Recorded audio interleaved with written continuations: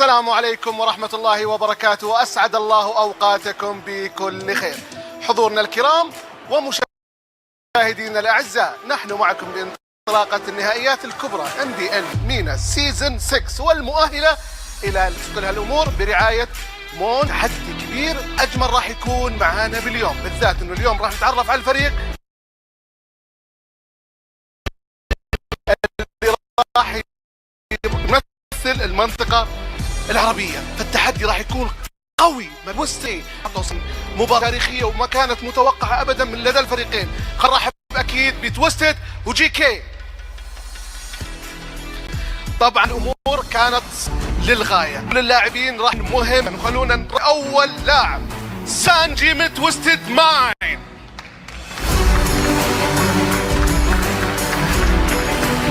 متخطيا define your destiny.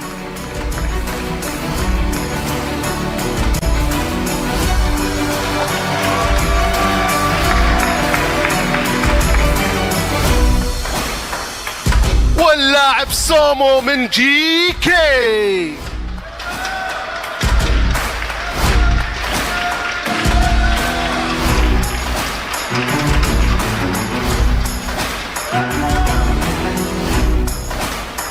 Our chances of winning is the same amount of my hair.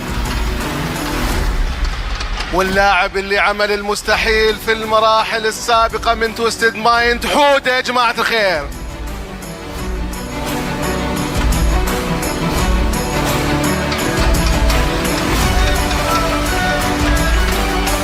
If you dream it, you can do it.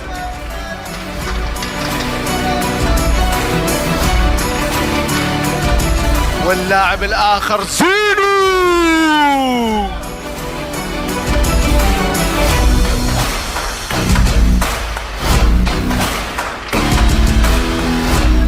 We are just 2 steps ahead.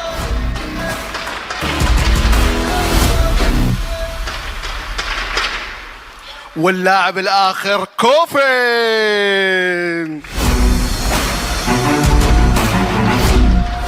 So you're fighting.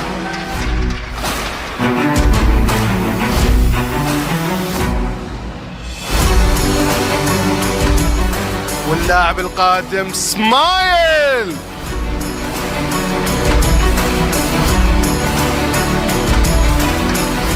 We are just better.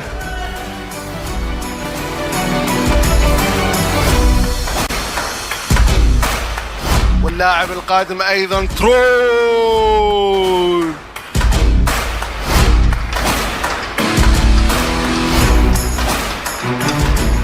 Unleash your potential. Leave no regret behind.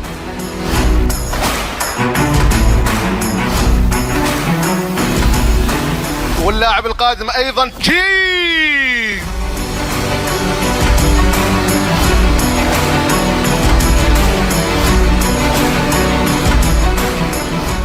The only threat is us, not them. ونرحب أكيد بسانو.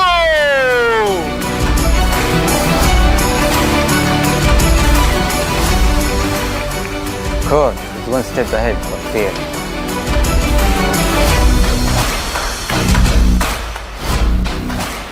واللاعب الأخير كارفي.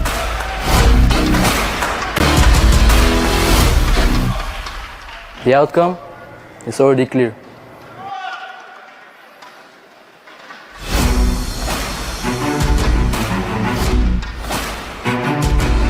زي ما انتم شايفين الجي كي وتويستد مايند جاهزين، ونسمع صفقة أخيرة الجي كي وتويستد مايند.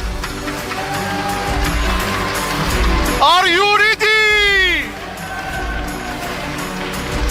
متحمسين أكيد للساحة اللي راح تكون والتحدي الأكبر والأضخم في المنطقة مع موبايل ليجند. لكن قبل كل هالأمور خلونا نرجع للاستديو ونتعرف على المعلومات الذي نحتاجها قبل ما نبدأ البيست أوف 7.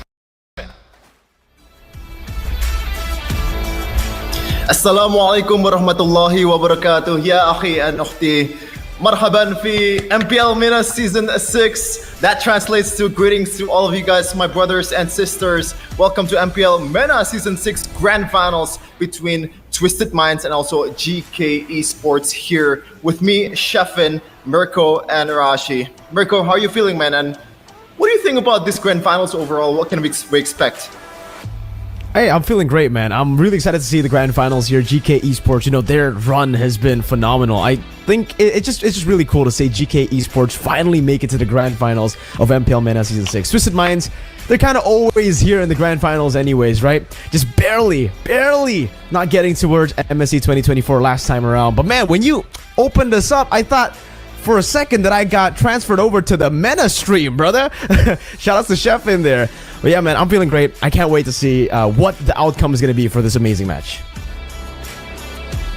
It's gonna be super interesting. And don't forget, man, I'm 10% Arabic apparently. And also shout out to our sponsors too that made this event possible.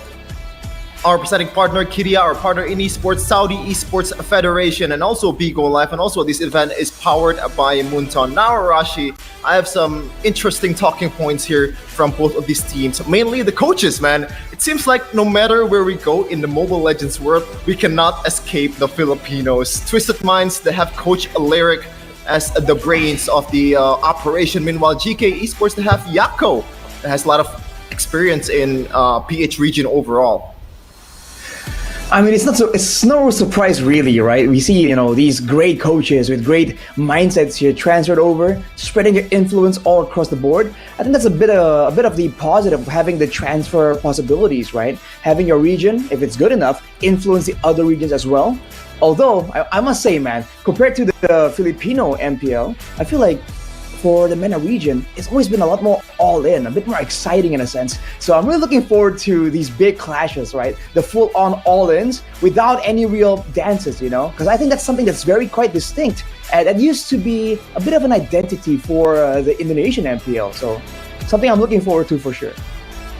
Yeah, speaking of distinct, Mirko, so there's this interesting system here in MPL MENA. Actually, the top 4 of MPL MENA, they have a really good record. At the very minimum, they are 5-2 in their matches. But in the 4th place, they actually have a 6-1 record in Team Falcons, and they didn't manage to get to the upper brackets, which kind of leads them to this position. But we're gonna talk about the grand finals here between Twisted Minds and GK Esports. Both of these guys, or both of these teams, has already secured a spot to have a chance in the M6, both wildcard and also in the main event.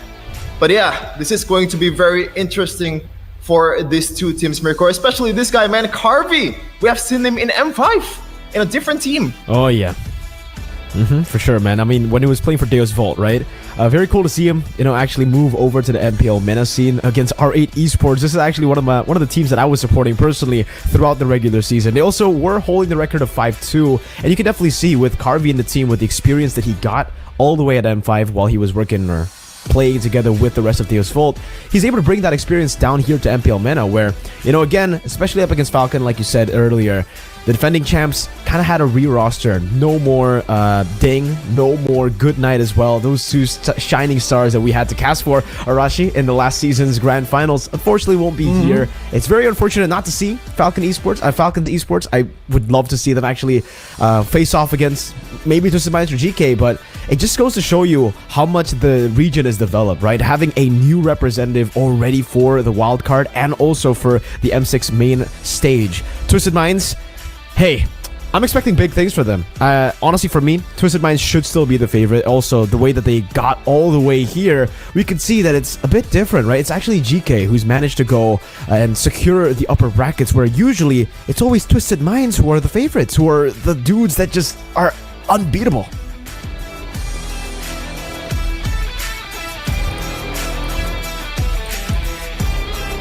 And yeah, this you can see here the route to the championship between GK Esports and also Twisted Minds. And I agree with Mirko. Twisted Minds overall in this season, they have been very much dominating in from the statistics standpoint, even all across the board, man. Like the highest average KDA with 10 KDA, by the way. It is insane how much the gap is between GK Esports and Twisted Minds in terms of KDA, because GK Esports has only racked up a 7.84 KDA. That's like a 2-point difference. So again, Twisted Minds, they have to make this happen to be able to represent MENA in M6. As we can see here, the prize pool for the championship for MPL MENA Grand Finals. The first place will be getting $30,000, Rashi. Ooh, man, that's a hefty amount, dude. And again, it's just great to see all these other regions develop. And having a lot mix also means a lot more exciting matches, man, for both these teams. That's, something that's very big. It can really be a plus, like a motivational aspect for them in the Land of Dawn, but also a huge deal of pressure, right? If they really want that prize pool, they gotta bring out the best, bring out the A game right here. And like I said earlier, I feel like Twist still definitely is a bit of the favorite, but in this season, man, I think in all across the board in all the other regions, it's just been a very unexpected type of season. So I think a lot of people are just looking forward to seeing some real surprises here coming in, either from the drafts or even the execution coming in from both these teams. Yeah, especially from the draft standpoint. Apparently in MPL MENA, this is the region that has picked Chip the most out of all of the regions in the world. 7 times Chip has been picked, and even then, the average of contests or the picks and bans ratio of Chip is not even the first among all the heroes in Mobile Legends. The first hero has been contested in the draft has been Hylas Mirko. That is interesting.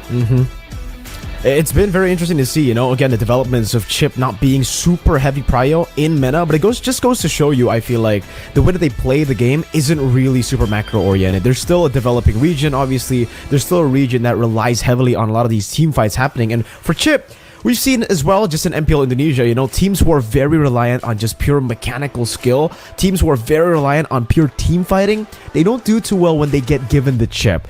But obviously, after saying that, we can take a look at the statistics, and for Falcons, it's been really good. For the rest of the other teams, we really haven't seen much of the chip. It's only GK who's played it now in the Grand Finals. Twisted Minds have never picked it up, actually, in the entirety of this season so far. So I think Chip should still be a pretty contested pick as we get into the Grand Finals still, especially for a team like GK and also for a team like Twisted Minds. Both of them should be able to actually get an advantage, especially if they can get that macro, that honestly ridiculous, broken macro advantage that the chip brings to the table.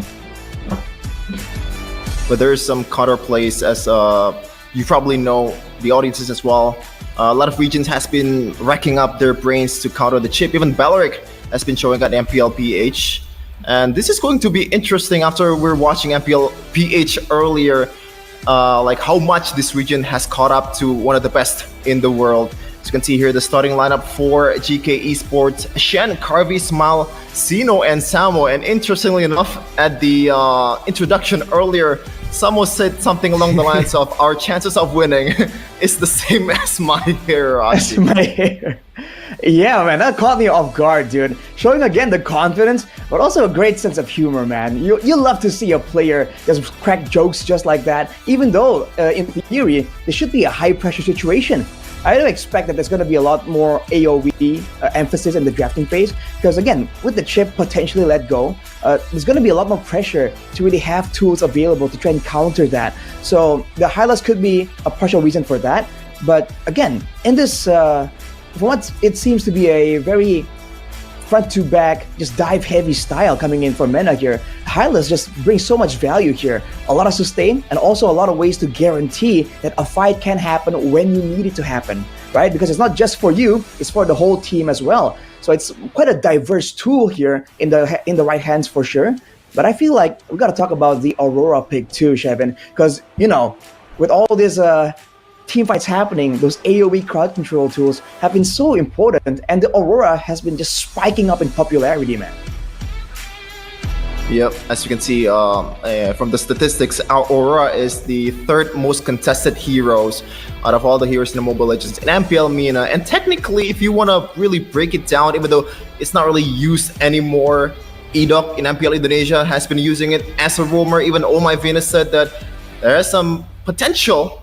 There's been some potential of Aura bringing up as the roamer, even though it's mainly mid laner. But yeah, this is going to be very interesting between GK and Twisted Minds, because the stakes are as high as ever. M6 in Malaysia, and possibly maybe winning it all, and that might be, a game changer in the whole Mobile Legends scene, man, because like we need some more new winners in the international regions.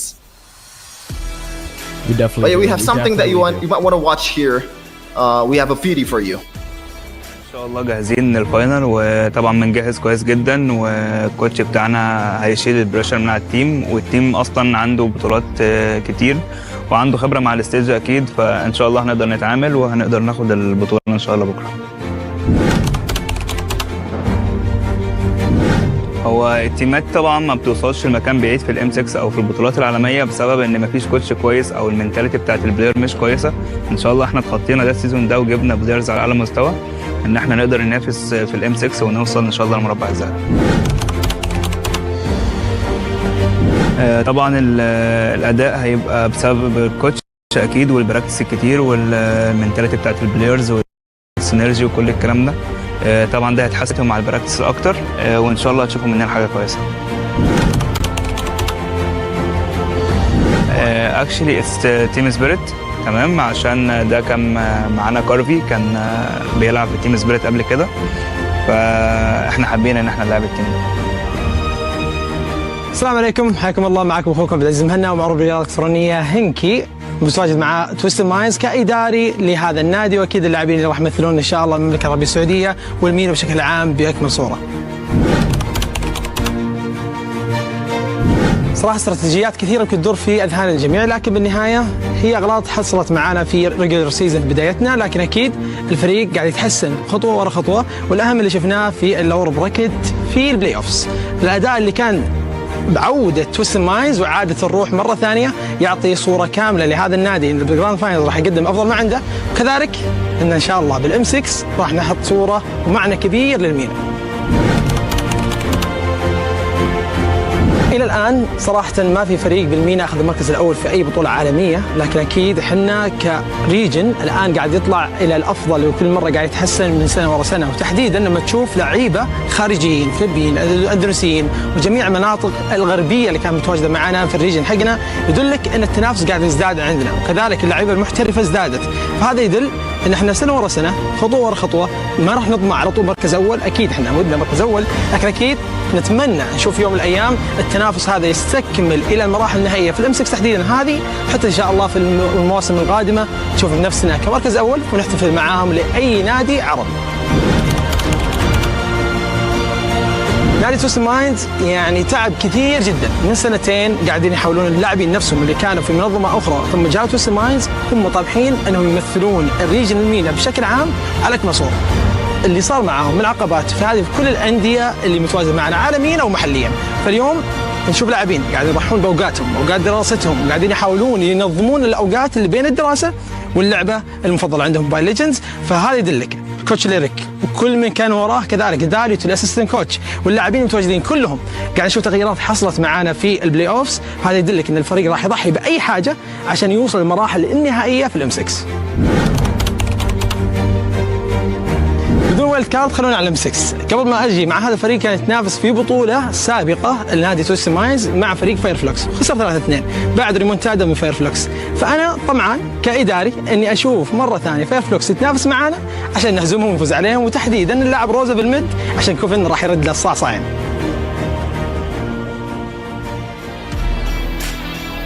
Wow, a lot of confidence. Even at the end, kind of talk a bit of trash towards Rosa, the mid laner of Fireflux Esports after their loss.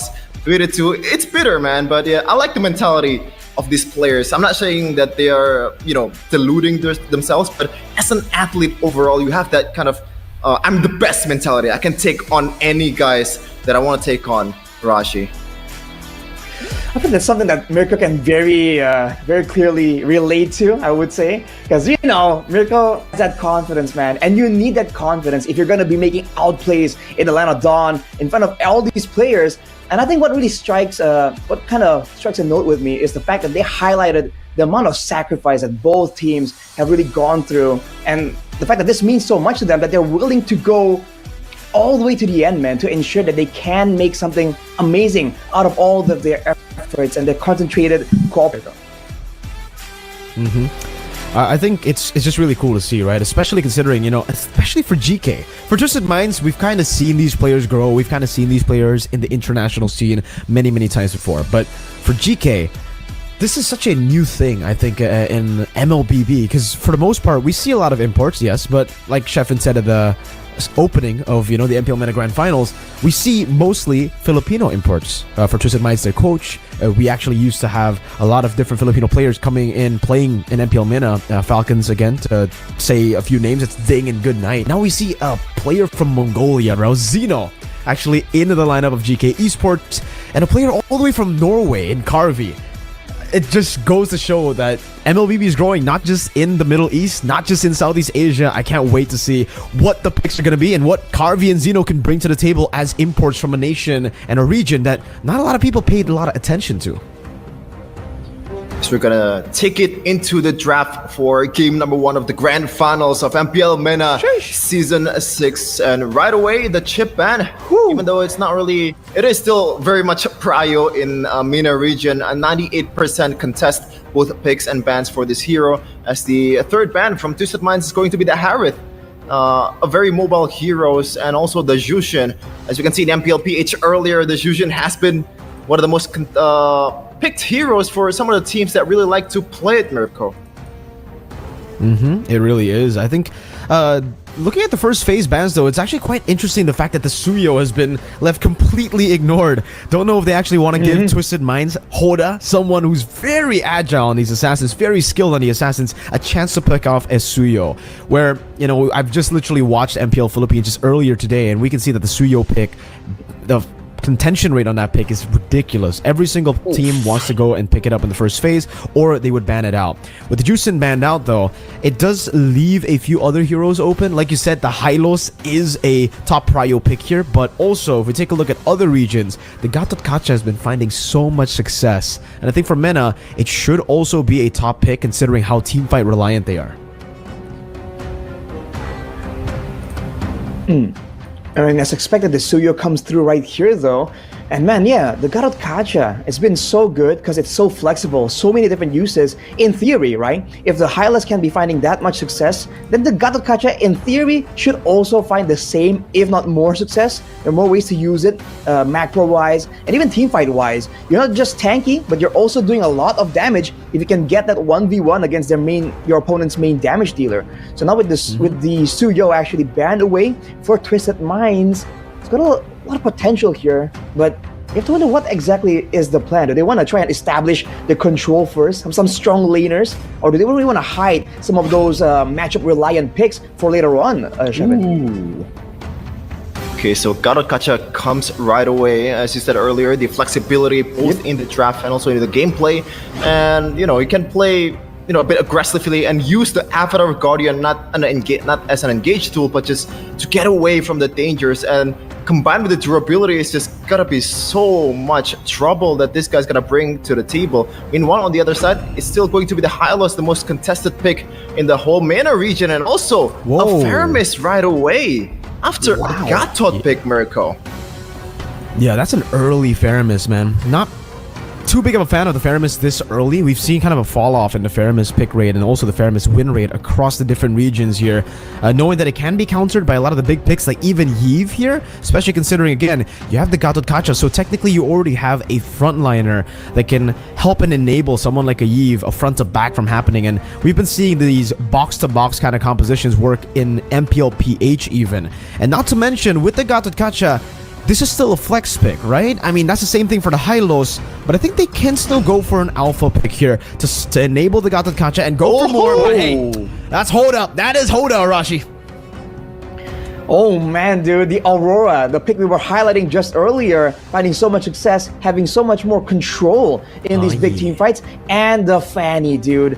Oh boy, in the hands of Hoda, that's definitely a big threat. And we've seen the Faramis sometimes struggle, right, against these assassins, forced out that Netherrealm so early on. You have to remember, if it does get casted and, the Faramis falls during the duration, the whole team kind of gets locked in animation, in the silence, the stasis. So it's going to be a big problem for you, but for GK, they're going with the Droid as well. They're just trying to fight fire aggression with aggression, Shevin.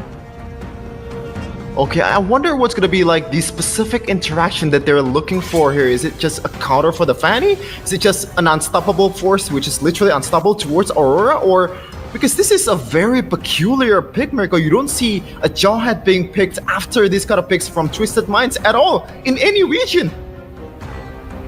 Yeah, most definitely, man. The Jawhead pick into...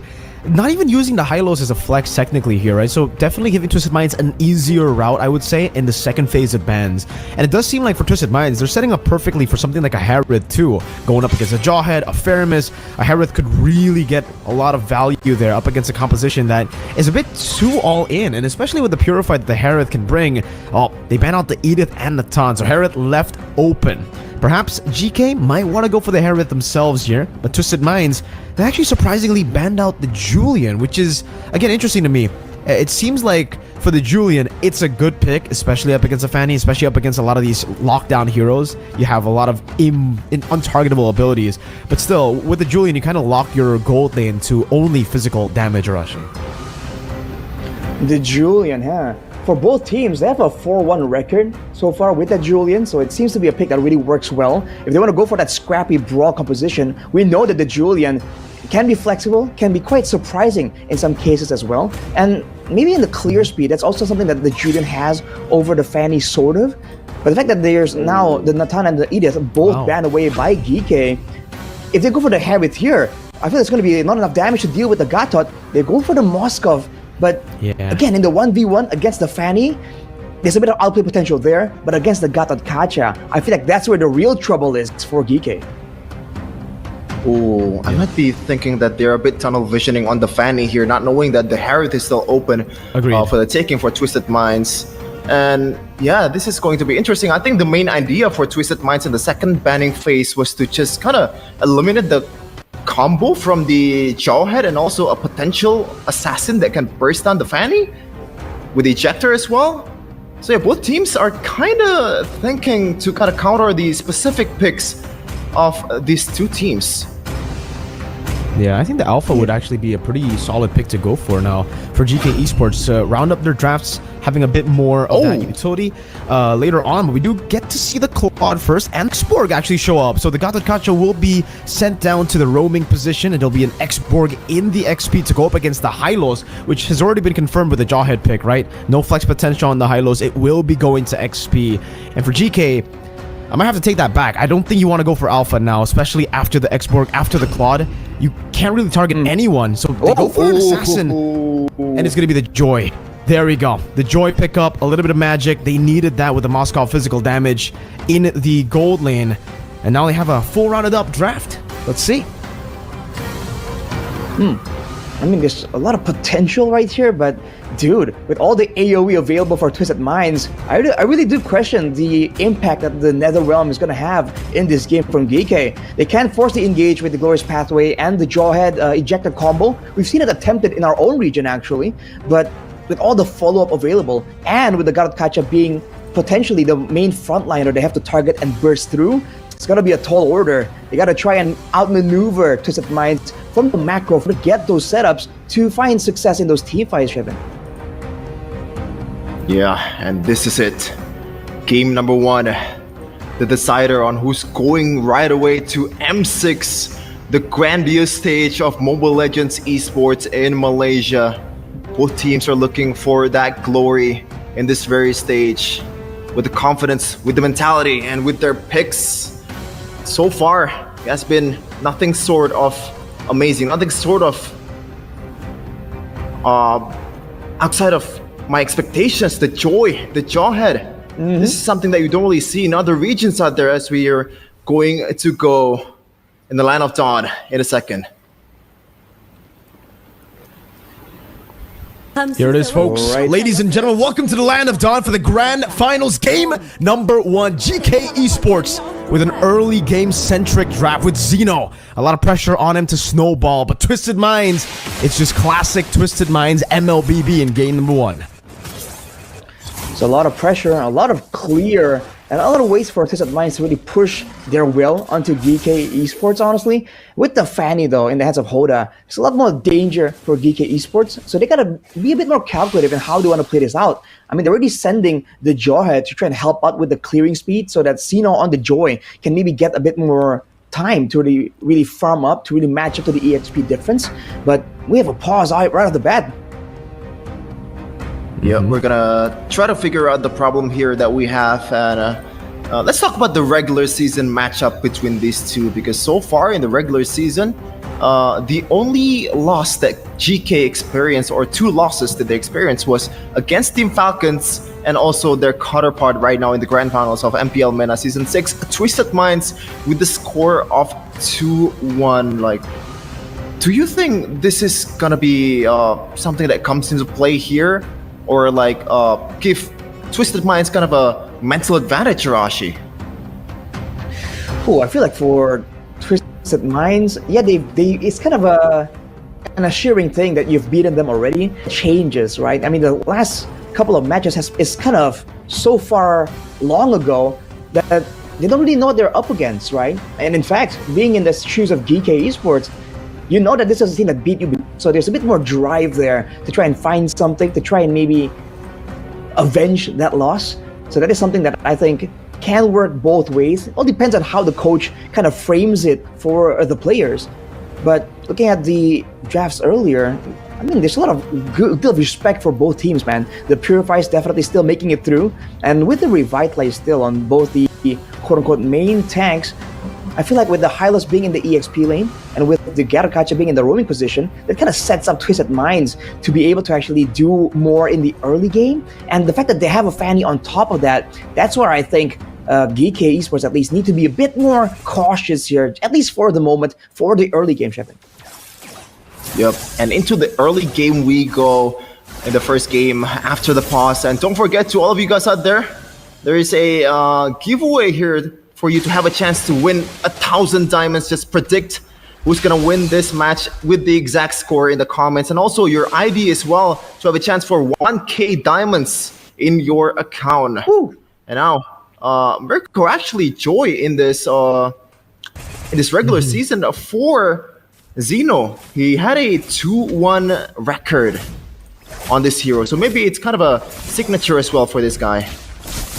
Yeah, man, you read my mind. I was about to talk about the Joy, because all in Indonesia, at least in our region, right, we don't really see too many players actually pick up the Joy and find a lot of success on it. When they do pick up the Joy, it usually does suffer from a loss. We see that as well in a lot of the MPL Philippine games, man. Joy really hasn't been able to find a lot of success in this meta. But hey, like you said, Zeno seems like he finds a lot of comfort on this pick, and so far he, I guess, wants to try to utilize that mobility to outmaneuver Twisted Minds, to dodge away from their very resource-reliant draft, right? Because for Cuffin, for Sanji and Troll, once they use those big ultimates, I feel like GK Esports should have a way to kind of like outpace them, especially with another round later. Troll walking up already, getting hit by the missile. Shen comes in with the ejector. Unfortunately, no one there to follow it up, but you can see that damage from the Jawhead already coming in. Hoda walking in with the cables, cutthroat, finding first blood early on. Man, Shen overextending. Another round popped in already. Sanji, last insanity. Smiles should be able to escape. No, that's a flicker. Sanji gets the last insanity to the back, finding another. And now it's going to be Samuel looking for the trade. Pops into Glorious Pathway, but gets frozen down. The Frigid Glacier actually also gets used up here. Twisted Minds on route for the first turtle. Should be getting it for free. No contest from GK Esports. Ooh, an absolutely ideal start coming in from Twisted Minds on the Fanny as well. You usually see the Fanny just kind of try to secure the purple buff before the turtle fight even begins, or even concedes the turtle objective game for a lot of teams out there, but they managed to take it all, Rashi. And that's why you have to abuse the Garukacha in the early game. You saw GK Esports try and go for the aggressive play, using the Jawhead, the additional damage up to 10% from the passive of the Jawhead to try and burst down the Garukacha. But Troll with the Revitalize is just a bit too tanky there.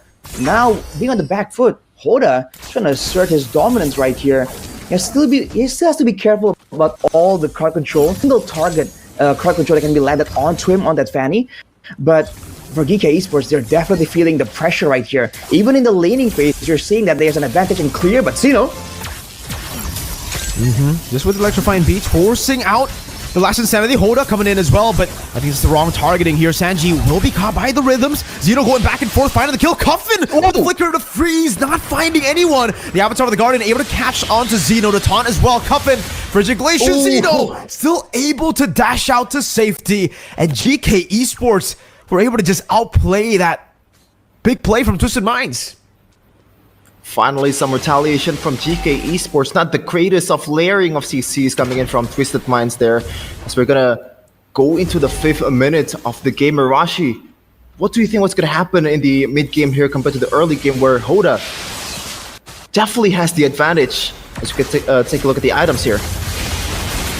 Whoa! Cutthroat Smile just assassinated again. Hoda on the Fanny. We were talking about these fighters in the jungle, but no, man, when you have Hoda, you gotta give him this Fanny. That's lethal stuff coming out of Hoda right there, man. GK Esports, again, like, to answer your question, Chef, Minds, you can expect them to keep going with this tempo, man. There's nothing to stop them as, you know, becomes the next victim as well. Smile, you can see that there's a rotational difference right here. Minds always finds themselves ahead when it comes to the rotations, so GK Esports are always late. In fact, the fact that GK Esports kind of got the advantage on the top side earlier, getting the pickup onto Sanji, that was surprising to me. As we go into the mid game, Twisted Minds are gonna go for dives. They're gonna go for more team fights, man. This is the style that they like. Oh, I was kind of worried about the export pick earlier. It is a counter for the Hylos, but in terms of setup, the EXP laners that you usually see in this patch, it's not really the greatest out there. But then Troll and also Coffin that sets up all the team fights, all the kills perfectly. Just kind of, you know, replacing that setup potential from the EXP lane. Yeah, there's so many ways to play around this here. The abundance of Crow really is what is kind of discouraging GK Esports words. They already have the respect there with 2 Purifies, but for now, until they can kind of buy time, it's going to be quite difficult. Yeah, I really think it is going to be difficult for them, especially considering now for the Jawhead. There's definitely a time limiter for GK Esports. They need to find something back, but it does seem like for now they're just going to have to rely on Carvey to get his item Power Spikes, Arashi. Right, the Power Spikes for the Moskov, definitely a massive tool, but I really feel like they got to find ways to really isolate Twisted Minds as well, because again, in a big team fight, even with the NetherRealm advantage, it's going to be quite difficult. They have to try, I think you have to kind of bait Hoda into some of these situations, because he's just going in every single time, dude.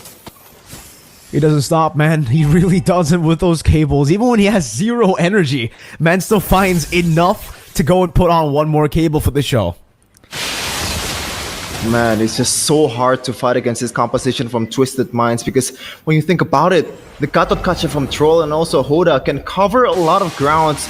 Even if you don't really have, you have a clear vision of 20 yards from your hero, it's still not safe because Troll and Hoda is always there.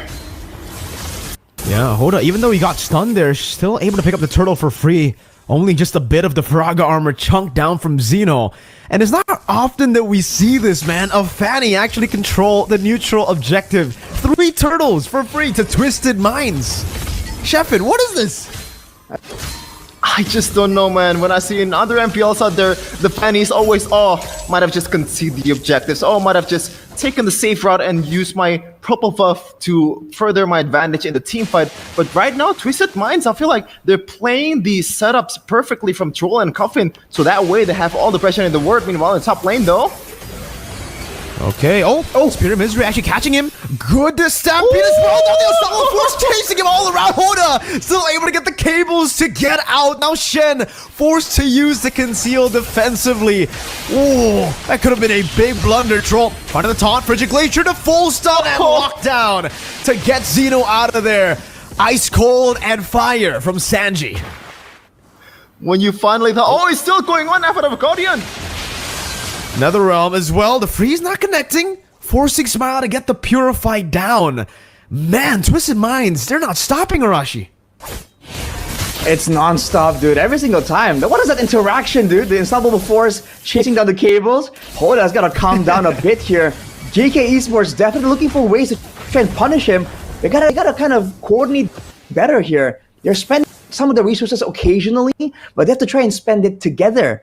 Kirby now picks up the golden staff, so there is more damage to throw around. But still, at 8 minutes, the damage coming in from an X-Borg, from a Fanny, from the God of Kacha even, Troll now has the Thunderbelt as well. So he has a bit of utility and damage, and he's gonna start scaling more and more. So this is where he wants to be as annoying as possible, waiting for those short one 2-second trades just to proc and just get tankier to try and scale better into that late game.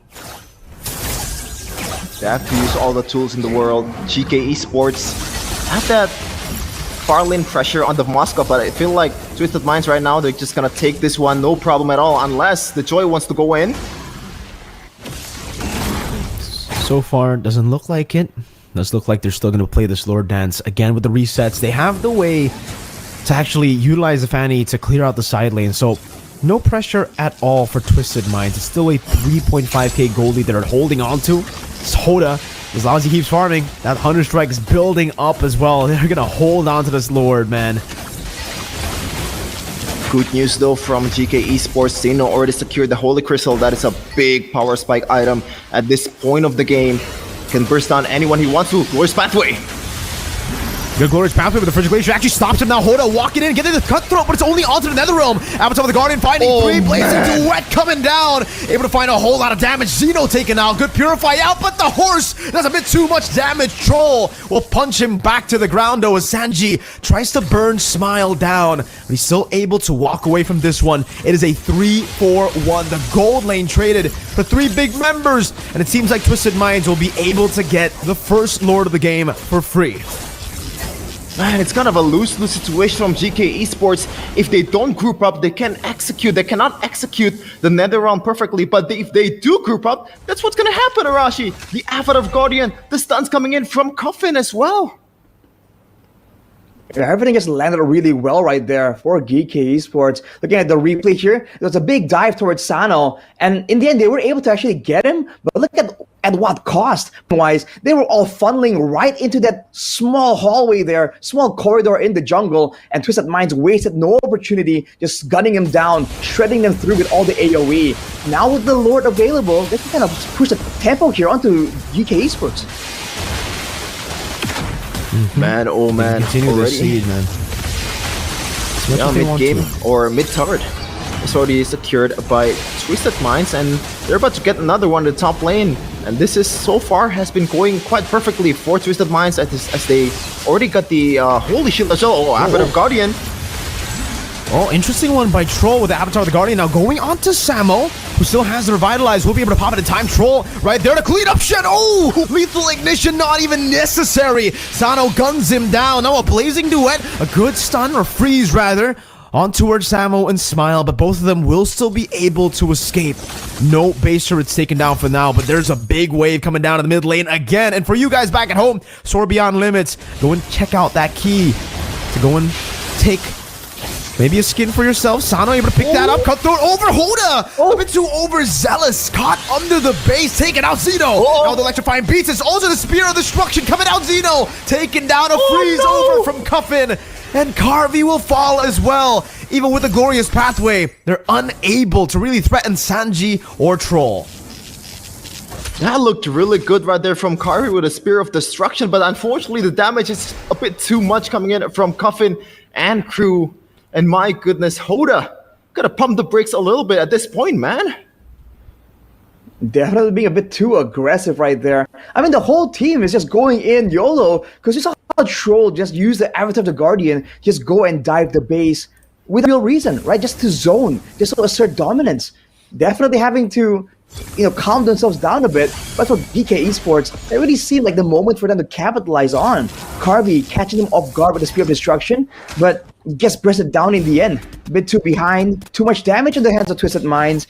Maybe that's a canon event for Carvey. We'll have to see how this goes, man. He has the Win of Nature now, so more ways to really outplay. But with Sanji in the picture, on the expert doing true damage, I mean, now he can deal with Hoda, but he still won't be able to really walk in front and kind of deal damage reliably. His troubles have only just begun. Yeah, it really is danger wherever he go. Even the Avatar of Guardian, Cuffin is ready to stun him up. Just a bunch of CCs, a bunch of controls is waiting for Carvey in the late game. Considering that he's gonna be the most sought commodity, it looks like it's gonna be a concealed play. Oh, Zeno almost getting caught there. The taunt comboing with the Frigid Glacier, not enough. The Lord will just be given for free. Samo, the Glorious Pathway actually towards the Cutthroat, not even needed, man. He just gets melted down to Avatar of the Guardian. Gets used up, but Smile was able to purify out. Now Shen Oh, running to the wrong side of the map, but Twisted Minds won't be able to cut him off in time. Still, that movement speed when you pop in the ejector, enough to get him away for now. Troll, so trying to go for the chase. Cuffin just going for that poke. And with Samo down and an enhanced Lord in the mid lane, is this an end angle for Twisted Minds? Another cable from Hoda. They're going to be able to get one base turret down. That's a base turret up top taken out. 2 base turrets to play with now. Another wave coming down. Xeno going for a little bit of poke. Twisted Minds. Seems like they want to go for that end angle. Carvey already. Shen with the ejector. Purify out. Blazing Duet coming down on the Shen. Taken out completely. Even with another realm smile. Will not be able to survive now. Carvey kiting back to the lead. But the last Insanity was still able to dish out some damage. They're an SOD onto the back as well. Unable to connect onto it. Unable to just dash over. It's a good defense from GK Esports, but they've lost 2 massive base turrets. What a play coming in from Xeno. He took the unorthodox route, Arashi. He came from the back, and they didn't expect it at all. This is why he has the highest KDA out of all the junglers in MPL MENA. All things considered, man, 3-4-1, not the greatest stats, but he's keeping up when it comes to the farm there. Look at his gold, actually keeping up with Hoda. But Hoda now has a BOD to really secure those assassinations. But for Xeno, he has the advantage of having AoE damage as well. If Cuffin and Sano don't really mind their positioning, if GK Esports can find a moment to catch him off guard, oh, Sano! Oh, Sano! Unstoppable force to chase all the way down to the bottom lane. GK able to find a trade, but luckily for Twisted Minds, no neutral objective is up. Yeah, this is the drawback of having a Fanny. The map, or you can't really control the bushes here. If you're playing on Assassins, not like if you play an Alpha or maybe a Suyo, you can be a bit more agile in the bushes. But in Fanny, you have to wait in the back and try to wait for the setup from your teammates, and that is why they were able to get some map vision there in the bottom lane, even though the whole turrets that they have has been annihilated from GK Esports, as we have a pause here from the side of Twisted Minds, I believe. And don't forget, guys, you can predict the score in the comments or in the chat right now to have a chance at a 1K diamonds. Yes, 1K diamonds for 10 of you each, okay? Not just 1,000 divided by 10. That is a lot of diamonds. Up to 10K diamonds. Of diamonds, man. So you're seeing it again. Another code here available for you guys back at home. But man, now we can kind of slow down a bit. And what was that, dude? Sano just caught really so far away from all the safety of the structures of his team as well. Twisted Minds, you're seeing some cracks here in the execution. It's been a great early game with a ton of aggression. But you have to remember that GK Esports, they have tools still to try and kind of fight back in the late game. They do have the macro play with the Spear of Destruction. Coven. Okay. Close. I reacted before the pause because I thought Cuffin actually walked out. Avatar of the Guardian Troll able to find the Carvey in the pack. The broken Gato Kacha able to one-shot Carvey even with the Netherrealm intact. What is this hero, man? Oh, when you thought we were going to slow down, when you thought, oh, Carvey had all the time in the world in the pause to prepare for his next move, he didn't expect the Spanish Gatot Kacha Inquisition, man, coming with the Avatar of Guardian. Nobody expects the God of Kacha Inquisition. Every single time, dude, it just comes in there. This is a roam hero this is a tank build. There's no damage, I believe, built by Troll. He just one-shots you if you're a squishy damage dealer. That's just the way it is. That's just what you have to kind of live with at this point. Now, Xeno picks up the Winter Crown, so there are more ways for him to try and dive in the back line, deal some damage, and maybe zone away some of the members of Twisted Minds. This next Lord is going to be fatal, though, and GK Esports are trying to set up for that Moscow split push play, but Twisted Minds are pushing the pace on them. Look at the zoning, Sanji. The more stacks he puts on Samo. Glorious Pathway, Cuffin in the back spot. Frigid Glacier finding 2. Netherrealm coming down. Hoda unable to get the assassination, but it goes in again with the cutthroat over to Shen. Unstoppable forces. He buys the immortality in time. Now Xeno taken down by Sano on the Claude. It will be a trade. Jungle for jungle. Twisted Minds looking to go still for this Lord despite losing their jungler. GK Esports wants to try to go for it as well. 50-50 on the board. Sanji, though, just so tanky. So much damage and zoning power. Seems like Twisted Minds will have a hold on this Lord more so than GK. all things considered, that's a little bit of W from coming in from GK Esports, but right now they have to force to concede the Lord. Glorious pathway coming in from Samo. He's gonna get away scot-free. All right, GK Esports back away. It's great zoning coming in from Twisted Minds, but even there, they really didn't have to do much.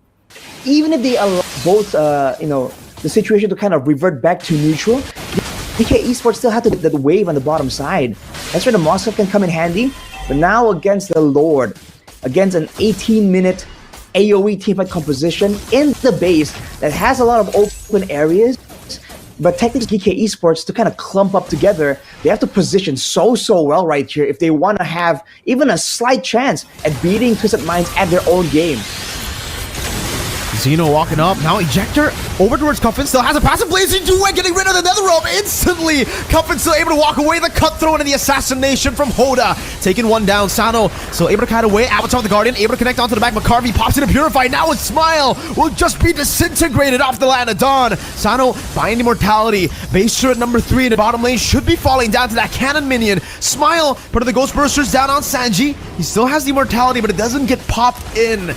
Wow, GK are still able to defend to see another day in game number 1, but Twisted Minds, now it's an overwhelming advantage.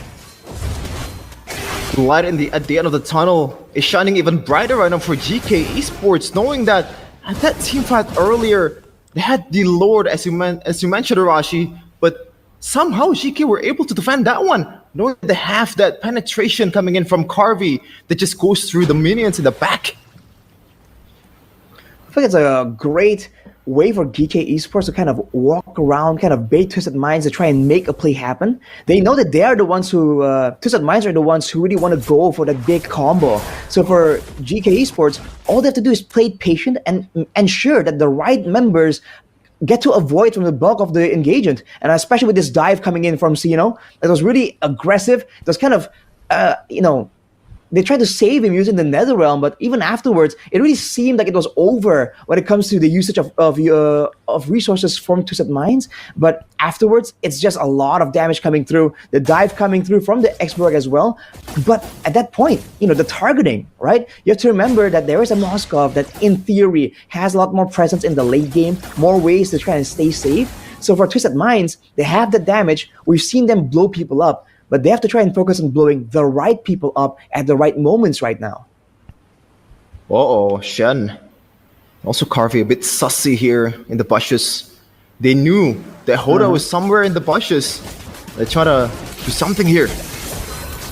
Okay, Carvey still able to pop it in with nature. Oh, barely connects. Nice prediction from Carvey. But good moves from Hoda to evade from it. Carvey sells them in the nature, buys the rose gold. Oh man, that was a crazy battle in the bottom lane. I would love to think that was intentional cables coming in from Hoda with the 4 cables, but right now, the Lord battle begins once again with Sano already chunking up the damage, chunking up the HP from the Lord. Who's gonna get it this time? Hoda on it as well. Now from the back though, Shen going in, ejector coming out the stun as well. Hoda still able to pop in the retribution in time. Carvey dishing out damage, but Troll has the revitalize, jumps over as well. Sanji putting all those stacks down. Good electrifying beats, Cuffin buying immortality in time. Xeno buying immortality as well right now. Asano guns him down. Xeno buys rose gold, out of the Guardian, not in time. Sanji still zoning in the midst of it all, and the team fight. Xeno finally falling to the last insanity. Smile losing the immortality, getting cut down by Hoda, but he's still able to use the stampede to escape. How far can you go, Smile? Hoda with the cable, checking every single one of the bushes. Smile, goes in for the stampede, jukes him around.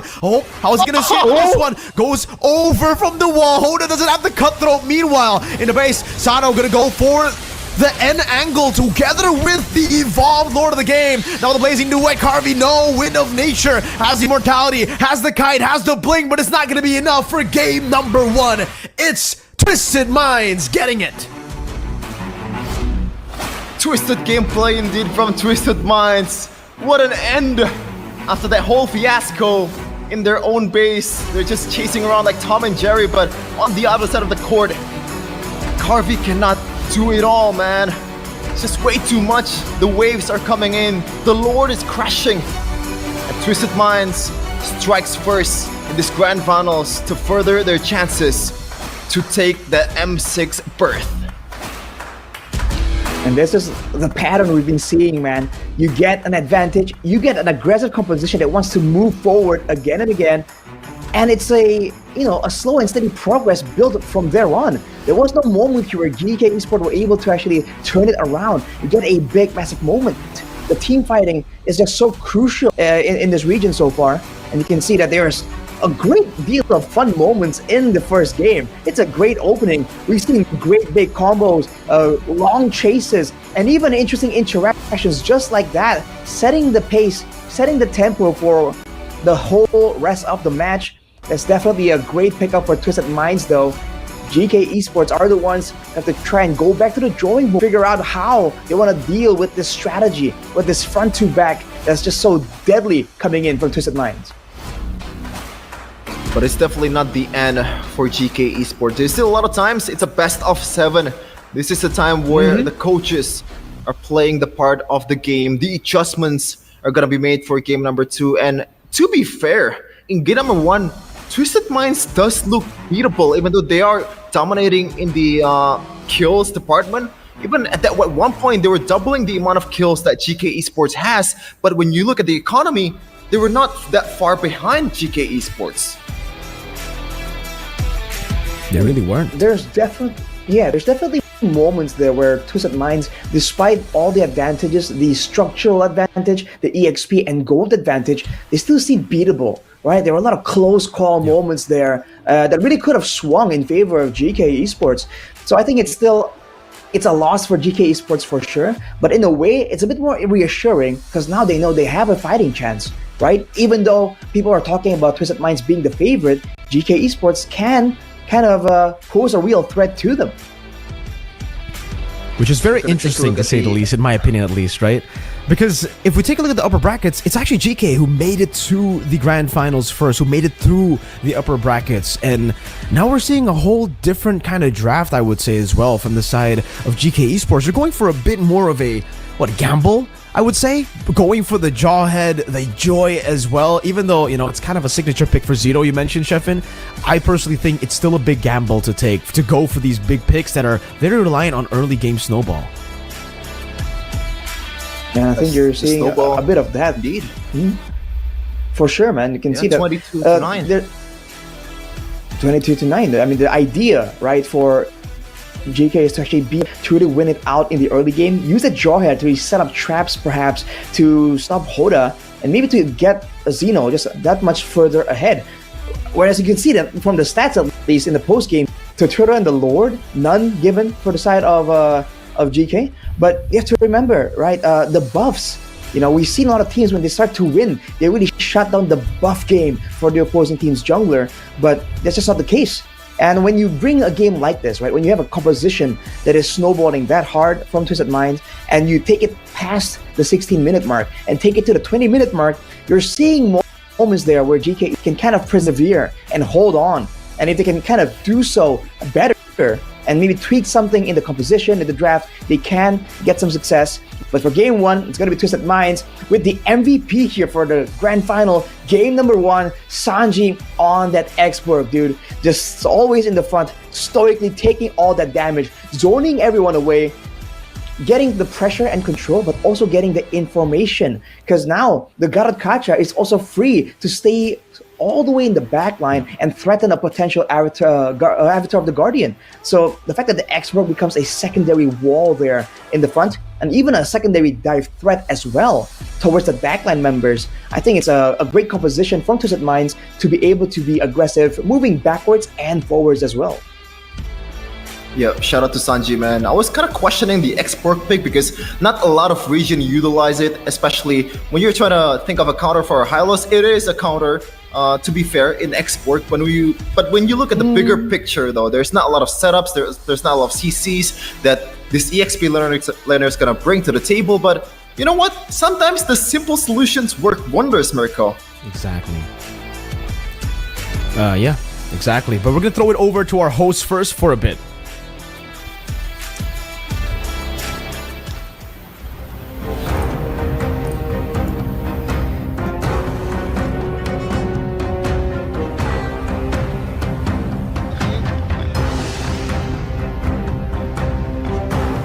حلو. يعطيكم العافية محيطنا الأعزاء وأيضا مقدمنا الغالي. مباراة كانت ولا أجمل لفريق تويستد مايند، نتيجة كانت جدا كبيرة، لكن لسه باقي معانا مباريات كثيرة وتحديات كبيرة في MPL MENA سيزن 6، لكن جايبين لكم فعالية ولا أجمل من موبايل ليجند. خلونا نختبر قوة معرفتكم باللعبة والهيروات اللي راح تكون موجودة بالشاشات. الجائزة طبعا 50,000 دايموند. فراح يطلع لكم هيرو الآن وابغاكم تخمنون مين هذا الهيرو، فنبغاكم معنا. Are you ready guys؟ اوكي متحمسين على 50,000 ها؟ يلا مين هذا الهيرو؟ يلا يا شباب انا راح اختار واحد عشوائي من عندكم الحين. يلا تعال انت، لا تعال.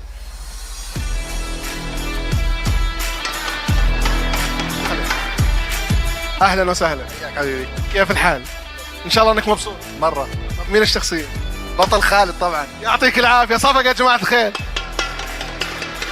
50,000 دايموند حصل عليها، بالذات انه عنده نولج اكيد باللعبه، لكن التحدي الكبير في النهايات الكبرى ما بين تويستد مايند وجي كي لسه قايم. اتمنى انكم تستمتعون معنا، وما تنسون انه هالبطوله راح يكون فيها بطل واحد فقط وممثل للمنطقه العربيه. راح نرجع الاستديو ونستكمل معنا مبارياتنا القادمه.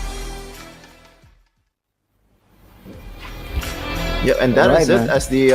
As they said earlier, Twisted Minds already leading 1-0 against GK Esports, and this is the route that they took towards the championship. Potentially two different routes for both of these teams, and the one that's the same though, Rashi, both of these teams came from the upper brackets, even though I believe Twisted Minds has to fall off towards the lower bracket in their first day in the playoffs. And you know, a lot of people would just say immediately like, oh, that's part of the strategy, you know, that's one way to actually get to the grand finals, make it happen, make it work.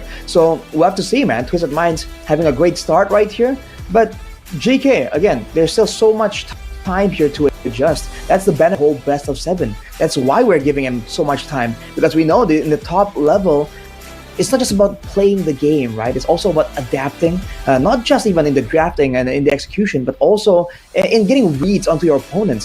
Maybe now that GK Esports has seen that Twisted Minds, man, they're so aggressive, just keep going in like that, they can maybe set up for a more trappy style, or a style that can punish those dives even more, and that could potentially shut down Hoda when he's overextending.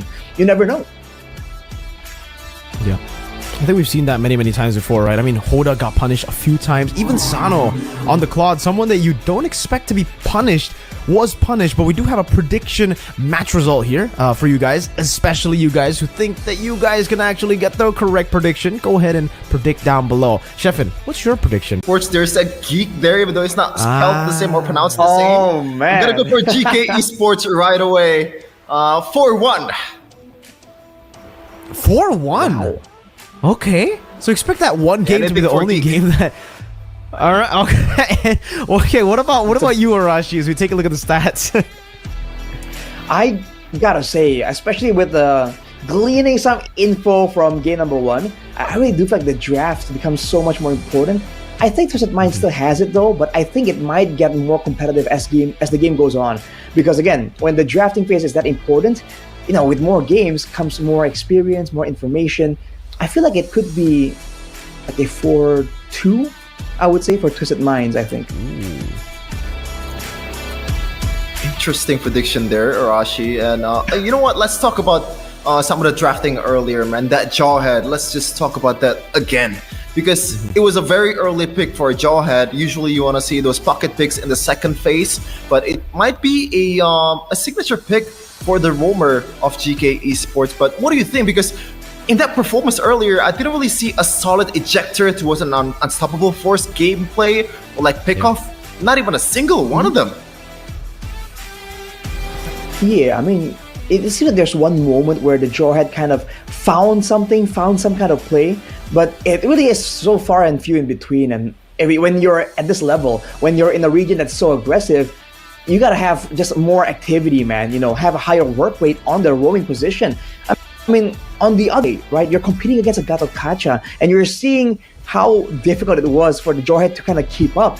Even in the early game, level 1, where in theory, right? In theory, the Jawhead is at its strongest.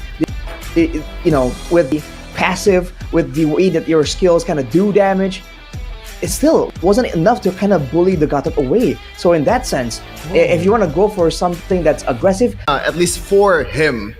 So a few just kind of showing up the potential newcomer here, not a newcomer, but new guy here in the international scene, that the mechanics, the gameplay in the international stage is way different than in MENA. So he's definitely gonna be excited to show him up in M6. But oh,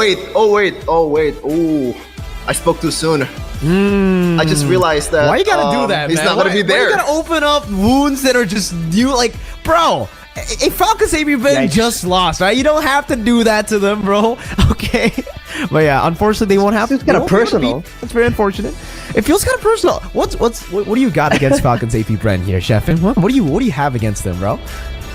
No, like that is a genuine mistake, ladies and gentlemen. I am being honest here. Genuine. No, like seriously, I kind of forgot that Fuel is not supposed to be in M6.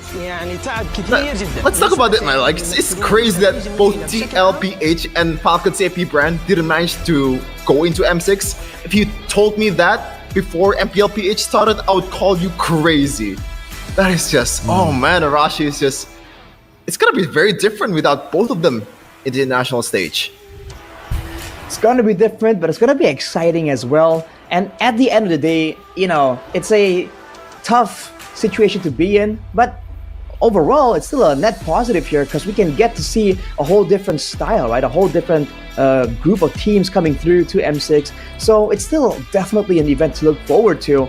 But back to this region, right? Back to MENA here. You have to wonder how they're planning this out, because you can see that there's a lot of mechanical plays, a lot of combos, but when it comes to the macro game, you really don't see a lot of it being explored too much by both teams. We saw that the Moscow split push was kind of attempted by GK, but for Twisted Minds, as you can see earlier, it's all about just finding ways to force that fight.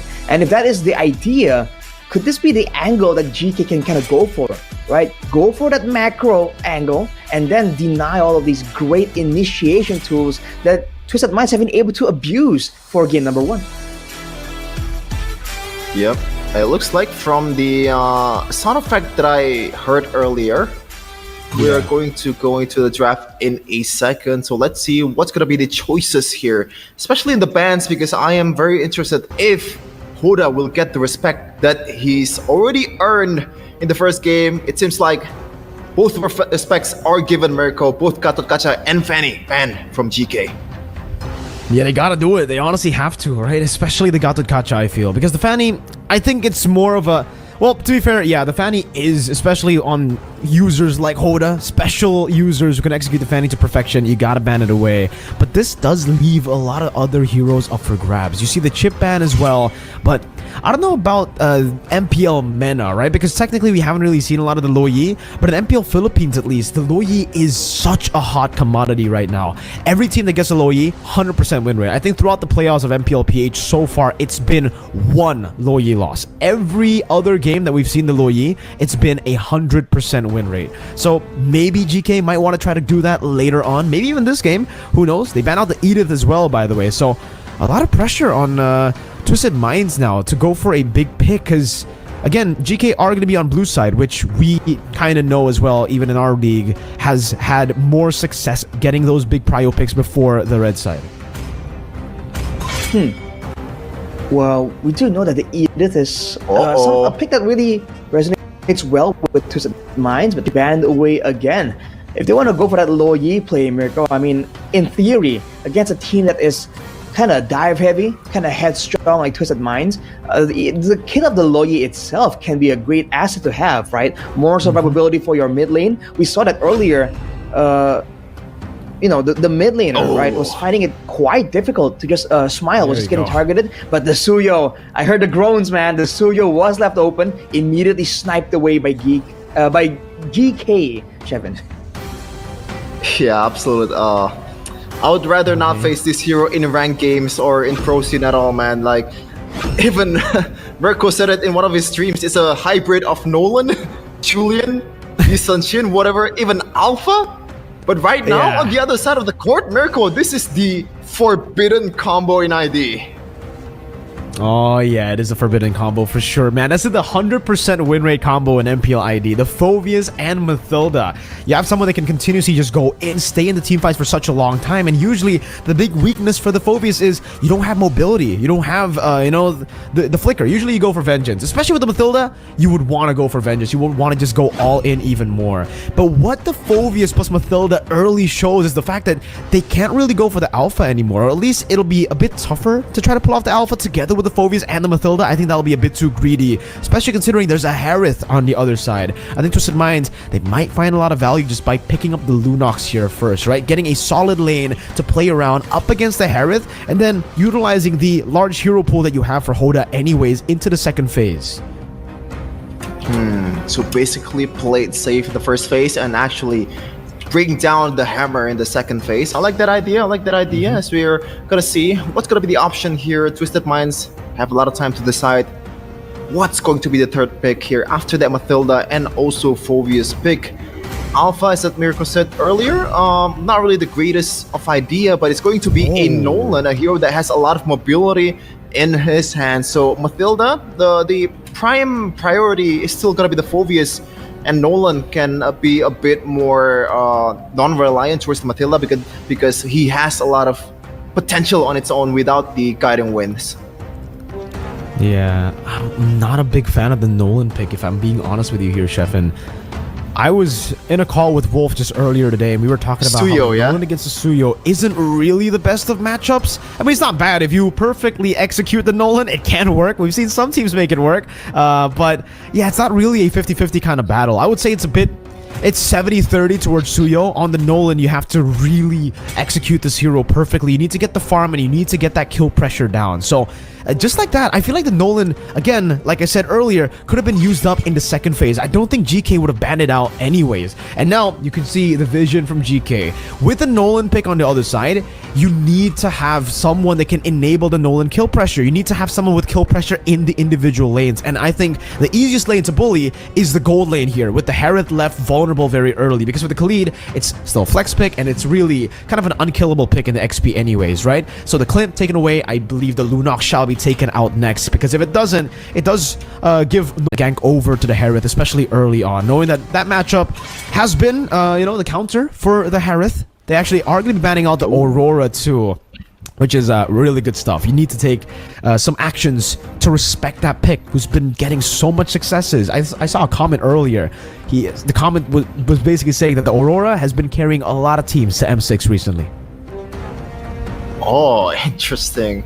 So hero that leads you to victory, and in MPL MENA specifically, Aurora has been picked 38 times and boasts a 71% win rate. So they are not lying, Mirko. This is a hero that brings you to victory, but the Lunox isn't getting banned. And on the other side, Twisted Minds, knowing that the control mage, the best control mage out there, is getting banned, they go for the second option in this Vexana, Mirko. I guess it makes sense if we take a look at the entirety of the regular season. I guess it makes sense because the Lunox has only been picked up, once, dude? No, actually it hasn't been picked up at all. 0 times it's been picked up throughout the regular season of MPL MENA Season 6. Yeah, throughout the playoffs even. So I'm guessing it's just not a way to counter the Lunox. I guess teams have just preferred the Clint over the Lunox, and that's why we saw the Clint banned out. So if it isn't going to be the Harith, maybe you want to go for Moskov. It's not really the best of lanes, but you can still farm up. It's a very, very safe weak side gold laner too. But for GK, let's see what they go for. What do you think, Arashi? I mean, it's definitely a possibility, but immediately for GK, they go for this Valentina that has been quite popular. I think we saw it picked about 40 times, if the stats are correct here. But the win rate actually isn't too impressive. The fact that they're up against a team that has a Vexana, the Valentina can be a great option to kind of add on back to their combo, but they really seem to be trying to fight fire with fire here, right? Instead of trying to go for something in the laning phase, something for the macro game, they're going straight for more AoE to try and beat Twisted Minds at their own game. But from the looks of it, it doesn't seem like Twisted Minds are trying to play the same game at all. They're gonna play the more burst heavy kind of style, it seems. It seems like the last option is, as you said, Mirko. Not really the greatest off lanes in the gold lane, but it still does the job. And in game number 1, to be fair, it kind of slows down the game for GK Esports after that beautiful early game from Twisted Minds. So maybe Twisted Minds, they're looking to do the same here, but of course they're preferring to go for that early game pressure that they have to. So let's see, the Matilda and the Phobius has been a highly sought commodity in Indonesia. It's a forbidden combo, 100% win rate. Can Twisted Minds replicate that here, the game 2 of Grand Finals? So far, Arashi, what do you think about the draft? Who do you prefer at this point? Considering how the games have been going, I gotta say, GK Esports draft looks a bit more promising if the game kind of gets played the same way in game number 1. That's where I think the difference is. If it's going to be a whole team fight kind of situation, just fight after fight near the neutral objectives, I feel like there's more combo for GK. But they gotta be careful in the early game and the mid game, because for Twisted Minds here, it seems to be a very mobile, a very chase-heavy composition, and if they are not careful, they might kind of fall back further to behind to really match up in the team fights. And here we go. Game number 2 of the Grand Finals of MPL MENA Season 6. Is it gonna be Twisted Minds or GK Esports bringing it back to an equal position? Big questions up in the air. 1-1, is the Suyo going to have as much success as it has been able to find success around the world? Zeno, let's see what he does on the Suyo pick, because we've been having a ton of conversations on this pick, Arashi. We've been talking about the potential in the early game, the snowball, and even the quite lackluster late game, but everything seems to point at the very strong snowball potential right there, and you can see Twisted Minds immediately acknowledging that, trying to find ways to be a nuisance, try and slow him down. But when it comes to the laning phase here, the Vexana is going to allow Twisted Minds to roam around, and with the Matilda in Tau, there's a lot of rotational speed here that GK Esports got to be careful about. They do have a strong mid laner in the Valentina. They can match the wave clear as well. But when it comes down to the roaming game, I think the mid lane favors Twisted Minds. For GK Esports, they gotta look at that Khalid, dude. It's also a very strong pick, and we've seen it really pop off and roam around the map using that passive, the extra 30% movement speed. So that's where I think the main difference is gonna be here. Samo has a lot to do in this game. For sure, and so far, the first 2 minutes, there's really not much going on. Super passive early game from both of these teams, even though they have a lot of rotational speed on their hand. The Khalid can be used to get into places that the Phobius cannot. But so far, they've both opted to go for the more safer route and go for that objective fight and try to secure that one. But in objective fight, Rashi, what do you think is going to happen? Because they have a Minotaur and also Valentina on their hand. Exactly.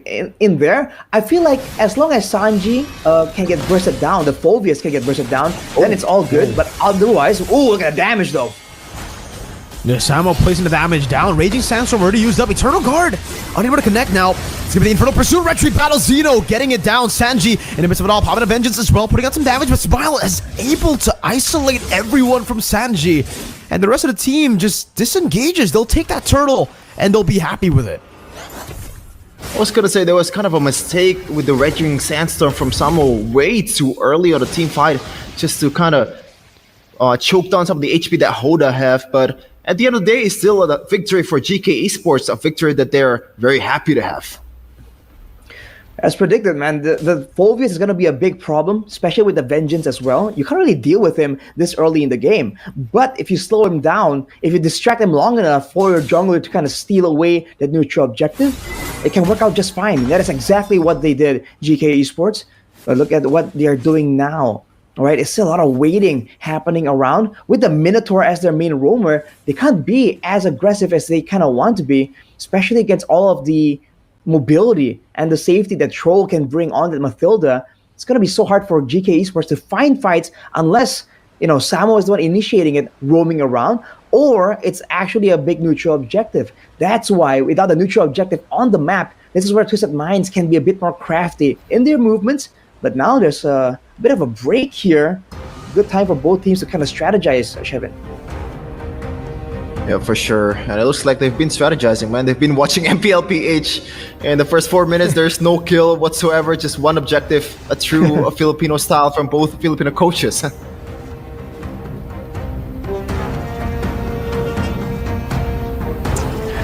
Well, And yeah, we have to see this is the key how also. Yeah, the extra key. If That you you guys are can- at home, you wanna get extra value, go ahead. But again, when it comes to those team fights, you can see that there's both teams kind of struggle to really find the kind of catches that they need. Even right there, surely Twisted Minds wanted to go for some kind of punish, some kind of trade-off for that neutral objective, but they're unable to really find it. Later on, with the Matilda and Phobius having a bit more items, more ways to kind of move forward and not really fear the outplay, right? That could be an option. Maybe they're just taking it slow because they know that there is that Suyo potential. Because again, Miracle, we've been talking about this being so dangerous. Oh, yeah. So far, it's kind of being used to kind of farm up more than anything. You think you're gonna see a more aggression coming through from GK Esports in the next couple of minutes?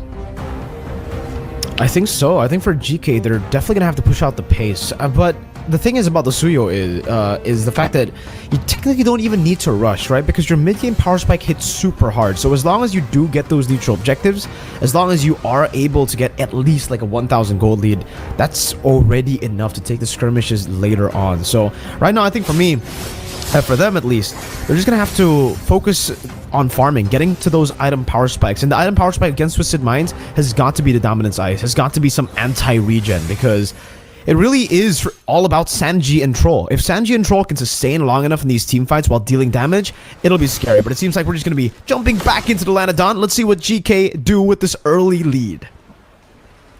Still super safe coming in from Twisted Minds, especially Troll, man. As you said, Arashi, they need to wait for the maybe Flash of the Oasis from Troll to be able to safely roam around the map, because Matilda, at the end of the day, it's not really a tank, it's a support, and the Bash owning is gonna be harder for them, as we're gonna 10 seconds left for the second neutral objective fight. Is it gonna be the same story as the first? It really could be the same story, especially if GK Esports can kind of layer their crowd control to kind of isolate Sanji, deny his allies from kind of helping him out. But look at this clumping maneuver. Luna's Fury coming out, Eternal Guard as well, whiffing Hoda. Winning out the retreat battle, Samo in the back line. Look at the Phobius combo in with the Circling Eagle. The big problem for GK Esports, it comes through here. Phobius, Matilda, the zone and the poke, even from Troll, not stopping. As long as they were able to bait out the Minions Fury, it was all good. And just like that, Twisted Minds, they take the lead away from GK Esports. Oh man, what a play coming from Twisted Minds. The chase coming through. You're seeing again the strength of this combo, especially with Sanji picking up the Thunderbelt. Samo, the one member that can kind of roam around and be a playmaker for GK Esports, has to kind of play it slow now, knowing that Sanji has just hit a massive power spike. Looking at the replay here, everyone's kind of grouping up together, and actually there was a massive Eternal Guard that kind of sets off everything. They kind of reacted to the Eternal Guard, and because they used up a lot of their tools getting away from it, that's where Troll was able to take Sanji along with him to dive towards that backline. GK Esports, they gotta be a bit more wise here in rationing some of their crowd control. They're gonna require all of it, especially against all of this aggressive dive potential from Twisted Minds. That was just Sanji doing the bulk of the damage. Hoda hasn't even really started popping off yet. No, not at all. Does seem like for Hoda though, the clear speed has been great for him. He's a level ahead now despite the turtles being equal. And honestly, Arashi, I think it comes down to also GK Esports. I'm not a big fan of this. Oh, wait, Hoda walking up, dealing damage to the fracture. Sanji spawns Samo in the bush. But yeah, back to the point. I'm not a big fan of the Valentino pickup here because you're very one-dimensional. I think the only ult he can take is the Eternal Guard, and even with the Circling Eagle, I'm not sure you want to jump in alone as a Valentino with the Circling Eagle.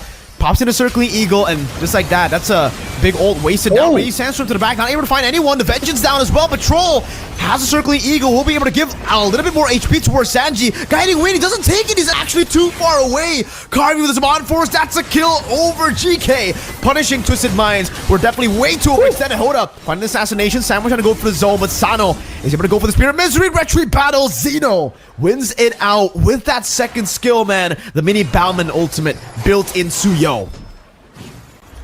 That skill definitely is dangerous. Look at Sano, 1v2. Oh, the Khalid is a monster! Sano, can he survive? Oh, one more dash in. Carvey gets the Synchro Fission, finds the kill, and now it's back again to GK Esports. Oh boy, man, a complete back and forth again and again.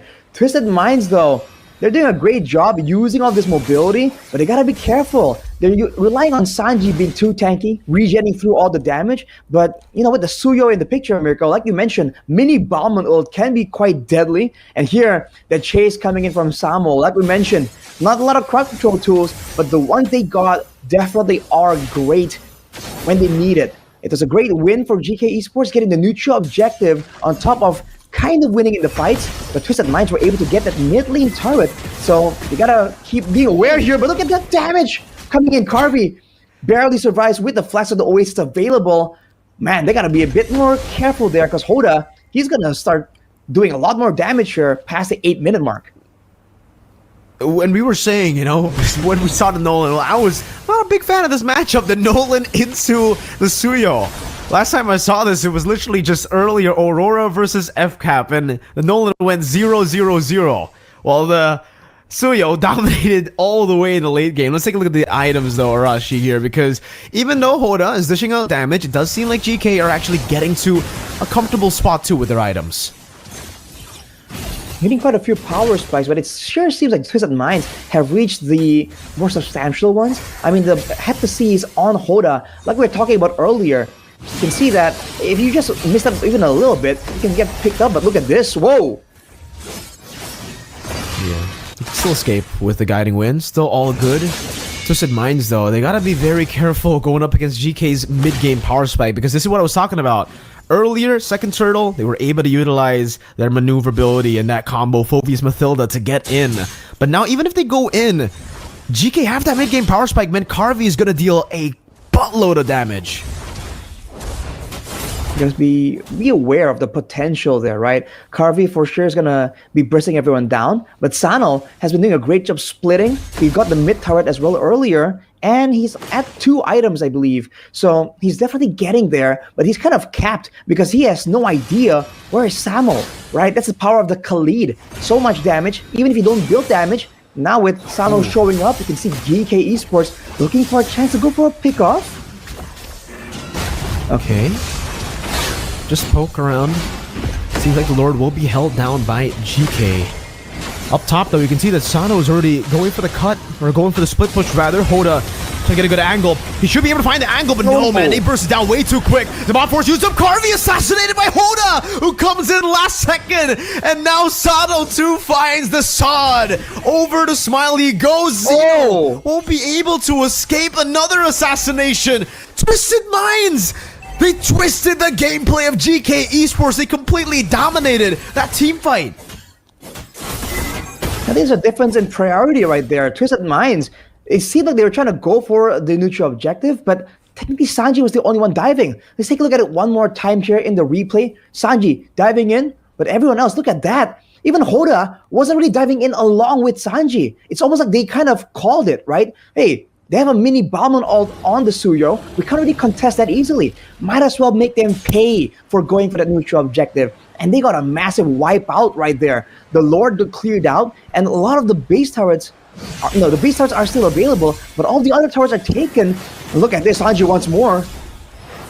Oof, man. Oh, sun over. Zeno with a cheeky little attempt there to actually catch Hoda during the dash, but man, again, we were talking about this all the way from the drafts, right, Arashi? Twisted Minds, with their composition at least, they're going to be able to actually bait out a lot of these big resources, man. The Minions Fury, the Raging Sandstorm, even the Zaman Force. Once those big ults have been used up, it just feels like GK won't be able to deal as much damage as Twisted Minds. I mean, take a look at it. Twisted Minds have so much more consistent damage with the Moskov.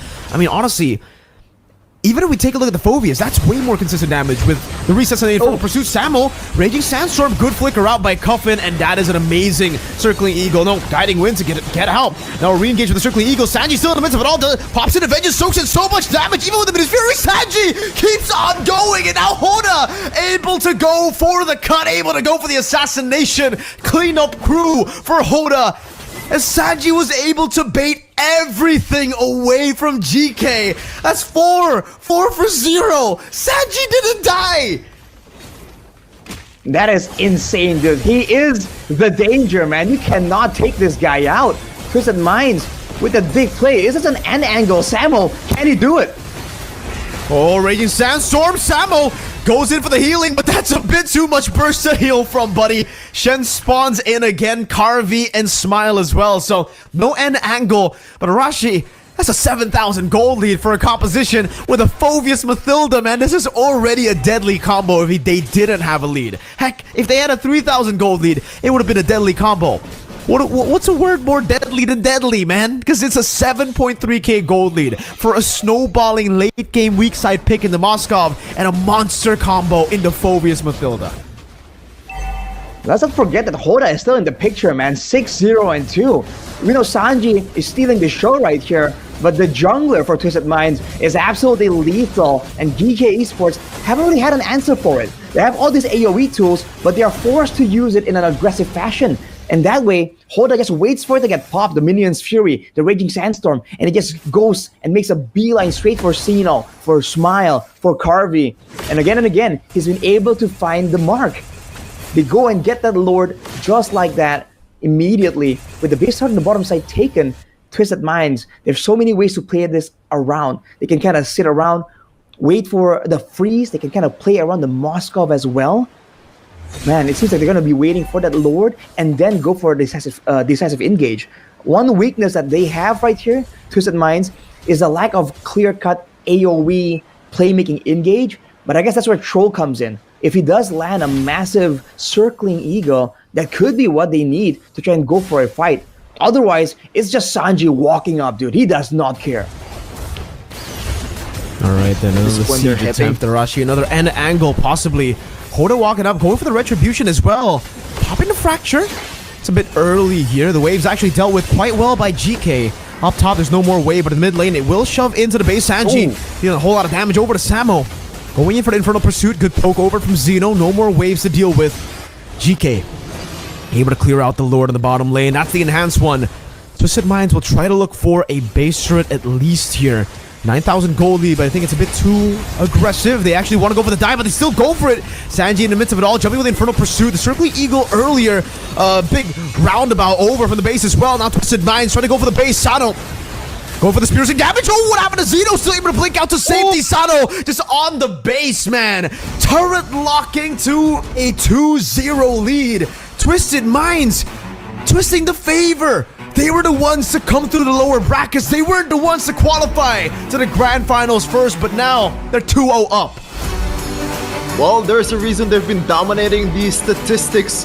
They've been dominating MPL MENA in terms of how dominant they were in the game. The amount of just plays that we've seen there coming from Twisted Minds, the flanking, the way they're able to dodge away from the exact way that they were able to win in game number 1, the AoE combo is just great, dude. It started all the way here from that first big moment where Sanji just goes in all in, and Hoda just bides his time. This is what happens when you allow the jungler to have so much time, so much space to kind of wait around. Of course, there are moments where GK were able to kind of find something in return, but again, look at this. Look at Hoda here, immediately just going straight for that backline.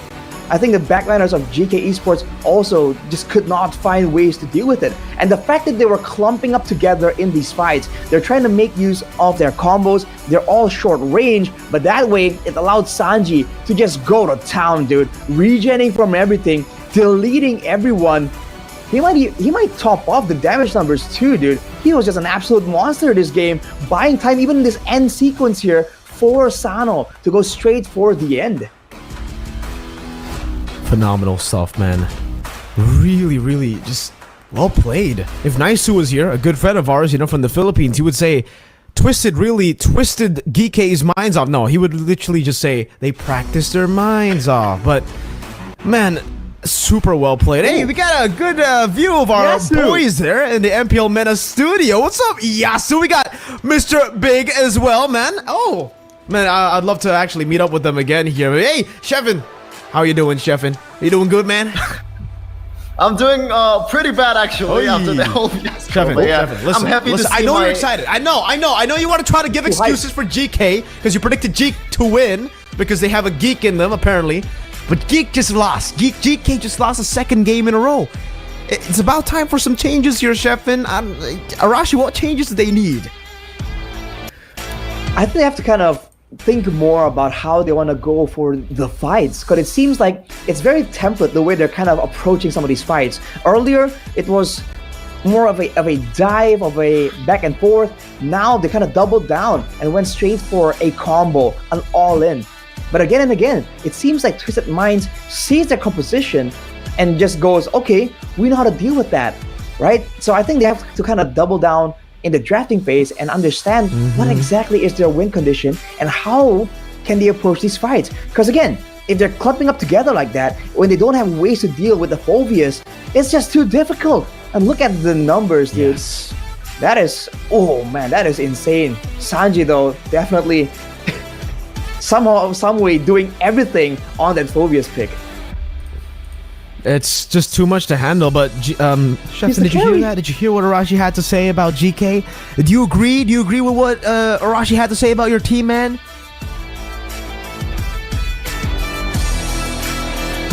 Okay, I heard you, Shefton. I definitely heard you there, man. I understand though, Arashi. When it comes to the damage, it was just too much damage, really. And yeah, 11,000 gold from Sano. He only got 3 kills. It wasn't like he was participating in every single team fight, but it's the fact that he's always in the side lane too, clearing it out, getting gold. 11,000 gold on a weak side pick. Maybe this is why we don't see the Lunox. Maybe this is why. Maybe Sano's just a beast on the Moscow. Shevin, man, you were thinking so hard. You were talking to yourself so much. It's time to share to the world. What do you think about GK's performance, man? Absolutely insane coming in from Twisted Minds, unfortunately. And GK, I really hope to God that they're going to be able to come back in the next games. Because, like, if it's going to be a 4-0, man, oh, brother. It's going to be a tough time in the wild card for GK Esports, no way. man. Dude, surely they can find something. Because if you look at the gold graph at least, you're seeing that, there's a bit more pattern here, right? There's a bit of back and forth. You can see that GK definitely are finding some solutions, some ways of staying competitive, but they gotta go even further here. Twisted Minds clearly is still ahead of them when it comes to the pre-planning, the foresight, but that can change, man. I mean, Shevin believes, and I think it's possible as well. All you have to do is believe. Believe first in yourself. What is that saying, Arashi, in the anime? Believe, I believe in you who believes in yourself, or something like that, right? Or we go and talk about, you believe, achieve, conceive, all those good words. We can go with that as well, Shevin. But yeah, Mirko, what you think, man? The MVP? Do we have to even elaborate here? The MVP for the grand finals game 2 is Sanji on the Phobias. 100% kill participation. What is going on, dude? He has the highest damage taken. He has the highest damage dealt. Bro, only with a Thunderbelt straight into a full tank build. He does not need that extra War Axe sustain that some players like going for. Dude. Nope. Phobias Mathilda, crazy. But the way Sanji was playing it, even crazier. Exactly, dude. I mean, we were talking about it already, right? The Mathilda was open. They decided to go for Suyo, which is fine. But they couldn't get the wins on the side lanes there. And I'm not too sure about the Minotaur pick. I personally am not a big fan of the Minotaur pick. Not a big fan of the Valentina pick. I think they ended the draft with a pretty weak draft. But the first phase was pretty good, right? The fact that they actually got the Khalid in there too. Yeah, the Phobias. You give the hero that's already broken in team fights, an all-in type of hero, some mobility with the Mathilda, and some more sustainability while he's already dealing a lot of damage, while he's already resetting his own ultimate now. it's just a recipe for disaster for whoever is going to face off against it. And not even the Suyo, it seems, can handle that kind of pressure. The Suyo was not doing good here, and this was the matchup that we were talking about hyping up to be a Suyo-centric matchup against the Nolan. Hoda took that and said, nah, bro. You saw that in a different game. I am him. I am the Nolan god, bro. He played it so well. If there was a special shout-out, I would love to give it to Hoda. The positioning, when he decided to come in the team fights, the decision-making was sublime, honestly, by Hoda. Yeah, he said, nah, I'd win, but he actually won, not like the other guy in that anime. But yeah, okay, but yeah, we're gonna take it to our host first for something that you might want to see here in the stage. صرت على التعليق والنقل الأكثر من رائع زي ما أنتم شايفين. تويستد مايند 2-0. فريق الجي كي جالس يعاني صراحة أمام تويستد مايند، بالذات أن البداية صارت لصالح تويستد مايند بنتيجة ولا أجمل 2-0، لكن لسه باقي معانا مباريات كثيرة وتحديات كثيرة. بيست اوف 7 وبطل البطولة لسه ما بين معنا بنسبة كبيرة، ولا نعرف مين هو بطل هالنسخة، يا ترى جي كي أو تويستد مايند. فخلونا أيضا نرحب بالجمهور الأعزاء الموجودين معانا المبسوطين بالأجواء اللي جالسين نعيشها الآن. والسؤال الأعظم والأجمل، لازم نعرف مين الجيم اكسبيرينس اللي موجودين معانا، ونطلع لكم الشخصية ونعطيكم 50,000 دايموند تنبسطون معانا بهالحدث الكبير. لكن لابد يكون معانا ناس عارفة وفاهمة، و50,000 دايموند راح تكون لصالح أحد من الجمهور الموجود معنا. والرجال من الحين متحمس، لكن خلينا نشوف مين الهيرو اللي راح يطلع خلف الشاشة، ولابد تعطونا توقع صحيح 100%، وبالذات انه بتاخذون 50,000 دايموند. ففكروا شوي، خليكم مبسوطين شوي. انت متحمس على طول، تبغى تطلع على طول، تعال من الحين. طيب خلينا نرحب. صفق يا جماعة.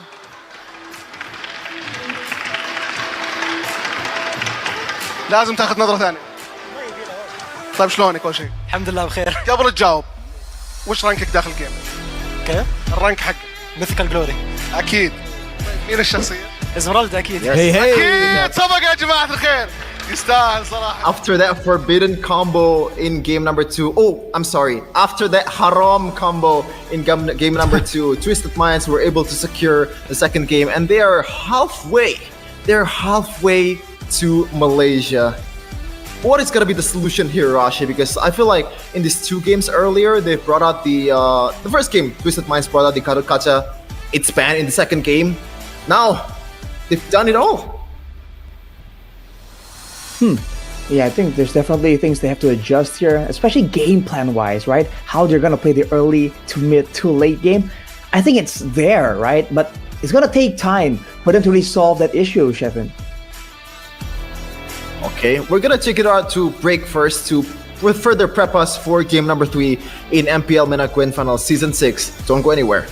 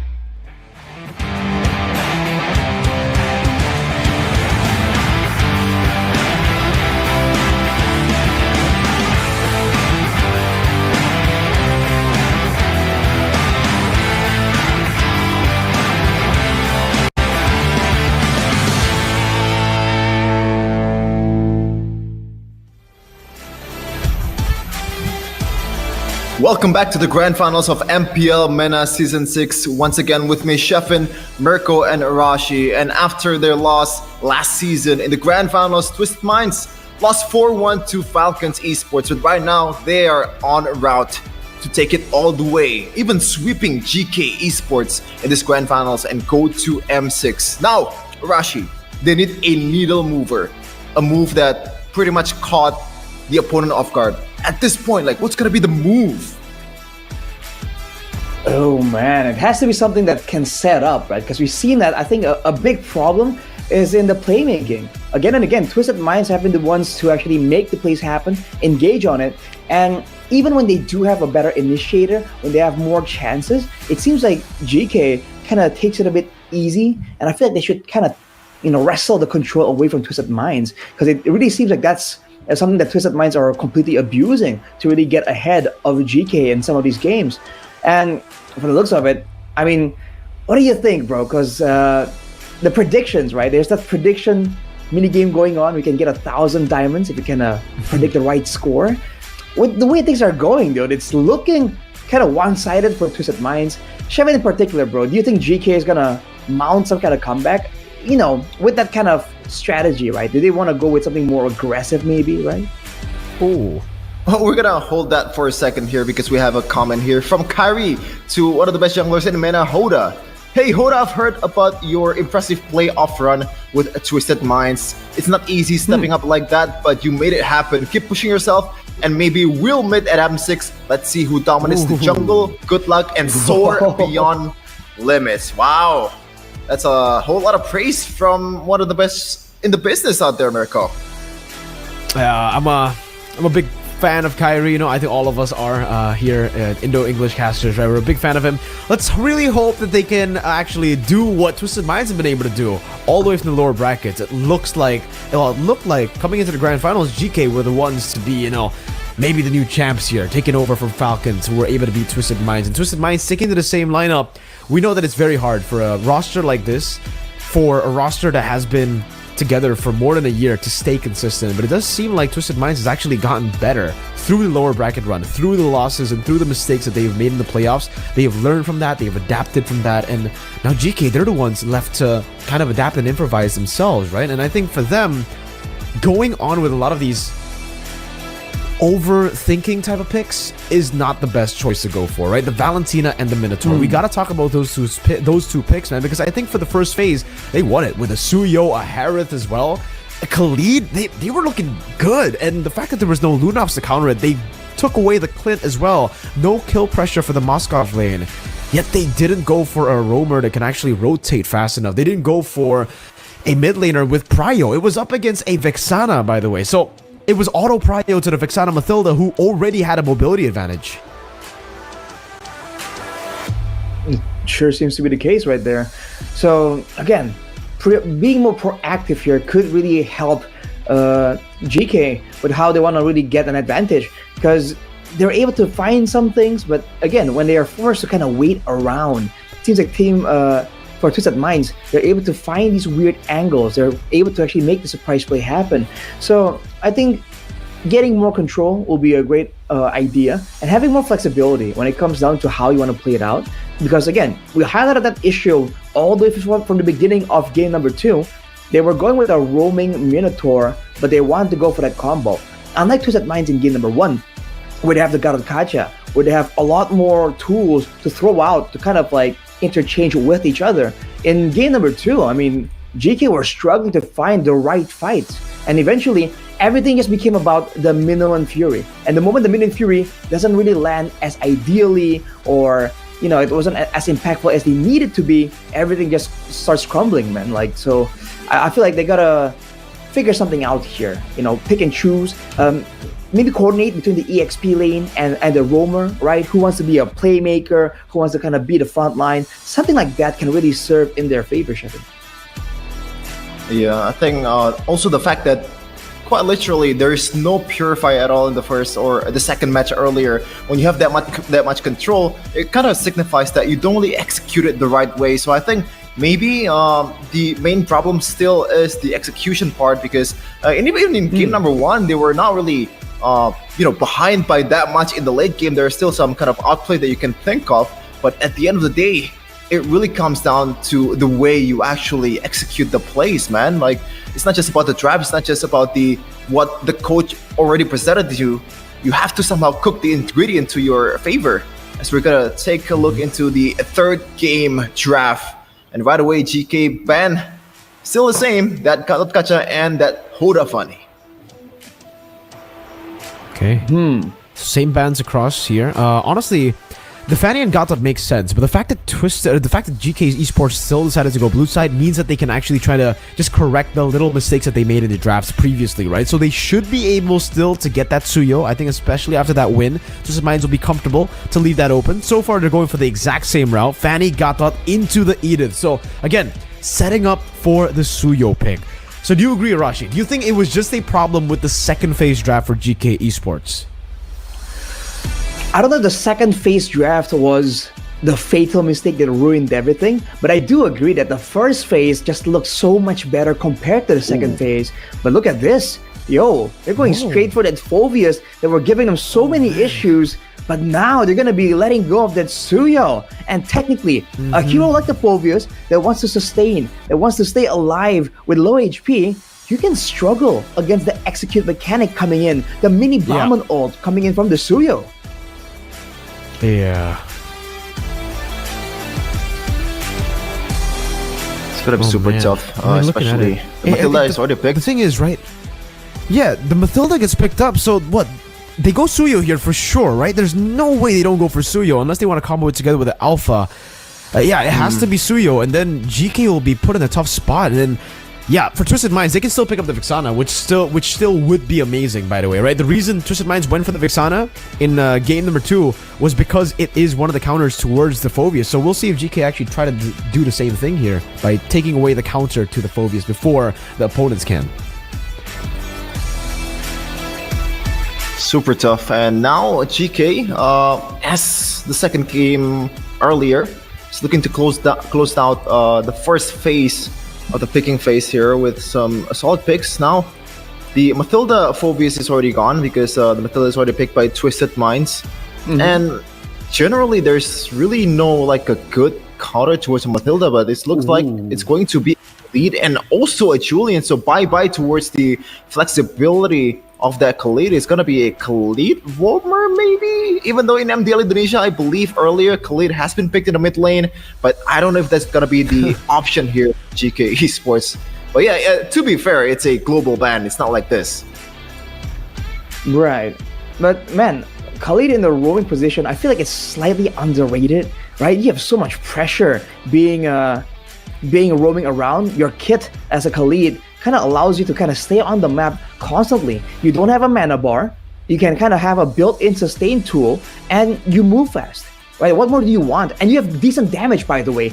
Even if you go for a full-on tank build with a concussive blast, you can still do a hefty amount of damage to the backliners. So it's a great option for GK, but at the same time, this is a very all-in type of composition, and for Twisted Minds, they immediately spotted out. They go for the Aurora that's been so good, so prio when it comes to these big team fights. And with 3 fighters, right, they're kind of at a risk of getting caught in a massive frigid glacier, and if that happens, it's gonna be fatal. So GK, you gotta find ways to deal with the crowd control now that they have the sustain and playmaking advantage.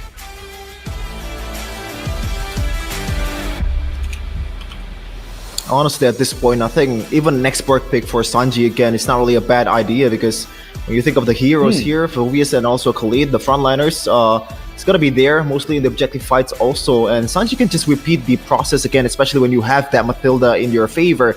And once again, as I said earlier in the first game, after the first game, sometimes the simple solution might work, you know? And you don't really have to have that big setup for you or your teammate to be able to do the job. Maybe just counter out your counterpart in the laning phase might be a good idea here, but I don't know if that's going to be the case for Twisted Minds here, as they banned 2 mages right away. 2 very annoying mages in Faramis and also a Vexana. Now, what's going to be the option here, Rashi, for GK Esports now that all of these mid laners has been banned? 3 mid laners banned, in fact, from Twisted Minds.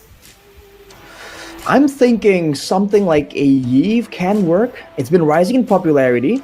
It can kind of slow everyone down, can move together with the team, and kind of add one more layer to allow your fighters to kind of catch up.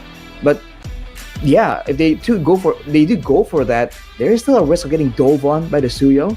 Now with Twisted Minds picking up the Harith, having physical damage supplied from the jungle as well. Oh man, I feel like they need some more safety tools, almost some way. Oh, as I say safety though, here comes the one with the mobility, with the crowd control immunity as well, Mirko. This is a pick that you're very familiar with.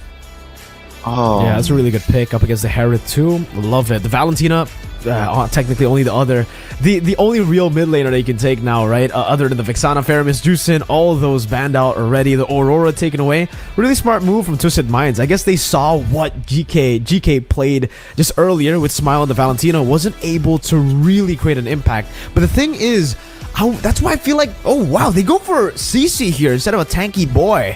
I guess trying to capitalize on the fact that the Khalid and the Phobius will have a lot of HP to try to punish. So maybe that's the case. I would have expected definitely something like a X-Morg, like Mr. Sheffin mentioned, especially with the Faraga armor, right? You can actually kind of stop the crossbow tank with the Faraga armor getting used up. It kind of like puts the crossbow tank down again. But yeah, for me, this time, I'm not really a big fan of the Aurora into the Valentina. I feel like if they went for the Vexana, then they could have gone for the Aurora and Faramis ban, and then it would have been the same issue, right? Where the Valentina wouldn't be able to get any real good ultimates. But I think the Frigid Glacier is a pretty darn good ultimate here to take for GK Esports, and they should be able to utilize it in a combo themselves with a Khalid, with a 1-1 too.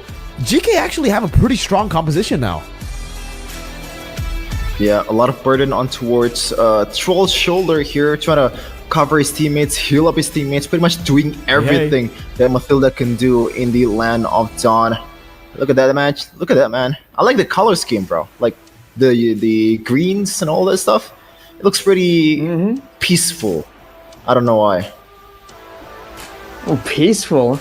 Interesting word to use there, Shevin, because the game we're gonna witness soon will not be peaceful at all, dude. Both teams wanted to go for the brawl. Both teams having those big ultimates to really make plays happen. I feel like we're in for a massive fireworks show right here for game number 3 of the Grand Finals.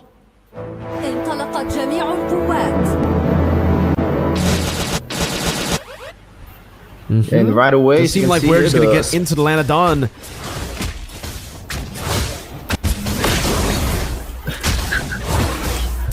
Yeah, looking at the spells here, nothing too crazy here, just pretty standard all over the place. Maybe Sano going for the Purify, and makes sense, man, against this Khalid, against this kind of pressure that you have especially in the late game. It's gonna be very vital for this guy to be able to survive this onslaught from GK. But Arashi, speaking of onslaught, man, this Shen pick, this Khalid, what is he gonna do in the early game?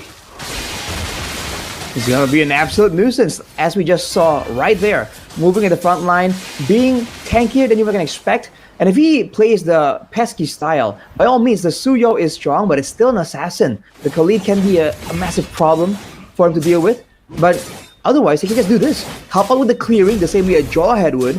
And, you know, just go for the ganks, right? With being so mobile, you can gank so efficiently with this Khalid. And later on, especially at level 4, you can have a massive playmaking tool. A big key factor to note right here, though, is the fact that Sano went for the Purify, and there's none on the side of GK Esports. So they're the ones expecting to be able to walk forwards aggressively, thinking that they're the ones going to be pushing the pace. But for Twisted Minds, they have like a makeshift Phobius Mathilda combo using the CC, right? It's also tanky, also sustains well and does a lot of damage. So technically, they can use it the same way to pressure GK Esports, the exact same way that they did in game number 2. Yeah, I think it's gonna be a bit passive here coming in from Twisted Minds. They knew that they can kite really well with the resources and also the skills that they have, especially with the Mathilda, but in terms of objective game, it looks like they just plan to concede right away.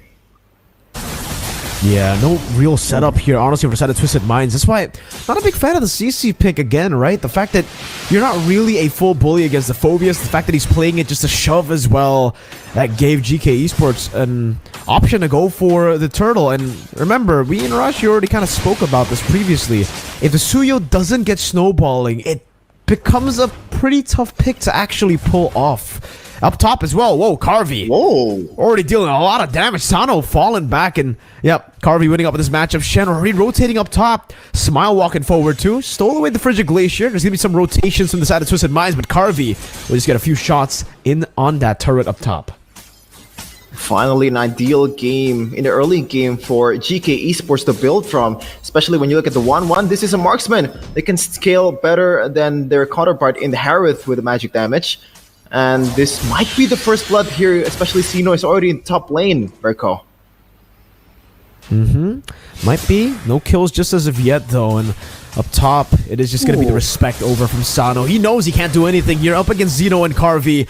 It might actually be a turret take. Yeah, they're going to get take the turret under the 4th minute here. Arashi snowballing Julian 1-1. Mid lane though, Hoda trying to go for a trade. Shen, Raging Sandstorm back. At least you can see that damage and the kill pressure from Twisted Minds still alive though, despite the early lead on GK. That was a brute force turret take from the side of GK, dude. He just kept sending people there, and Twisted Minds, instead of having the Mathilda, they can't really match the rotations. Now that Sano's that far behind, you have to remember, the Suyo needs a snowball, but so does the Wangwan. And Carvey was doing a great job. Even solo, he was able to force Sano to really burn out the Zaman Force earlier. So Twisted Minds actually getting pressured for once, but they are rotating away from the spawning turtle here. Might be going for an exchange, a trade almost, the same way that GK Esports did. But look at how mobile Shen is right now, but they still pull the trigger though. Rotating down below, Carvey didn't stand a chance. 5 members rotating. Frigid Glacier over to Shen. Look at that damage coming down. Raging Sandstorm and the Flicker out to safety. Meanwhile, GK Esports utilizing this to go for the trade on the board, but Twisted Minds, it does seem like they don't care about the turtle. They're just going to go for the turret gold here as that Smile with the rotation. No ultimate to take right here. He can't take the Circling Eagle. Will decide to use it. No, actually doesn't. It's just going to be the turret gold over to Twisted Minds, and GK will get a second turtle in this game. Oh, let's talk about the mechanics of Shen though at that time. I think if he were to Raging Sandstorm to the back inside, he's gonna get killed. Instead, he goes to the front and just flickers back. I didn't really thought of that. That was a very cool mechanics there from Shen.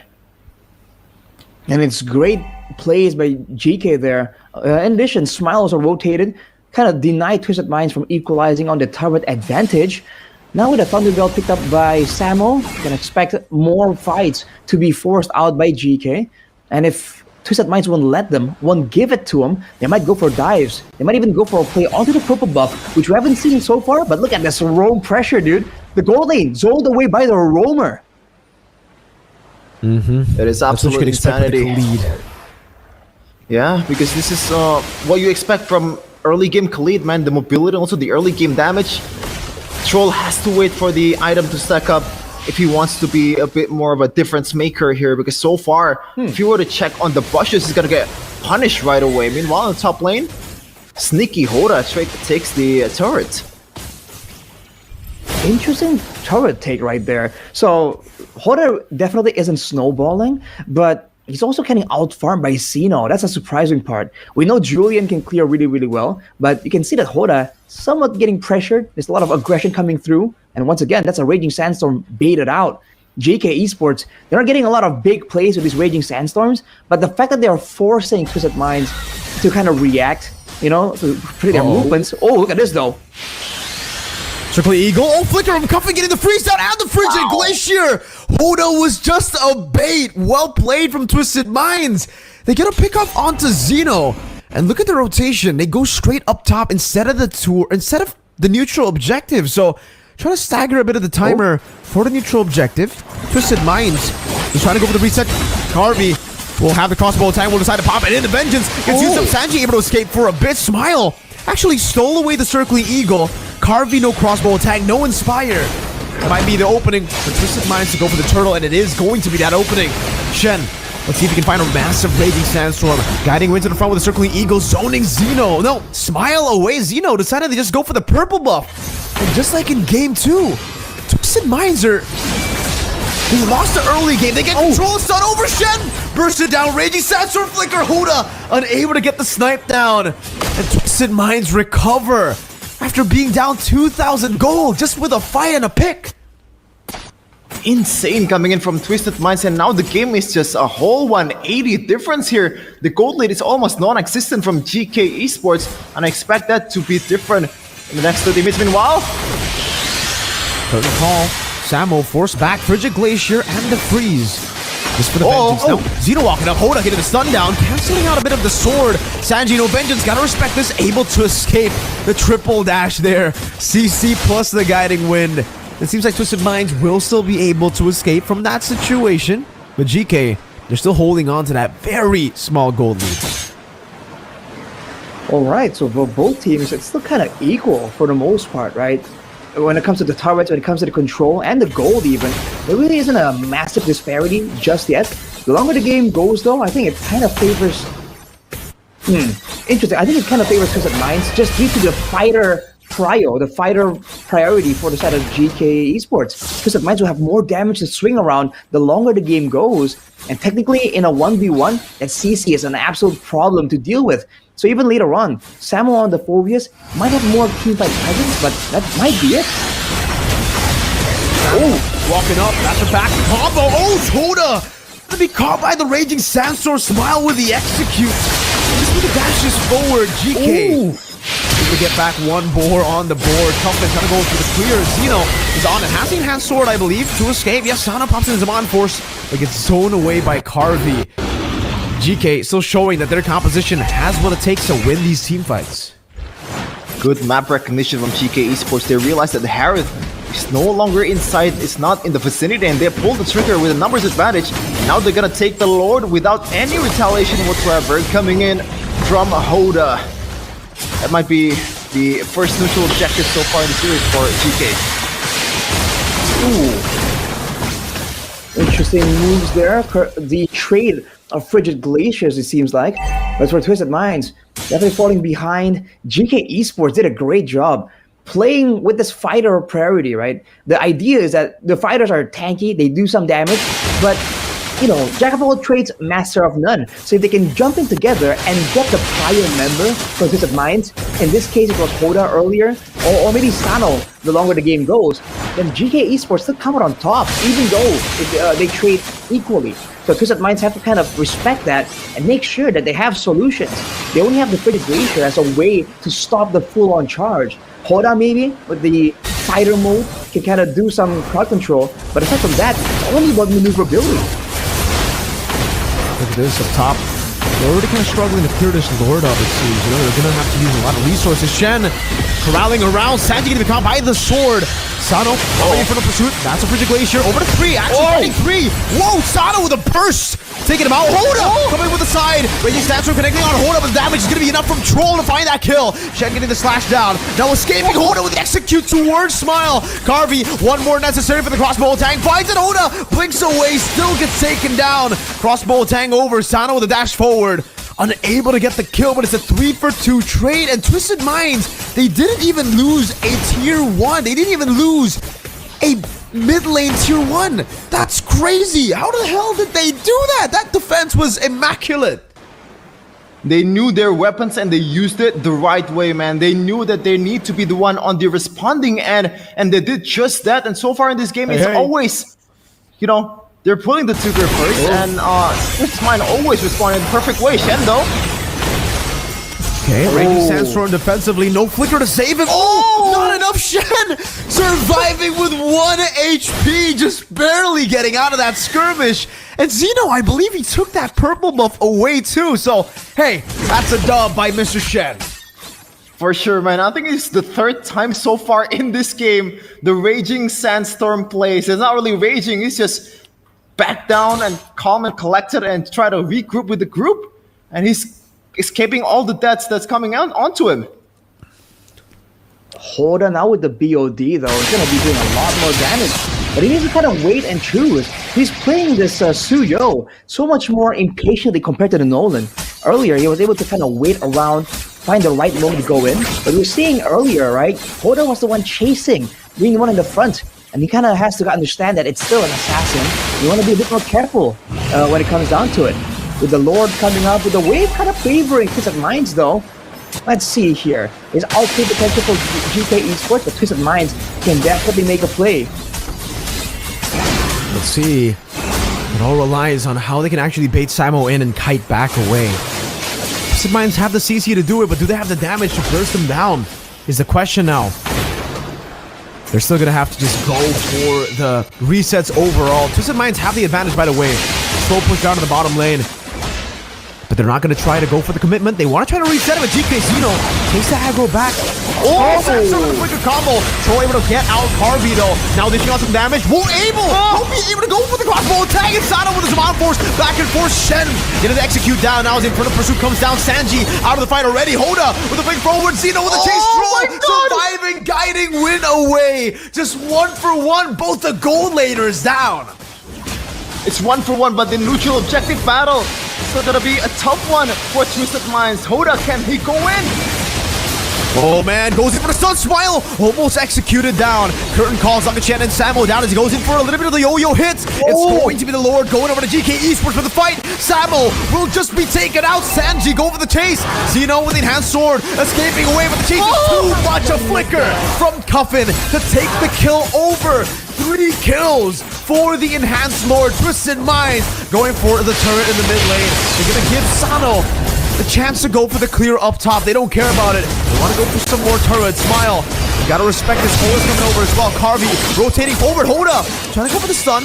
Unable to find it. Now stealing away the purple buff. A win for DM. What a response coming in from Twisted Minds. They knew they has to concede the neutral objective, but they find something on the other end, which is kills. They got 3 Rashi. And that's a great play there for Twisted Minds to identify the fact that, hey, GK Esports are having the advantage here. They have the information. We can't even go for a guaranteed play onto the neutral objective. So what we can do is go for the members who are doing it. So they are able to punish GK Esports, and they make it worth their while. They actually got a couple of objectives in that exchange. Looking at it again here, the Raging Sandstorm engaged there finally from Shin, but then the Frigid Glacier just stops everything, and Sano dives in alone 1v3, gets taken out. So Twisted Minds, once again, they have potential, but they have to kind of play it more calculatively when they are actually in the midst of a dangerous situation like that, where if Sino got just a bit further or does a bit more damage, that could have gone terribly for Twisted Minds.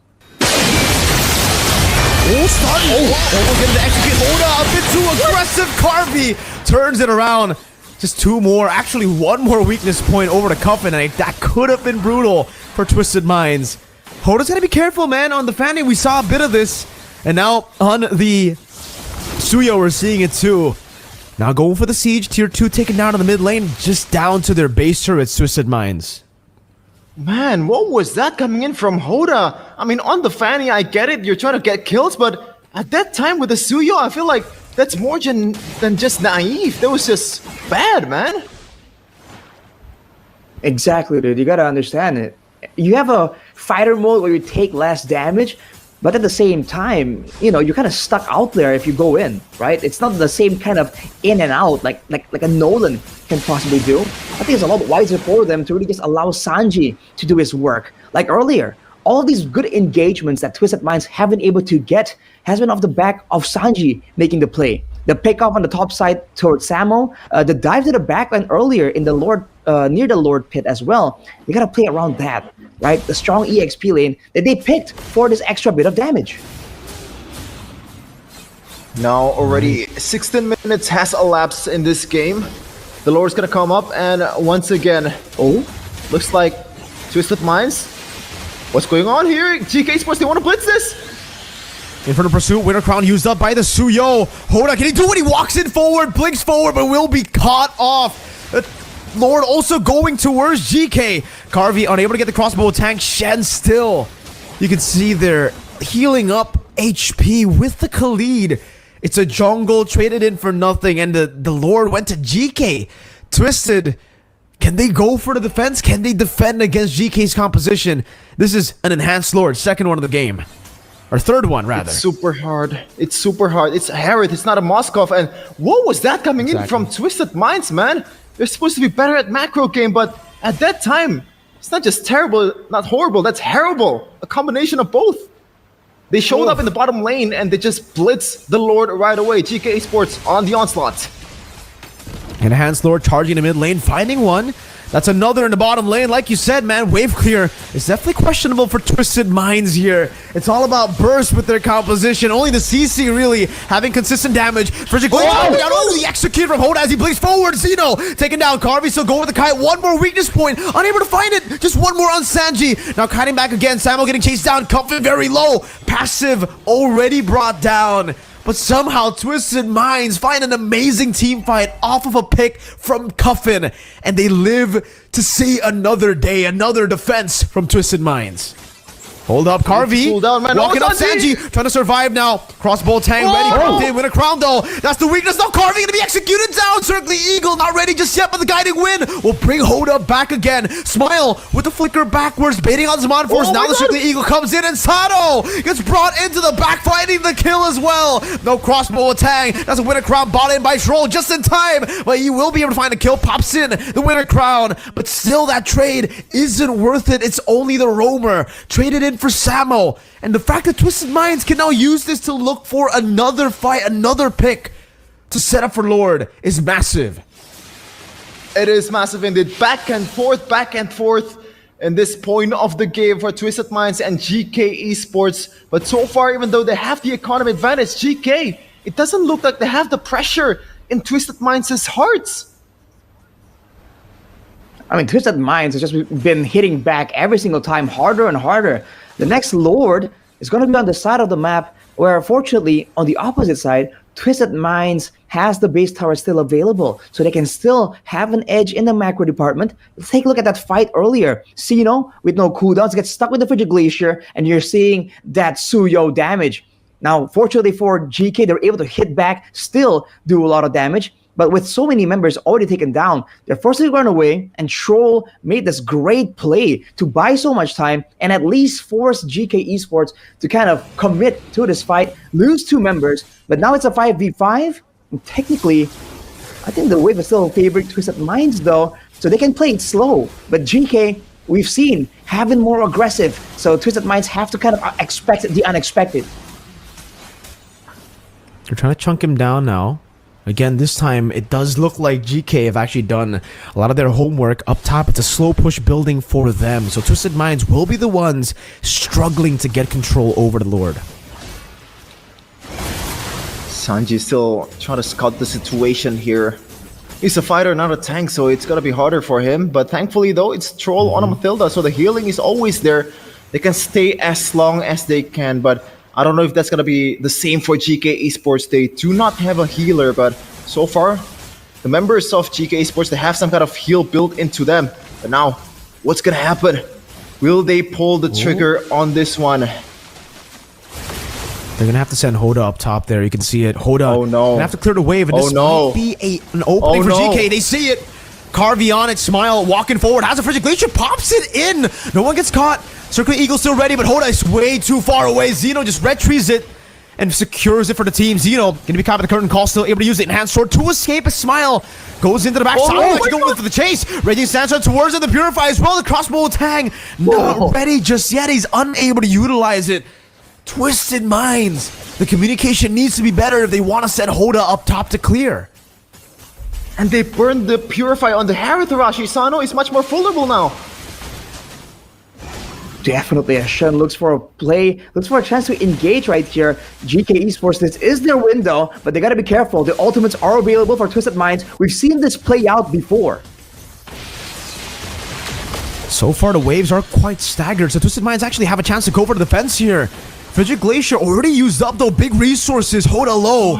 But it seems like GK will take the slow route. They will just take the base turret up top. They won't try to force anything, despite the fact that Twisted Minds have lost a lot of their resources already. No ults on the board. For Cuffin at least. So that's a big game changer, I would say, for Twisted Minds. Yeah, both teams, you can see the hesitation from both of these teams, man. They lack the definite engage potential. Yes, there is a Raging Sandstorm, but the cooldown or like the stun duration is not that great either. And you have a few purifies and all that stuff from Twisted Minds, so it's gonna be harder for you to pull the trigger. Meanwhile, they're gonna chase down onto a Shen. Oh, freeze and able to find the Frigid Glacier. Zeno's gonna be caught. Immortality bought in time. Can he buy more items? No, Hoda just executes him. Zeno is down for 50. But luckily, there's nothing to take. GK, I think they're fine despite losing Zeno.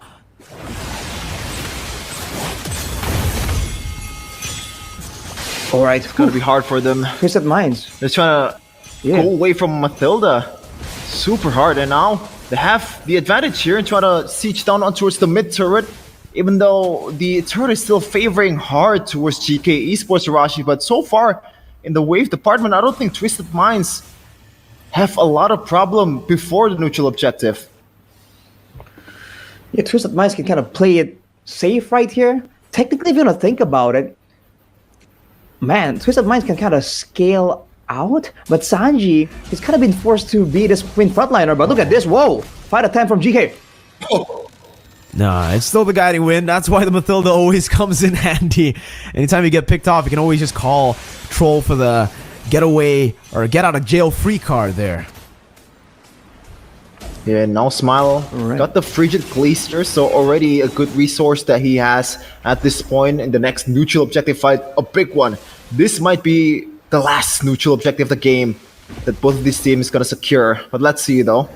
4th round at this point, already 24 minutes has elapsed in this game. Sano even bought the Winter Crown at this point. It's gonna be harder for Carvey to stack up or chain up that crossbow of Tang. Now, what is going to happen? Once again, GK Esports is gonna have the advantage on the Lord. It's gonna chunk it out a bit by bit. Now, the main objective for Twisted Minds is not to repeat the same mistakes over and over again, showing up on the other side of the map, Arashi. But they already set up a slow push on the bottom side though. Hoda didn't clear the wave completely, left 1 or 2 minions just to make sure that it kind of builds up. Sanji though, ooh, he's gotta be careful, man. Oh, they're gonna go on to Zeno. Fortune hand sword, isolating Samo. Oh, he gets the Infernal Pursuit over to Hoda there. No, Frigid Glacier actually already used up as well. Hoda trying to escape, and he chased down by Carvey. Still has a bit of sustain.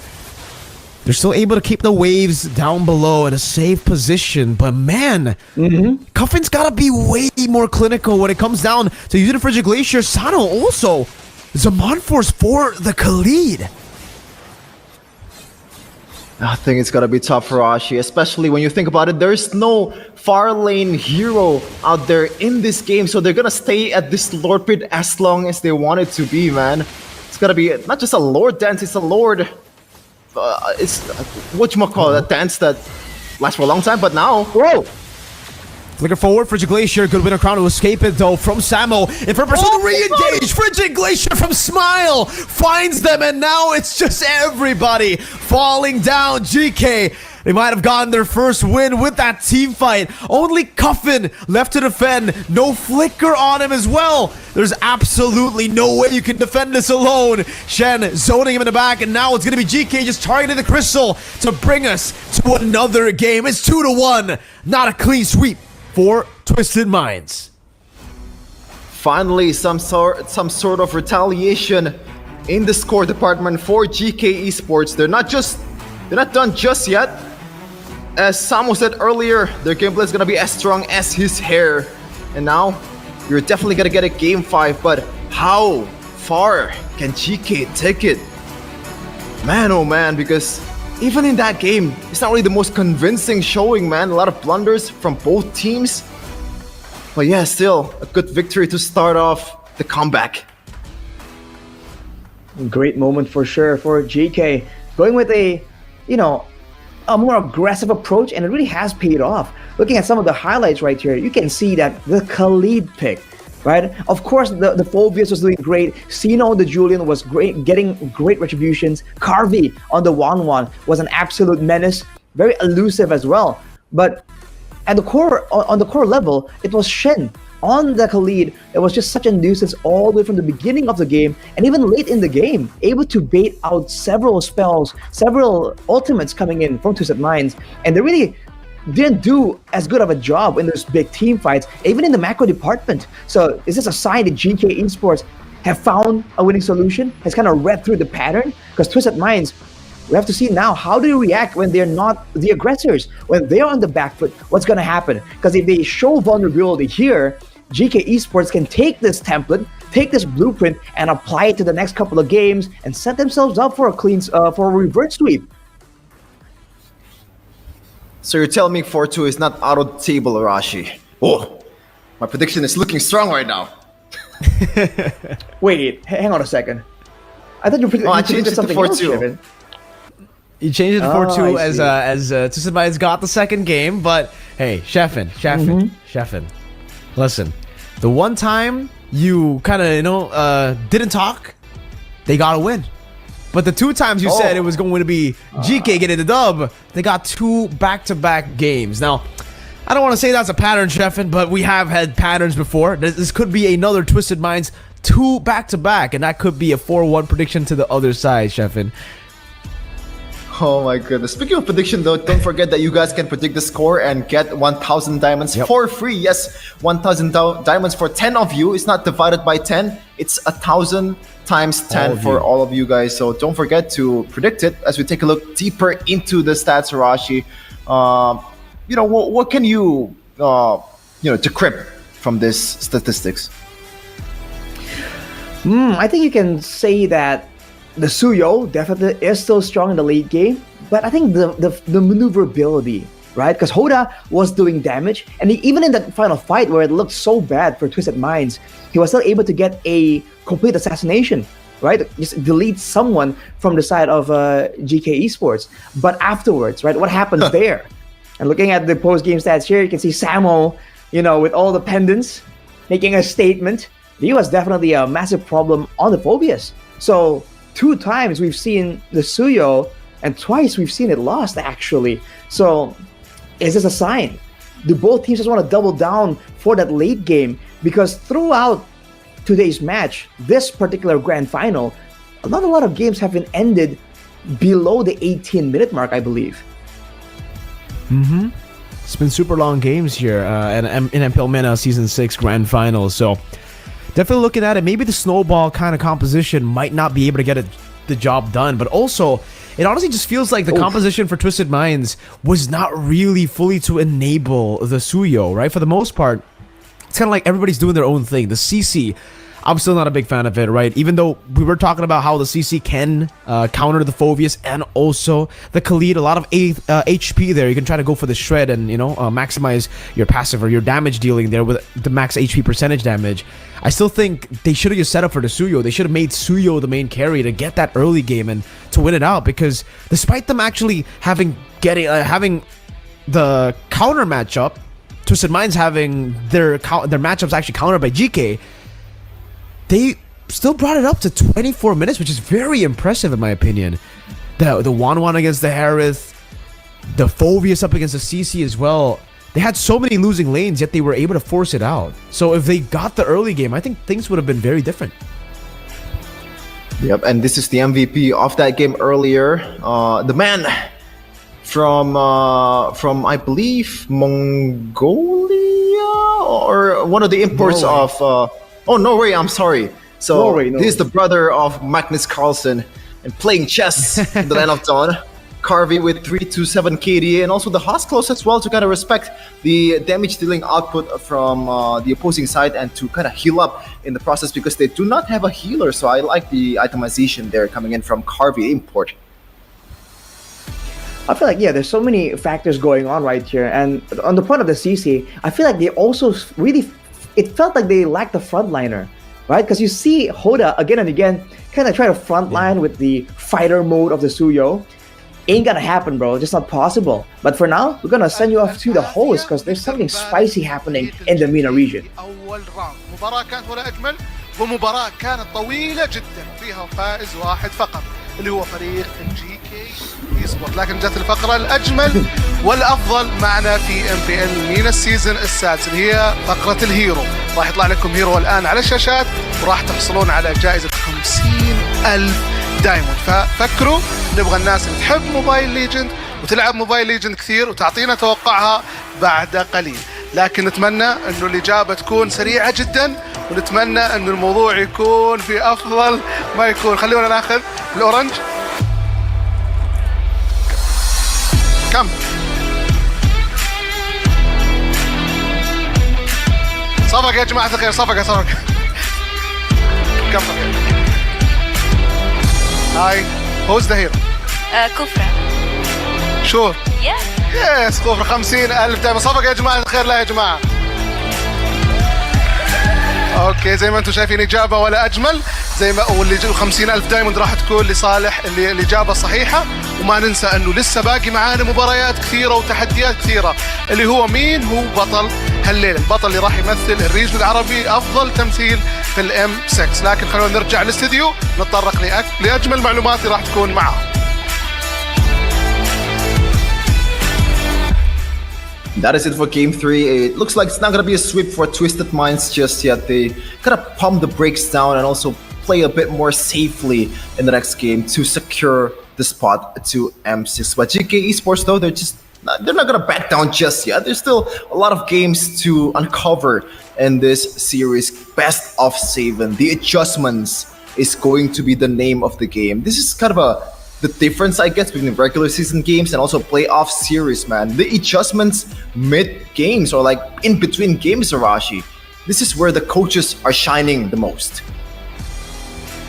Most definitely. I mean, we saw that the draft was a big reason why GK Esports were able to actually turn the tides and be the aggressors. When you have 3 solid fighters, I mean, the Khalid in our own region is a contested pick.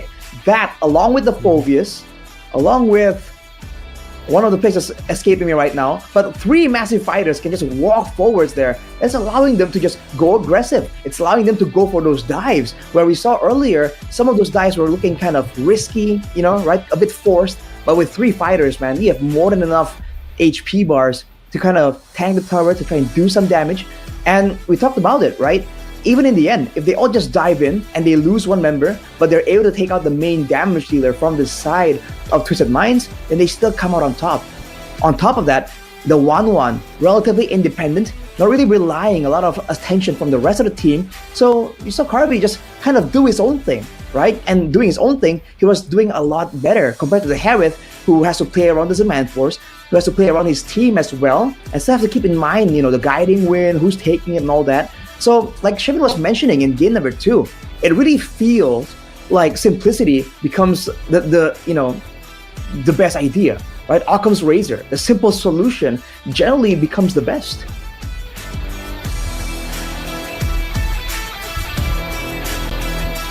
I think if we take a look at it, the fact that the Harith it hasn't really been able to find success in a lot of the games, right? I mean, I don't know about the Harith anymore. It really feels kind of weird because Carvey was on it earlier, didn't get the job done in game number 2, and in game number 3, obviously there was a big swap. We do have a message, by the way, to Carvey from Mr. Super Marco. Unfortunate for Super Marco. Yeah, won't be able to qualify to M6, but he has a message here, Shevin. Yeah, keeping an eye on your performance, and I know you're one of the best in MENA right now, but when it comes to M6, it's already gone. Oh. But I believe it's some that's where the real very challenge warm message. Begins, he says. Yeah, he said he's waiting on Malaysia, in Malaysia. No, he did not say that, man. He did not say that. Unfortunately, he can't say that because things happened. Yes. Thanks. Yeah, unfortunate for Falcon's AP brand, but we're just gonna move on to MPL MENA right now to see who's gonna represent MENA way to M6. And don't forget, the loser of this grand final still is gonna represent MENA in the wild card. So there's still a chance for them to actually both represent this region and kind of elevate the status of the region overall in the MLBB esports scene. Because right now, the power map, Arashi, the distribution of power, it's not just the Southeast Asians anymore. NA has been stepping up, you know, C9 with the American team with 5 Filipinos. But yeah, it's gonna be very interesting Right. to One Mexican, even in one your Mexican. region. Oh yeah, one Mexican best player. Shout out, Mr. Carlos. So yeah, it's Well, gonna be interesting to technically- see. Oh yeah, Mena. technically, like if you want to talk about 5 Filipinos, technically people say that the Philippines is like the Mexico of Asia. So there's that. True, That's true. very true. You know, sometimes you see a Filipino in Japan, you see Filipinos pretty much everywhere, man. But That's I true. don't Actually. meet. Yeah, I haven't met any Filipinos so far in Jakarta aside from the MLBB talents that we What? flew out here in Jakarta. Well, I live in Solo, that's why. Wait? But yeah, we're just gonna move on to the 4th game here. And right away, the Katot Kacha so far has not been banned by both of these teams, but still, the Hayabusa, the Phoenix, and the Chip, still the staple in the Grand Finals. We have to see that Ooh, Twisted if Minds you actually wanna- went for first pick this time. So it's already going to be different, right? Blue side has had more of an advantage. So the fact that Twisted Minds actually already won game 2 on red side is a big advantage to them because now they're back on blue. They should be able to get the better draft now.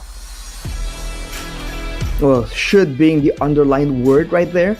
But yeah, the Gatot Kacha, I think we from game number 1, we've seen that it has so much more potential. I feel like for GK Esports, it might be worth considering banning it away, dude.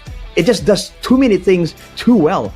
And for Twisted Minds, it really suits their style of play as well, right? We just praised them for game number 2, I believe, where they were able to actually move forwards and backwards equally dangerous almost. And the Gato Kacha can be a great addition if they want to go back to the same kind of approach. After banning with the solution, they're leaving the option to GK Esports. The GK, they're still hovering towards some of the options that they have in this last ban. Suyo might be the option. Gatot Kacha, as you mentioned, I think it is gonna be the Gatot Kacha. But let's see though if they wanna let it go and fight through the Gatot, because Matilda is also a good solution towards the Gatot as well, because you can just back out and back in, and the amount of utility that you have. And that hero is gonna be very important. But no, it's not gonna be both of them. It's still. No, it's gonna be the Aurora. And so far, as Mirko said earlier, has been one of the most sought commodity in the mid lane. Even, I think it's the most pick in the mid lane for MENA this season.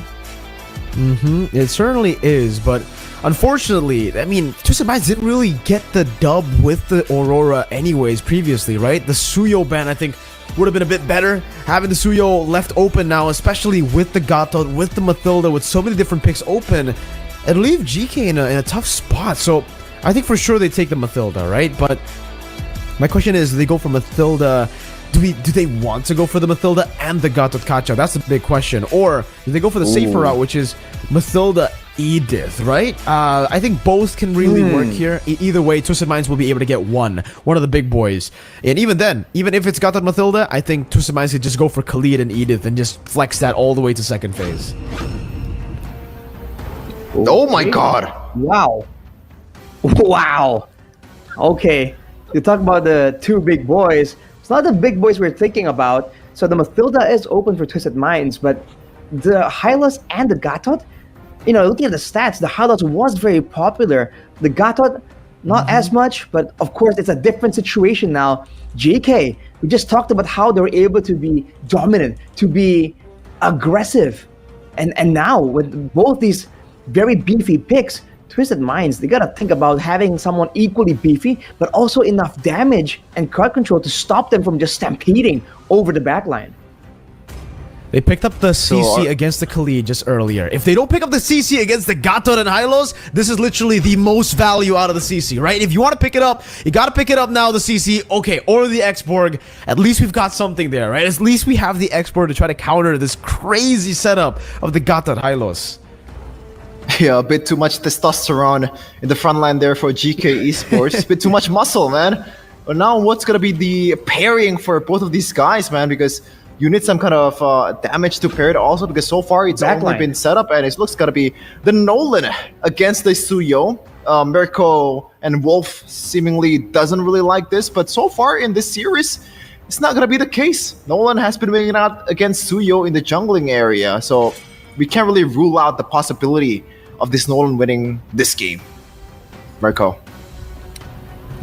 Yeah, definitely not. You really can't take away the fact that Nolan can, in many ways, outmaneuver the Suyo, right? That's the advantage. It just comes down to the execution. Some teams have been able to make it work really well.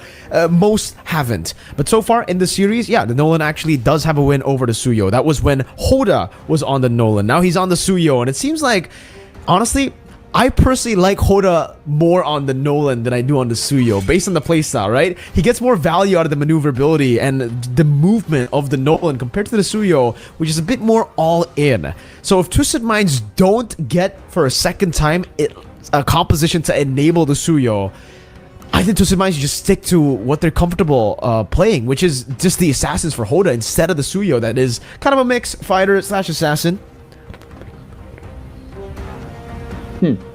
Interesting, man. I mean, there's definitely potential. And again, the idea that both these frontliners, the Hylas and the Garrett Kacha, wants to kind of revitalize Bait, that can be punished by the Suyo, but you want to set him up, right? Give him ways to actually have more space to try and make this happen. Because we've seen Hoda when he has control, right? When Twisted Minds have control over the bush, over the jungle, and the river, when he was on that Nolan, he was just unseen.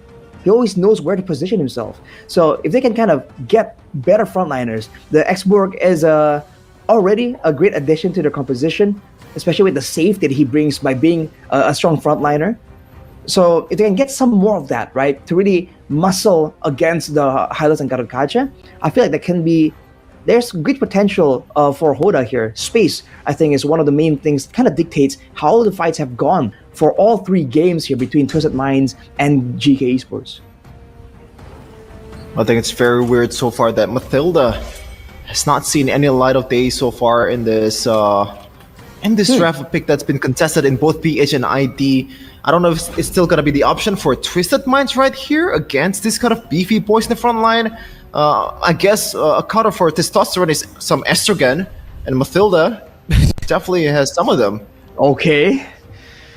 Could be. Yeah, that's an interesting way to put it. Definitely wasn't expecting all that. You're not wrong, by all means. But hey, the Vexana as well to counter all the masculinity coming in from the Gatot and the Hylas. So now, the two picks for Twisted Minds. I'm thinking that they need ways to shred for sure. The Moscow great start. You can hit whoever's behind the frontliners instead of just the frontliners. But I feel like they need crowd control at this point. Because the Expert can do great as a frontline, but they can't just walk past them. Especially if they want to use the glorious pathway to try and be aggressors. Oh. But there you go. That's the Mathilda that we've been waiting on. And the Lo Yi. Mirko, you talked about this. It's a front to back. Technically for GK with the two frontliners, now with the Lo Yi, with the rotation, with the dispersion, so many ways to be effective, but that's the 1-1 coming through as well. Hey man, if I'm being honest with you, I know I said the Lo Yi is great, but together with the Mathilda, that's where I have to question it a bit, man. I think they might be a bit too overloaded. They have so much mobility. The Mathilda, the Moskov, the Lo Yi as well, man. I'm not too sure if they had in mind when I was talking about the Lo Yi, right? Because usually, especially with the Lo Yi, you want someone beefy too in the front line that can help you to help peel for the Lo Yi. So honestly, for the second time in a row, I'm gonna have to say GK have the better draft again. That Gatot Hylos, I don't see a way for Twisted Minds to really get over that. The fact that the expert can put some damage, sure, right? But then the Revitalize comes through, and then there's an Avatar. There's not a lot of more damage that can come through to really melt them down. But I guess we'll see. It comes down to the execution. Twisted Minds, they fought even in a losing situation up until 24 minutes in game number 3. I think based on the execution, they should be able to get it done too, if they play it perfect. This time they're on the blue side, the side that they are definitely wanting to be on. Let's see though if they can actually utilize it in this one. The series is so far 2-1 to the favor of Twisted Minds. Can they make it a 3-1 and take a step closer to Malaysia in M6? Here we go. Game number 4 of Twisted Minds versus GK Esports. Game number 4, and already you're seeing the two revitalizes. So in the early game, I don't think there's any way for Twisted Minds to really win out in a skirmish. I expect a lot of trades to come through from them, and they have a lot of mobility. They have the Spear of Destruction, and they have the Lo Yi, but ooh, look at this. Ooh. Aggression coming in from GK in that mid lane as well. But yeah, as you said, Mirko, they have a lot of mobility, but when it comes down to the prowess in the lanes, when it comes down to the wave clear as well, they might be overloaded on mobility, which causes them to kind of lack on the other departments. GK Esports' composition definitely is a bit more balanced, but I guess the hopes and dreams of Twisted Minds lies with Sano on the Moskov, right? If you can kind of outplay the 1-1, kind of bring it to the late game. Ooh. Crazy damage indeed here that they're gonna have to really hold on to. And this is a problem, right, with the Mathilda. Yes, you can get people around, but you're very squishy, especially considering the burst is definitely there for GK. And when it comes to lane prio, Vexana Gato does a better job right now, you know, clearing the wave. Sanji putting the stacks down, but they can obviously just run away. Hoda to go for the damage here, but we'll just be caught. What? Way too over-aggressive there from Hoda. And again, this is why we were talking about maybe the Nolan fits better in his hands compared to the Suyo. Well, I think that's just an experienced Suyo player, man. He's just not used to playing it, because what was that coming in from Hoda? A player that's supposed to be mechanically sound doing that in the grand finals? What is happening, Rashi? I mean, he had no ultimate. He used the Retribution to try and get a aggressive move on the Smile, potentially because there were some comms about the Flicker being down. But that's where Sino just capitalizes on that moment, going to the top side, but Faraga Armor allows Sanji to take that momentum, to try and take, still be around, but he won't be able to actually contest for the turtle. So as you can see, the team, as predicted, is forced to trade out to try and find something on the other side of the map.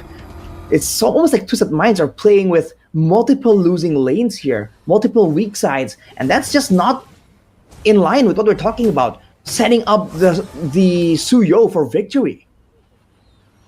I think it's still gonna be the case for second neutral objective, even third turtle of the game. Twisted Minds has to find something on the other side, because when you look at the setup that they got, they barely have any setup. The only thing that they have got going is that diversion play from Coffin. Even then, you have to have the perfect angle if you make a surprising play towards GK Esports. So it's going to be tough, Rashi, very tough in the early game to mid game. They have to bank on the potential of Sano in the late game, I think.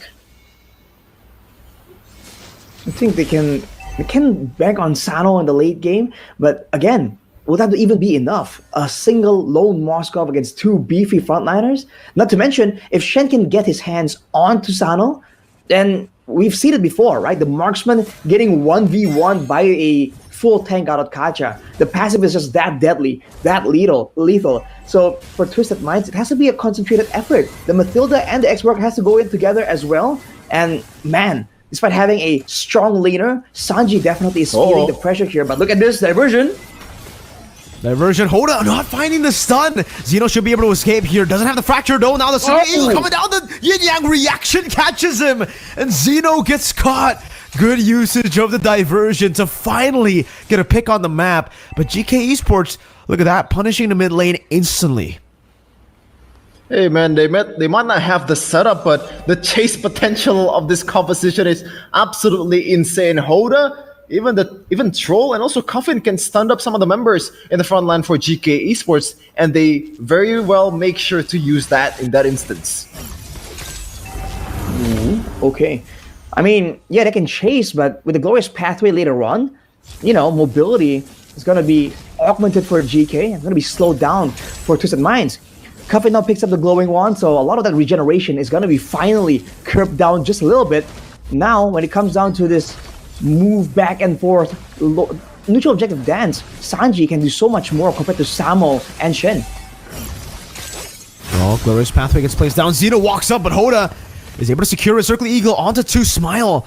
In quite a vulnerable spot, but still they're able to actually maneuver away from it. Hoda getting the stun down, not the execute though. And now gets caught in a tough spot. Now with the Circling Eagle not being there The guiding wind can't even get him out. The spike troll using the flicker. Up top, the Sod able to connect onto Carvey. Spear of Misery down as well. The diversion into the bush. Carvey, can you escape? Finds another, but you know, Insanity as well. The lethal ignition. No, it wasn't even lethal ignition. It's a war cry. How did Cuffin get that kill? It was just the ticking damage that got him.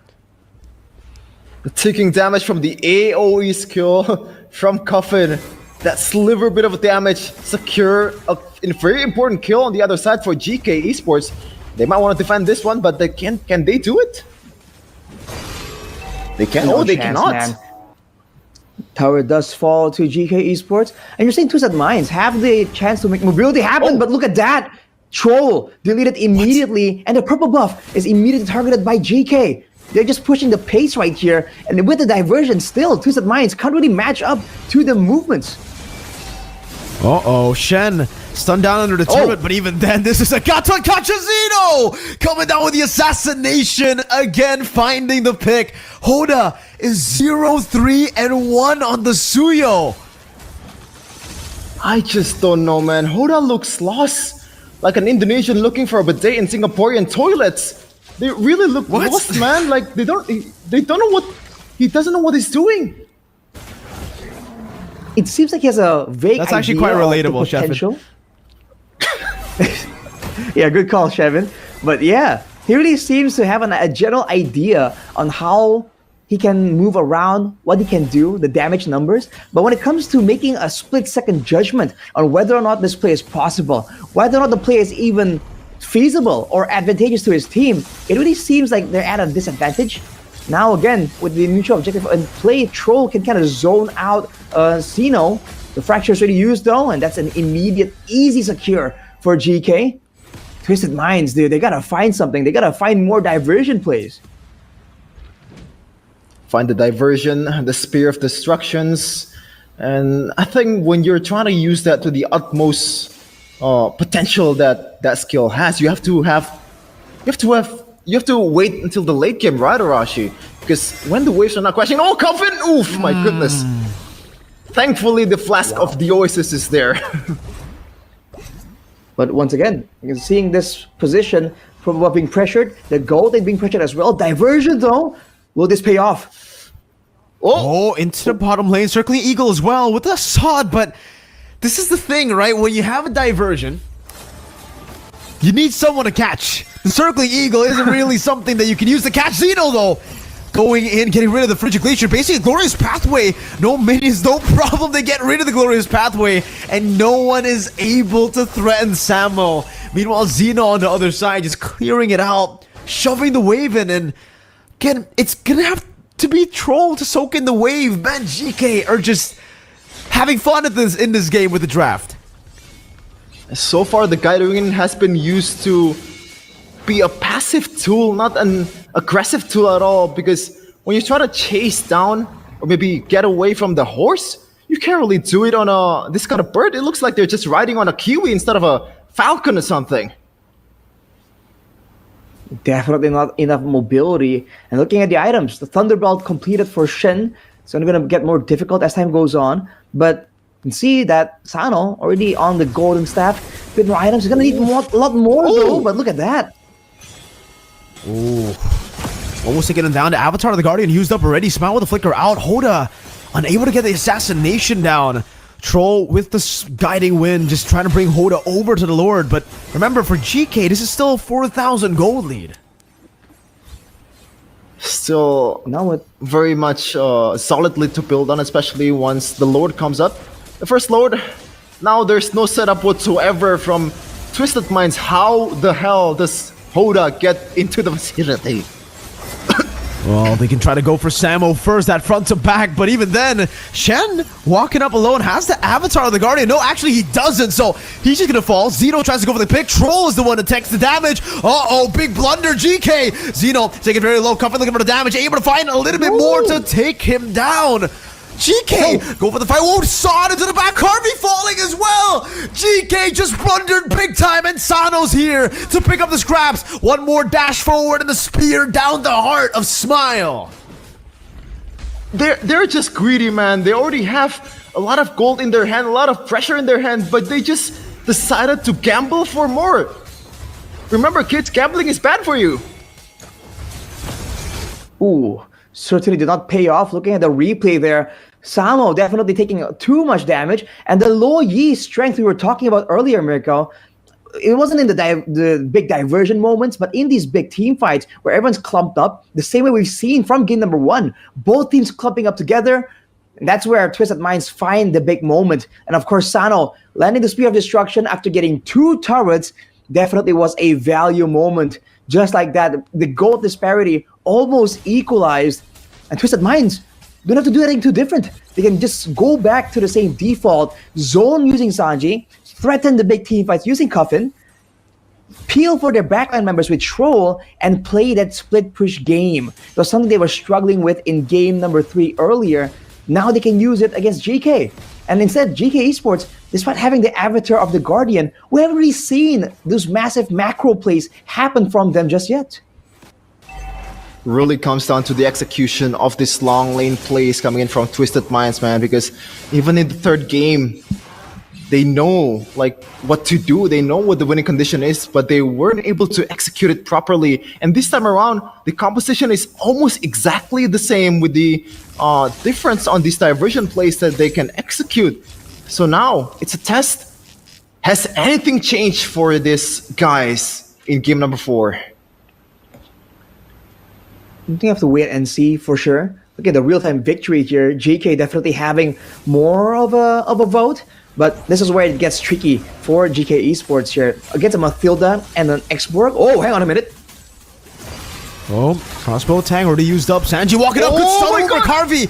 Caught in the last insanity. Still a kill over, but that's going to be the Sod into the back. Smile. Compromising the position. Finally, Sod decides to go for it. Piercing damage over. Shen with a taunt as well. Unable to find it. Yin Yang reaction and the damage from Hoda to finally get the execute. And again, man, GK Esports way too overextended and traded off 2 for 1. Ooh, okay, one more though. Getting the purple buff from themselves. It might be, they're not pushing for the mid turret, but they're just gonna try to zone out all the members of GK Esports from the Lord, from the vicinity. Now, Hoda, this is your time to shine. The Retries is gonna come through. Oh. All right, Samuel's stunned up already. Hoda needs to go for the Retries. Zeno Fracture finding Hoda. That's the best possible target. Sanji unable to get Samuel as well. So at the end of the day, it's actually GK who walk away with a man advantage. They didn't do the housekeeping, man. They gotta zone out, get the bushes, but they didn't do anything of that sort. And now GK Esports has all the time in the world, all the pressure in the world towards Twisted Minds on this neutral objective, Rashi. Oh, diversion. That gets caught. It's not in the bush. Oh no, man, that was really bad. A crossbow tag ready, pops it in early. Avatar the Guardian flickered out of from Coffin. Twisted Minds bought some time. Hoda is back up against Sanji. Gonna go try to go for the steal. The Retribution is gonna be ready there as well, but Zeno still will be able to pick it up despite the Spear of Misery from Sano. Good Terrify over. Sanji looking for the kill. Oh, the flicker outside of the Eternal Guard. Zeno walks up, tries to go for damage, tries to go for the assassination troll. Just needs a few more hits, walks forward. Guiding Wind, one more hit. No, he doesn't get him. A Coffin finds the last shot to take him down. Another 3 for 1 for the Lord. They lost the battle but won the war. Twisted Minds getting the upper advantage in this team fight. And now they can clear this one very easily because they have Sano. Oh man. Are you seeing a pattern here, guys? The Lord keeps falling into the hands of GK Esports. And yet, every single time Twisted Minds are able to find a punish, they were committing so hard right here, allowing the X-Borg, Sanji, to just do so much damage. And afterwards, we talked about the chase potential, having a diversion available, having the guiding wind available. I mean, to begin with, if only Smile landed that Terrify onto the diversion initially, that could have been a whole different team fight. That's how close the margins are that we're playing with right now. And just like that, despite things looking kind of bleak for Twisted Minds, they have once again recovered. And, you know, we talked about this a lot, Mirko. The 1-1 kind of needs to kind of snowball. And you're seeing Carvey desperately go for some of these solo crossbow of Tang outplays. Now, the longer the game goes, Asano has completed the 3-item power spike with the Demon Hunter Sword, the Golden Staff, and the Corrosion Scythe, as well as the Wind of Nature. Twisted Minds have so many more tools to try and play around with. All this mobility that we said was useless in the early game now becomes a massive source of pressure for Twisted Minds to use against GK Esports. Oh man, I want to ask you a question, Mirko, because you are much more, you know this much more than me. Because 1-1 at this point, 1-3-2 for Carvey, and like what do they have to do to make this guy a bit more of a factor in these team fights? Oh man, it's tough. This is the reason I was talking about it for, I think it was game 3, right? It was game 3 where he picked up the 1-1, and for Twisted Minds, we were talking about the Xborg pick possibly, but they went for the CC. Now you get to see why the Xborg is actually quite a bit of value up against the 1-1. You can take a lot of damage to the Faraga armor. Once the Faraga armor gets popped, the crossbow tank falls over, and even then they have a Mathilda. This is a pretty good composition to actually deny the 1-1. So for the 1-1, it's all about just finding the right time. He needs to be very, very clinical with that ultimate. He needs to be very calculative as well. He needs to come in last second in the team fight to get a crossbow attack, or at least in the team fight, he can't pop it randomly, you know? He needs to use it in a way where it can actually translate to a few other members. So it's just going to be very tough for Carvey. Also, the itemization for him, I'm not a big fan of the Golden Staff, if I'm going to be honest with you, you know? Especially now that we've seen a lot of different other players around the world go for other picks over the Golden Staff. I think the Windtalker is a great option. I think the Melphic gun actually. Whoa! I thought that hit. That actually went through Carvey. It seemed from our screen at least. I don't know what happened there, but again, yeah, for Carvey, Golden Staff a bit too greedy in my opinion. If he wanted to go for something else, maybe even. Yeah, again, Melphic Gun or Windtalker could have done him a bit more justice with a bit more mobility over the Golden Staff. But for the Golden Staff, it's more attack speed at least when Twisted Minds are there to take the damage. What? I'm still baffled by that interaction. If I were to be Sano, I would be complaining to Munton. What was that? But now Rashi, it looked like it hit. It really did. Already has the advantage on towards the Lord, and Sano is on the other side. SOD is already up. Oh, Glorious Pathway coming down. Sanji able to escape with the guiding wind. Zeno walks up, forcing the Circling Eagle. Troll with the Circling Eagle forward. That's a good Eternal Guard over. Hoda gonna be stun-locked over there with the crossbow attack ready as well. But Hoda is in the midst of it all. Can he go for the retreat? It's Cuffin who steals it away. Sano so able to cut away. Carvey, no crossbow attack. Twisted Minds desperately running away. Zeno barely getting out with a dash. But Twisted Minds can play with the Lord. Diversion with the flex over Zeno. He did not expect it. Sano gets the pick over. Walks over. Smile now trying on the flicker as well, but gets caught by the Circling Eagle. Twisted Minds, the losing draft doesn't matter. The diversion is a big distraction over to GK. Carvey walking over again. A minute away in the mid lane. Can they go for the clear? Samo, a chunk of HP taken. Sanji putting on a bit of those stacks over. And luckily for GK, they'll be able to defend, but there's another big wave up top. Oh man, they fell asleep at the worst moment, and now they're trying to close out the game. Still one wave though. Can they actually do it? Winter Crown of the Avatar of the Guardian connecting onto the back. Smile gonna be not up just yet. That's a Circling Eagle to bring them out again. Another last insanity over the Carvey. Wind of Nature won't save you from that true damage. Twisted Minds against all odds. They pull off a comeback. It's match point for Twisted Minds. Their minds are twisted, and they're twisting everyone's minds with their execution. Oh my goodness, man. Cuffin. The 2 kills from the AoE skills. And also, the Stolen Lord. That should not have happened. Hoda was not in the vicinity. They have the retreat. They have all the tools. They have all the CCs. They have all the control. And somehow Cuffin got it in the end, Rashi. Man. Wow. I mean, that was a close fight, dude. If you look at it, right, the setup in the first place was already so razor thin margin-wise, because you can see that if you look at the highlights here, again and again, that burst damage is available for the side of GK Esports. But afterwards, right, especially the longer the game goes, Sanji is able to catch up, get a few more kills. They're able to get more pressure using Sano here with their split push play. It's just so good. They're just kiting backwards again and again, and the combination of the Moskov and the Lo Yi both independently having ways to kind of stop a diver, to try and land some crowd control and maintain distance.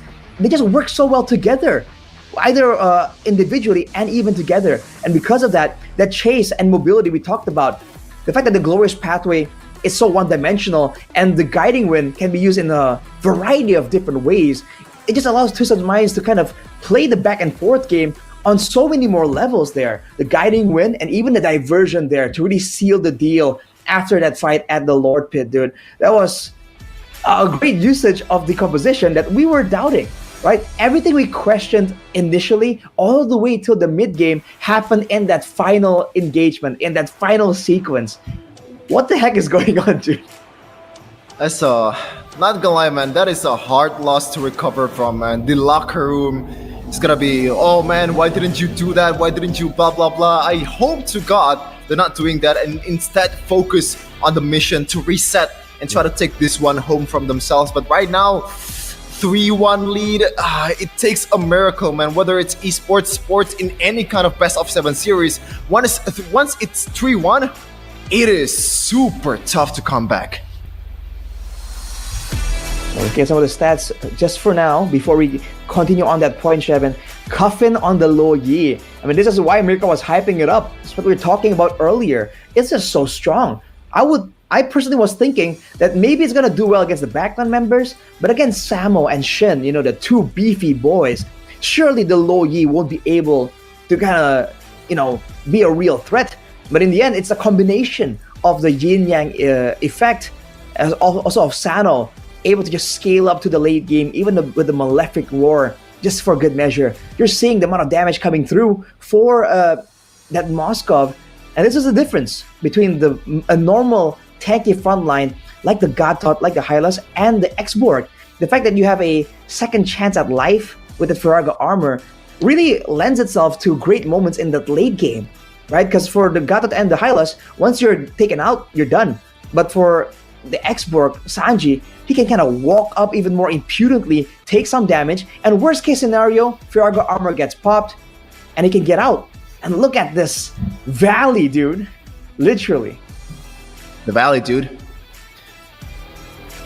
The valley. The valley, dude. Man. A lot of value. Yeah, it's God, man, like, they have all the tools in the world, man. At that, I believe it was like very early in the late game.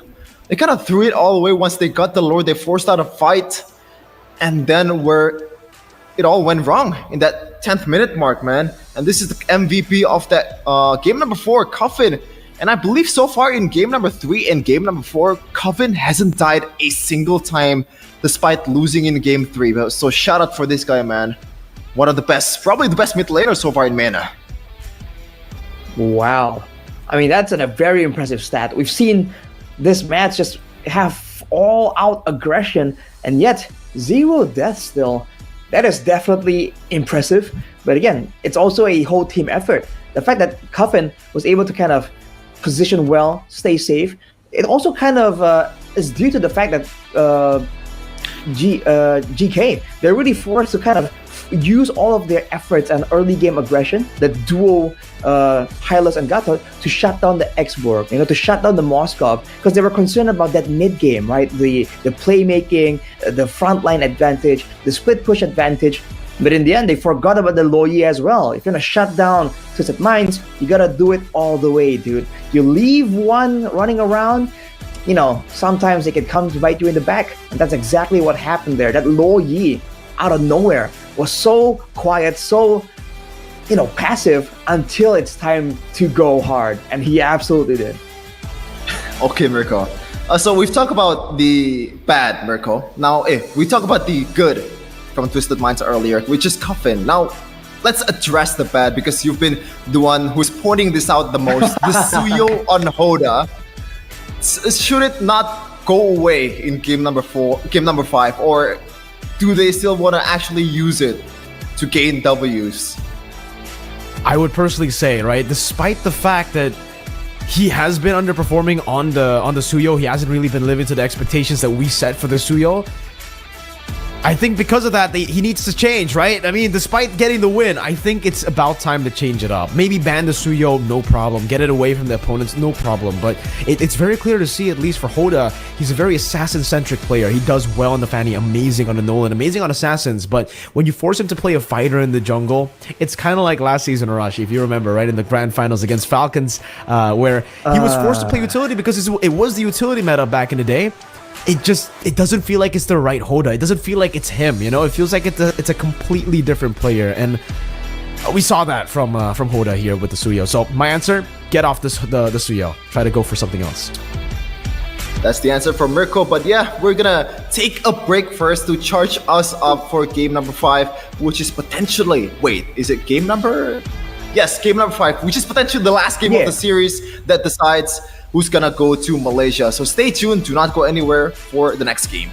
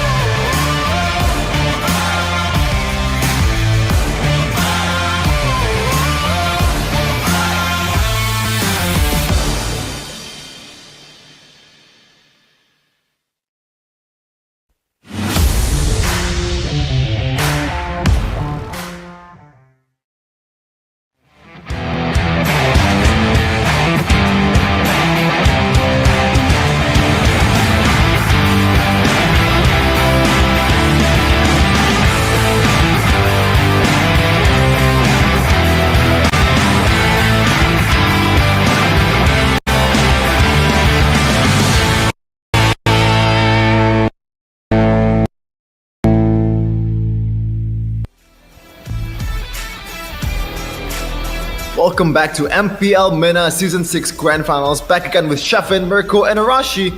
And we're about to witness game number 5, which could be the last game of the series of this season overall for MENA. And Twisted Minds, man, we've talked about it earlier in game number 4. It was a losing draft, as our analysts would say, but somehow they did it.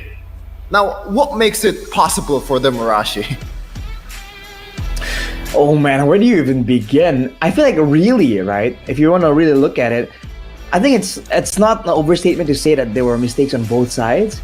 But I think that in a game with mistakes on both sides, then the late game composition just gets so much more value, right? That's how it goes. There's a bounty system for a reason. And in that game, the fact that in the late game, you got the diversion, you got the Spear of Destruction, you have all these tools that we said, like I said, right at the end of the game as well, all these tools that weren't really useful in the early to mid game, they were unable to use.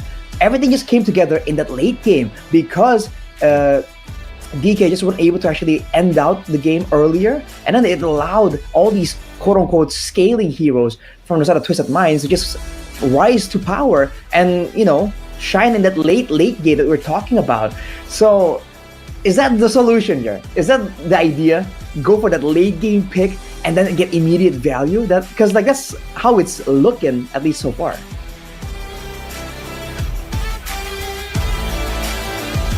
They've been super dominant so far, man. Like Twisted Minds, even game number 3, which they kind of lost, you know, it's winnable for them. And this game probably shouldn't have happened if they were able to execute it a bit better. And now they're looking to close it out and won in once again 5 games in this Grand Finals, because last season it was 4-1 against Twisted Minds, and now they're en route to win in 4-1. How poetic is that? Wow. Pottery. It's very, very poetic. Yeah, definitely poetic here. The performance of Twisted Minds, just their route to get here too, right? They were top 2 in the regular season, but coming into the playoffs, especially after losing the first round there against Falcons, the very team that actually knocked them out, that forced them to not make it to MSC, they did it. I mean, they showed the world that right now they're at their peak, man. And up against such crazy favorites, GK not dropping a single series so far, going to the Grand Finals with a pretty spotless record, I would say. I don't know how they did it. It really is poetic because Falcons had the exact same route just last season. They had to battle it out in the lower brackets to make it all the way to the Grand Finals. And even then, a lot of people were writing them off already up against Twisted Minds last season. It's really, really cool to see that Twisted Minds are going through the same exact arc. And it's always these kind of superstars, man. These guys have been in the game for so long. These guys have been favorites for so long that I would say last season they were a bit too overconfident. They got humbled, and now they're coming into the Grand Finals as a humbled version of their former selves, the better version of their former selves, no longer underestimating their opponents. And the fact that GK, this is their first time ever making it to the Grand Finals, Twisted Minds do not see that as a weakness. They see that, they respect that, and that's why we've seen the plays happen here. They've just been disciplined. They, even after making so many mistakes, the old Twisted Minds, after making these many mistakes, they would tilt.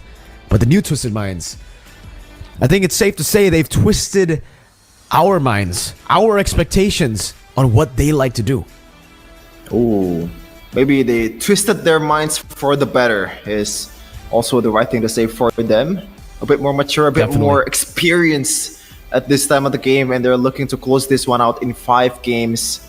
Man, Arashi, now we're gonna look at the other side from GK, because they have to pull out all the stops. They have to, you know, show all the cards that they have at this point, because this is their very last lifeline.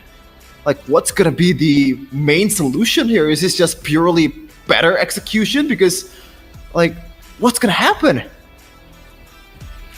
Oh man, in the grand scheme of things, the fact that Twisted Minds were able to get to match point in a comeback fashion, you can almost say that's like one of the worst case scenarios for GK here, right? They're trying to make sure that they can turn this around, they can kind of win it out. But then they were so close, and now they're further than ever, it really seems. With Twisted Minds being at match point, let's see, man. The final effort for GK. They've shown that they can adapt before, they have to do it one more time, and even more times after that, if they want to take out Twisted Minds and prove themselves the victor here in the Grand Finals. Well, the good thing is they're now on the blue side, so they have a say to where the draft is gonna go. But Twisted Minds, obviously, in the red side, they're not a pushover either. They can actually hold their ground and win it out against GK in a few games so far in the series. And now it's still the Fanny for Hoda, being banned, being harammed in this match. Definitely a bit too dangerous to let open, but for GK, they're banning with the Gatot as well, recognizing its potential, its power. You have to wonder, being first pick here, the question always is, what exactly are they looking for, right? What's that main pick? And in a sense, whatever they're banning here is the potential tools that can be taken by Twisted Minds themselves. So if it is the Suyo, we've seen that it has potential, but it requires a lot more coordination. If it's going to be something like a Mathilda, something like a Phoveus, it's a lot more straightforward, man. And we've seen it proven that the simpler the solution is, the easier it is to implement, especially in a game with so many things kind of swirling around together, right? The pressure, the adaptation, the predictions, right? All of these things. The simpler your game plan is, the neater your execution can be in the Land of Dawn. And that could be the approach that GK can take right here, being first pick. Ooh. Man, a few of these bans coming through as well here. Let's see what GK are actually going for. The fact that they actually ban out the Mathilda means that they want to go for the Suyo. They don't want Twisted Minds to pick up the Mathilda there to try to counter it or try to outmaneuver it like we've seen before. But again, for Twisted Minds, I feel like this conversation that we had right after game number 4, we can bring it up again. Will Twisted Minds get the Suyo? I think for GK, if they pick up the Suyo, Twisted Minds will be happy. They'll be happy to go for the Nolan. They'll be happy to go for the counter instead. Not even really a counter, but in a way it is. If Hoda is playing it, they somehow are able to execute it. GK actually don't go for the Suyo. Maybe they've caught on as well. Maybe they're like, no, we want you to go for the Suyo. We don't want you to go for these assassins. So either you pick it up or we get that combo, Suyo plus Phoveus. You have to keep in mind, though, this is also a Phoveus without the Mathilda. It's not nearly as threatening, as strong as it was, like we saw in game number 2, I believe. So now, I have to see for Twisted Minds here, what's the idea? Do they really want to go for that Suyo yet again? I think we've been unanimous in our vote here that Hoda hasn't really shown that brilliance, that power of that hero. But the Edith, a very popular pick in the region, and the Moskov that has been so critical, so crucial in playing that late game macro, has fallen into the hands of Twisted Minds. I love this, man. A late game insurance and also a very versatile pick here in the first pick for both Sanji and also Troll potentially. And right away, GK, in the previous game, they actually banned the Aurora, but instead goes for Aurora and also CC. Now, is this a CC gold lane? Is this a Phoveus? Yes. I don't know, bro. Maybe it's a CC jungle or something. It's a CC gold. Well, actually, you're right. That's a good question because at first thought, it's definitely going to be a CC gold, right? But last time I saw this was SRG, Cram, and Innocent. It was Cram on the CC, Innocent on the Phoveus gold lane. So there's a possibility for that to happen. They're still going to go for the Suyo pick here, Twisted Minds, despite the fact that they've actually thrown the Suyo as last pick in the first phase. Aurora, though. Despite the fact that, we've been talking about how Aurora has been winning games, here it actually hasn't. The 2 times it's been picked up, it's lost. Oof. Kind of poetic how that's playing out, honestly. For GK, though, 2 fighters, so they still have the same kind of aggression they want. And it's going to be a tough order for Hoda once more to be an assassin against 2 very mobile, very chase-heavy fighters here that can punish his aggression and his flanks to the backline. But with the Aurora available earlier, we saw that the Valentina becomes a great option. If we can get the Frigid Glacier as well. Will they be banned away, though? Or will there be other picks that can be prioritized over that Valentina? Because we've seen that the Valentina's win rate in the region is actually not so impressive. Also, the bans coming through to the mid lane from GK Esports. They saw the Luoyi, they saw the diversion coming in from Coffin, and they don't want to get cuffed by this guy. And now is it gonna be the same bans here from Twisted Minds? They've already banned the Ling. Might be going for a second jungler ban. What other assassins are still available? The Julian's still there. The Nolan is still there. But are they gonna actually put some emphasis towards those junglers again, or is it just Ling is that OP? Let me get this off the board, kind of thing. So it's gotta be the Nolan. Oh, The trend still continues. Okay. I think it's the idea is to just ban away all these mobility tools, right? Because we talked about how the Moscow was just so important, and now even if he's up against a fighter gold laner, potentially here from GK, I think he can still have a lot of impact. But with a Ling or a Nolan in the picture, it's a bit more difficult, right? So with the Yve ban from the side of GK, though, Twisted Minds, they go for a Minotaur. Oof! Wow. wow. Man, Interesting. It makes sense up against the Jawhead. It makes sense against this dive, especially up against these melee heroes. And they go for the Faramis. Oh man, they're really playing for sustain and a long team fight here, which makes sense up against GK Esports. But remember, it's all about setup for the Suyo in the early game. If we're talking about late game here, I have no doubts that Sano will do well. But in this game, I believe this is going to be two Vengeances. Samo and Carvey will be going Vengeance. So even then, he's going to have to be very selective. Super selective and a bit more safe on his approach in the early to mid game. Because the setup is really just, I don't know, man. I feel like at this point, at this patch, a Tigreal is just a better pick, a better setter than a Minotaur, because Minotaur is just way too telegraphed. But the good thing is the fighters that they're gonna face off against, they don't have any kind of flickers, they don't have any kind of purifies. They have to go for these vengeances. Can they actually use that to punish? Is the question in this game. Well, the Mina also brings a lot of survivability to the backline, technically. So that's the additional benefit, right? The reduction and the healing, especially if you add the Flask of the Oasis on top of that. And you have to remember, now the Moskov has a partner in crime. In the late game, if you forget about that Edith, she's gonna zap you down. Let's see though, is it gonna be the last game of this season, number 6 for MENA region? Or GK, will they prolong their fight in this grand final series? Let's see what's gonna happen in the Land of Dawn. I guess we'll just have to see for ourselves, ladies and gentlemen. Let's see, potentially the final game right here. And off the bat, you can see the Purifies and the Vengeances, right? Two very opposite mindsets coming through for both these teams. This is game number 5. Game that is the most important for both of these teams. Can they actually make it to M6 and also GK, their last lifeline? But so far, Zeno has been jungling quite well with the pathing as well. Did actually take the... Oh, he actually takes it.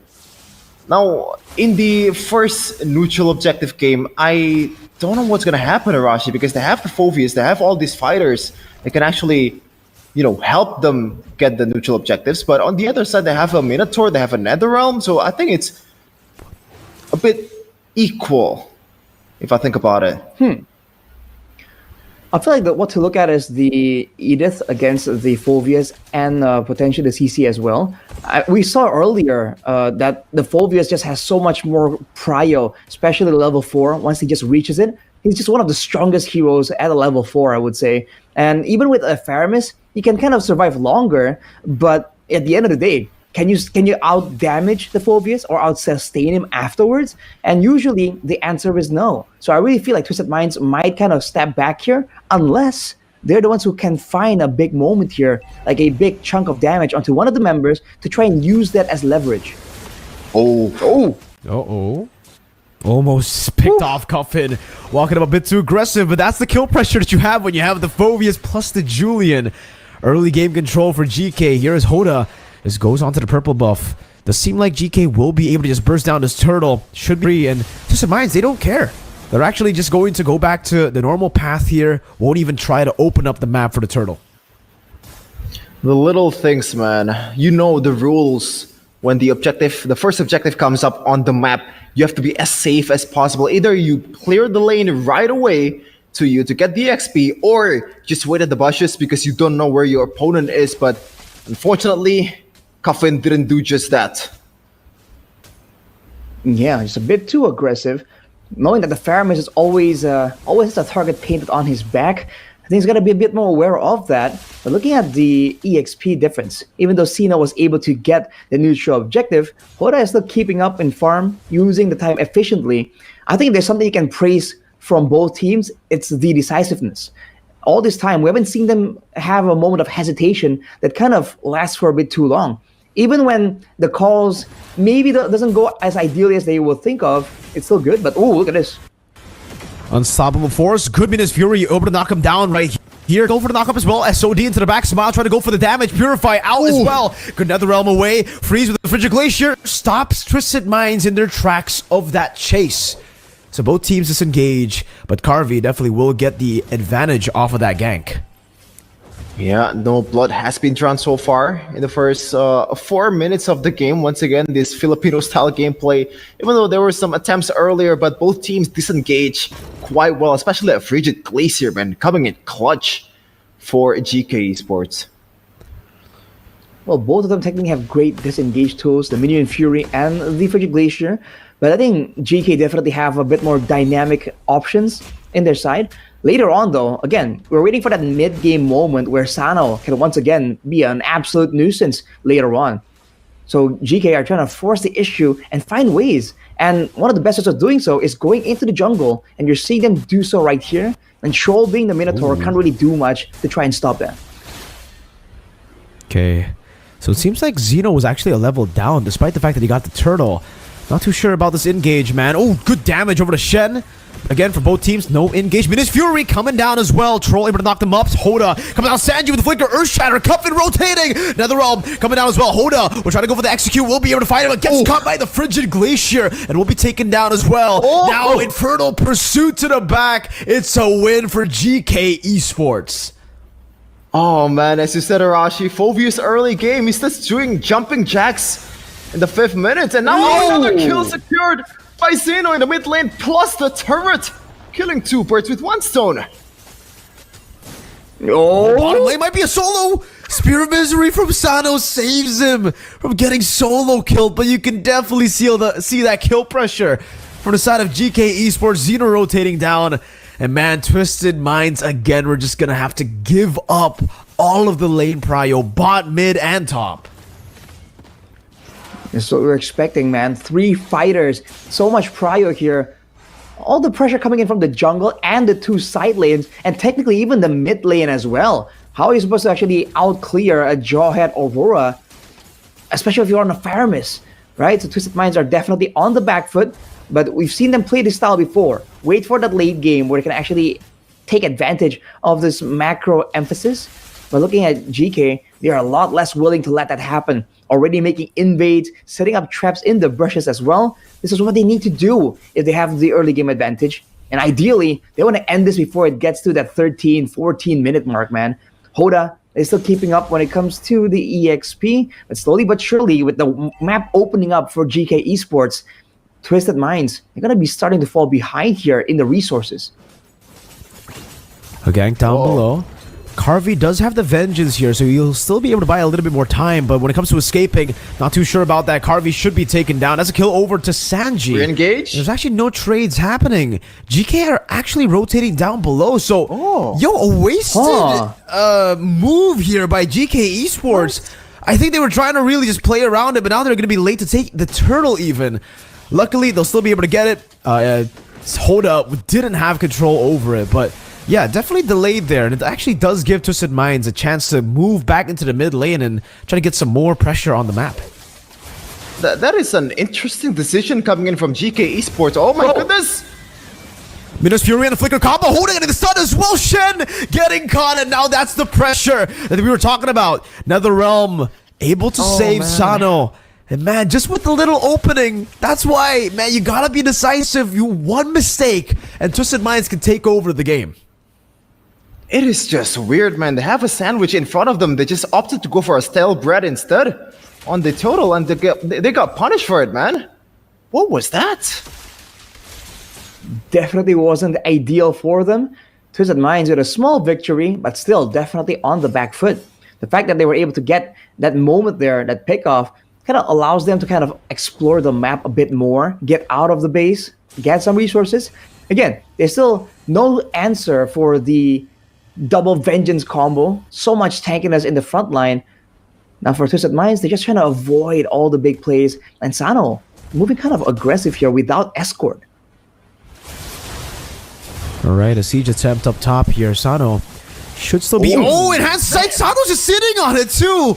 Oh man! The damage ridiculous. Hoda getting the stun down on the Shen. Gee, that was just one enhanced sight. You sit on it for long enough, you're dead, Sano. He's got to be careful about that. Well, at least Zeno is already earning Sano's respect by now. Sano will not be able to do that again, knowing that a single sight. Sanji. Oh my goodness! Tries to open up the map, gets obliterated. Doesn't even pop into Primal Wrath there. And yeah, we'll just be picked off. Not a chance. GK, they know that the Lord is coming up. Twisted Minds are trying to set up for something. But man, Sanji, definitely a bit too far from safety. Twisted Minds are setting up for that split push again. But GK now have a lot more prio, a lot more ways to kind of nuke down this Lord, with Sino being so ahead in the jungle. That is the first Lord of the game secured by GK Esports. Oh, so far, 4.5k gold lead. That is a lot in the 9th minute of the game. And they're just running down to the second tier turrets of Twisted Minds. It's looking pretty bad for them. But once again, it's just that Arashi, that late game potential, that wave clear of Sano is going to come in handy when the time needs it to be. Actually, on the top side, I thought Sano was going to get a turret at least in exchange for their troubles, but it wasn't even taken. He was kind of so respectful of the potential solo play, the potential gank coming in from the EXP, from the gold laner, from the jungle as well. Just backed out of there, wanting to play it safe. Looking at his items, one item away from the quote-unquote trinity of the marksman, but everyone else, they're just way too squishy at this point. Even their main frontline Sanji, you can see earlier, got obliterated. Yeah, it's going to be a very late 3-item power spike, man. Usually we see 10, 11 minutes. I think he might get it at the 12th minute, looking at the way or the pace of his farming right now. But it should still be defendable here. Kuffin actually taking a whole lot of damage. Gotta be careful again. Holy Defense is still here to save them. So Twisted Minds will be able to clear out this Lord, but they're going to lose all their tier 2s, that's for sure. GK making quick work out of these waves, out of these turrets. And the Holy Defense in the mid lane has been popped as well. Hoda getting the stun down. Forcing a flicker from Smile, actually. A bit too overextended there. So Smile still has to be very careful. Still has to be very wary of a possible kill threat from Twisted Minds.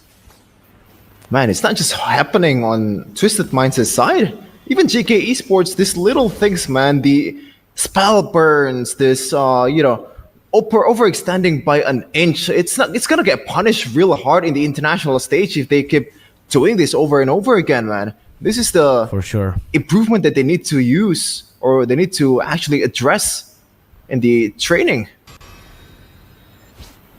I know, the 6k gold lead. GK actually backing away for quite a bit, but Shen eyes an opportunity. Opportunity to take the orange buff for free. Takes it away, and man, Twisted Minds are just getting choked down in their own base, man. Just gonna have to use the minions to their favor, and GK Esports is not just gonna let that one go towards Twisted Minds. Actually freezing the lanes and all that stuff, getting them as little money as possible, knowing that Sano is gonna pop off if he's given the time. Now, for Twisted Minds, what is the solution to this neutral objective battle? Do you just want to concede and wait for Sano? Do you want to go for the Hail Mary at this point? Because I just don't see that happening for Twisted Minds. I don't think they have an avenue to go in. We'll see, but look at this. It's already zoning them away, man. Infernal Pursuit, Shen! Oh, flicker forward, ejector over to Troll. Flicker back as well now by Troll. So flicker for flicker. Meanwhile, Sano actually still on The wave up top. This is a split push potential of the Moskov, and so far, it's a Twisted Minds win. It's a Twisted Minds favorable trade. That's another turret that's gone down, and I need to make a move fast. Oh, that's going to be the ejector over to the Earthshatter. Hoda dealing damage over to Zeno, taken down by the Minus Fury. Hoda caught again. Infernal Pursuit taking him down. SOD over from Sano to go for some damage. Carvey walking up, cancelled out. Sano going for more, poked down by Smile. 2 for 1, but that's ultimately worth it. They got 2 turrets off of that. Yeah, that's W's in everyone's book, man. 2 turrets and all that's left. Even the Holy Shield is already triggered by Twisted Minds. And now, at this point of the game, even though the jungler is gone, they might have a chance to actually go for the steal the way GK Esports executed the fight just now at the next neutral objective battle, Arashi. That was really, really good, man. The fact that the Minion Fury lands on everyone, the fact that Sano got the 3-item power spike right before the fight even begins, that was just so good. But Sano opted to stay there. Now Twisted Minds, rinse and repeat, same play. Well played. Mind games. He's playing Really chess well played. in Run of Dawn. No, checkers even. Oh man, this is incredibly well played here. Twisted Minds holding on to the Lord, and Sano's just gonna stay there. He doesn't need to oh no, he does! Twisted Minds have to hold on this. He has SOD anyways. Oh, way too respectful, and now Lord are gonna be taken to reset. Cuffin caught the ejector. NetherRealm used up already. Cuffin's still able to escape because Troll is able to back him up right there. Buys immortality in time. Sano rotating as well, but Troll is compromised, isolated. A bad call from Twisted Minds. They had control over the Lord. Oh, man. Oh, sometimes you just gotta gamble with the risk, but Sano playing a bit more safer at this time, which is why he's so far 0 death. But now he might be paying that to his team's favor. Twisted Minds, they're down 6k plus the Lord, second Lord of the game. Can GK Esports actually close it out in this time around? It's going to be a tall order. You have to remember that they're up against a Minotaur and a Faramis. But this was that play earlier. Again, there was a ejector that allowed the Earthshatter from Sanji to actually land on 2 members. And that was a follow-up coming in from the Minotaur. But look at this. On the bottom left corner, already a base attempt. But you can see the clearing happening for the side of Twisted Minds here. Again, they can't really approach carelessly because they're all fighters. Against a Minotaur and a Faramis, it's going to be very difficult. No sieging potential, man. Absolutely none. Oh, the 3-man stun over. Shen with the ejector and the flicker combo. But it's over on to Sanji, who's still able to use that primal rat, dealing damage. NetherRealm a bit too late, but Samuel's going to be taken very low. Taken down Sano in the midst of it all. Now with the help of the NetherRealm, still able to escape. Zeno walks up, gets the enhanced chain. GK looking for Hoda. Getting a 2-man stun. That's an all-in. Sano's just free hitting. GK, they might have been too much, and they could chew. Twisted Minds on the chase. The curtain call coming down. 2 base turrets for GK. But look at the kills. It's 4 for 2. Twisted Minds might be able to go for the push in the mid lane. Oh, they might go for the push, but I don't think they're just... they're gonna be able to end just now. There's still 1 member there, and the respawn time for Samo is gonna be on time when they're about to take the mid turret. And they actually take it. A lot of value here. Just glory. A stun over to Carvey, gets executed before he can do anything. The base wide open, the minions cleared out by Samo. That will deny the end, but man, they've staggered Carvey enough to get more pressure on the map. Oh boy. No base turrets available, and yet still the aggressors. They're trying to find something instant, something quick right here, but the mid base turret is the only thing they can get. Now it's back to the waiting game, and technically they can still play that macro style. But man, GK Esports, that was a very expensive blunder. Twisted Minds have caught up in gold. And this is a late game with good scaling. Oh no! He got displaced out of the SOD. Won't be able to connect. Hoda in the back alone up against Smile. Dashing forward, finding the execute. This time the assassination. Shen down. Smile down. Hoda jumping forward over to Samo. Hoda a bit too aggressive, but still, that's the backup. Now with Minus Fury getting him some airtime. SOD not ready just yet as that's going to be the winner crown used up. Sanji going for the Earthshatter. Cuffin executing him. 10 seconds for the Lord. GK, they might have made a mistake that could have costed them the game. Twisted Minds on match point 3-1. It's Zeno and Carvey, the two members, the true imports that they brought here to try to win it all. But it's gonna be Twisted Mind still doing enough damage. Now into the mini waves. Carvey buys immortality. Carvey still able to survive. Zeno gets the immortality as well. Smile spawns in back in the game, and that will not be an end angle for Twisted Minds. Hoda will clear up the wave. Samo, 10 seconds necessary for him to respawn. Twisted Minds will go on to the Lord, and they surely will be able to take it with Samo still down. It's free for Twisted Minds. They pulled off the comeback. Now, 18 minutes in, this is an evolved Lord. How do they handle this? Oh my goodness, the Mission Impossible was executed perfectly by the imports. It was as clutch as it gets, but the job is not done just yet. There's still a tall order for defending this Lord, defending these waves coming in from Twisted Minds. A chance for glory, a chance to get to Malaysia, a chance to represent the MENA region. It's now or never for these guys. Evolved Lord in the mid lane. Hoda getting the sun down onto Samo. The Frigid Glacier is massive! Finds 4 members. Sano's still free, hitting the back. Minion's Fury from Troll! Despite the fact that they got imports, the full MENA lineup and Twisted Minds will go through the lower brackets, will twist the odds, and will take the victory 4-1. What a way to close out the season! Twisted Minds! The comeback, the turnaround, the 180 that they pulled in this game is absolutely massive. And this 5 made it all happen in the stage. And we are all witnesses to their greatness in their regions. Congratulations to Twisted Minds, the victor, the champion of Season 6 Mobile Legends Professional League, Middle East and North Africa region. Wow, man. You give them an inch and they take a mile. You just cannot leave any windows open because Twisted Minds, they'll come at you straight up. Phenomenal performance. Ladies and gentlemen, give it up for Twisted Minds.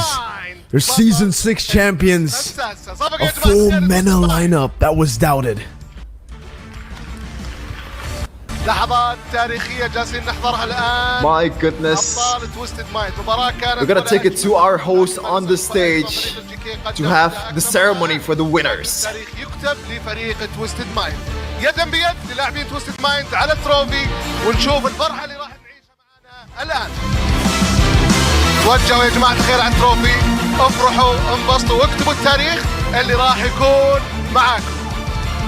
شيل شيل شيل شيل. ألف مبروك يا جماعة الخير، فرحة ولا أجمل جالسين نعيشها الآن مع موبايل ليجن أبطال النسخة السادسة تويستد مايند.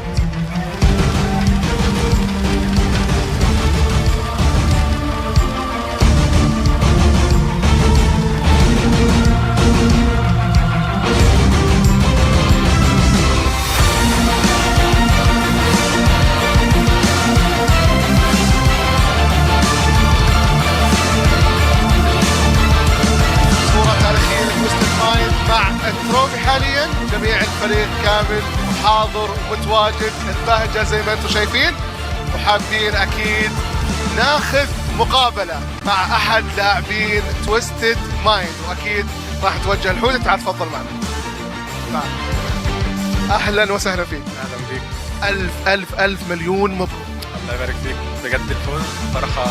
بس بأمانة يعني كنت متوقع ان انا هكسب، بس ما توقعتش ان انا هفرح بالطريقة دي. فرحة حلوة. طيب كلمة توجهها لجماهير تويستد مايند.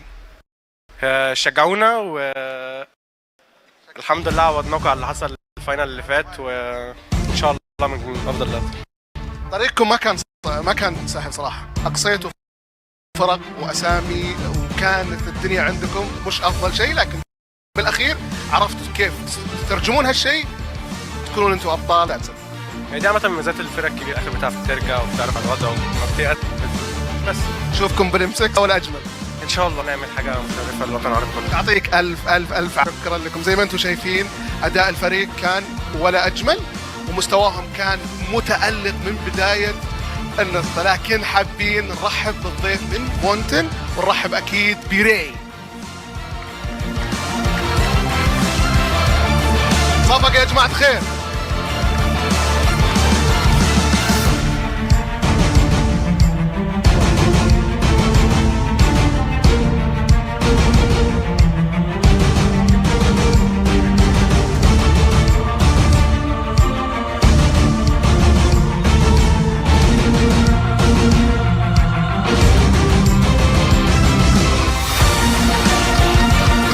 صفقة يا جماعة، نبغى نسمع صوت كثير.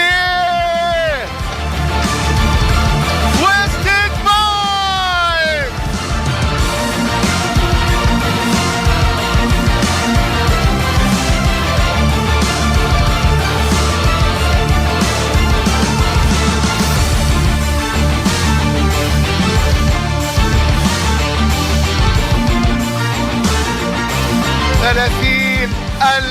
$30,000. اوه يا تويستد مايند، انبسط يا تويستد مايند، عيش اللحظة يا هينك اليوم.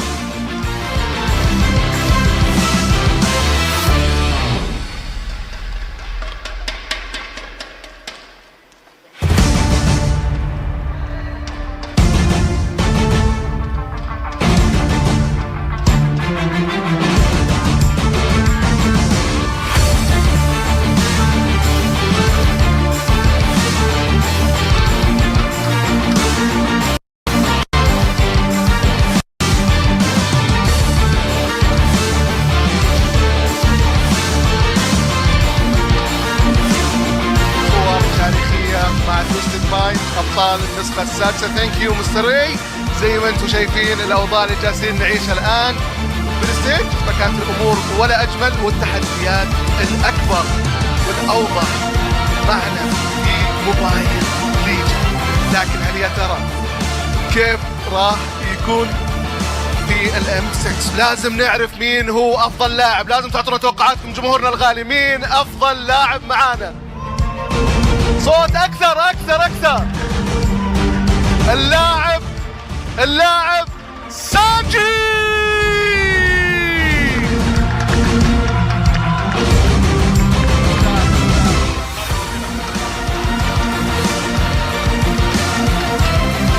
صفقة سانجي ما اسمع يا جماعة الخير. افضل لاعب MVP MPL MENA السيزون السادس، $2,000.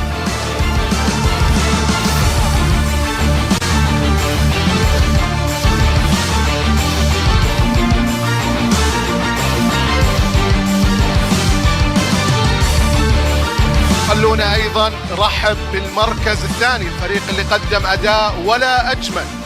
سبق الفريق GK Esports.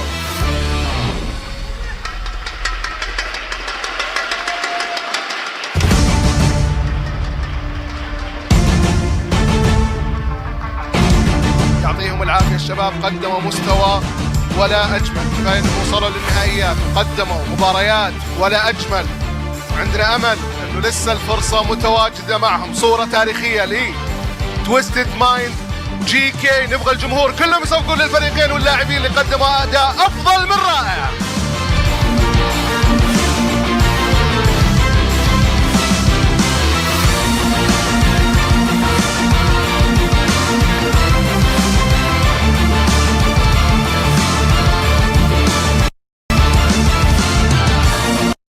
مشاهدينا الاعزاء، حضورنا الكرام، اتمنى انكم استمتعنا في المينا السيزون السادس. مباريات كانت ولا اجمل، كان عنوانها تويستد مايند ووصيفه ايضا GK Esports. لكن راح ننتقل الاستديو ونشوف ايش المعلومات اللي كانت معنا في البيست اوف 7.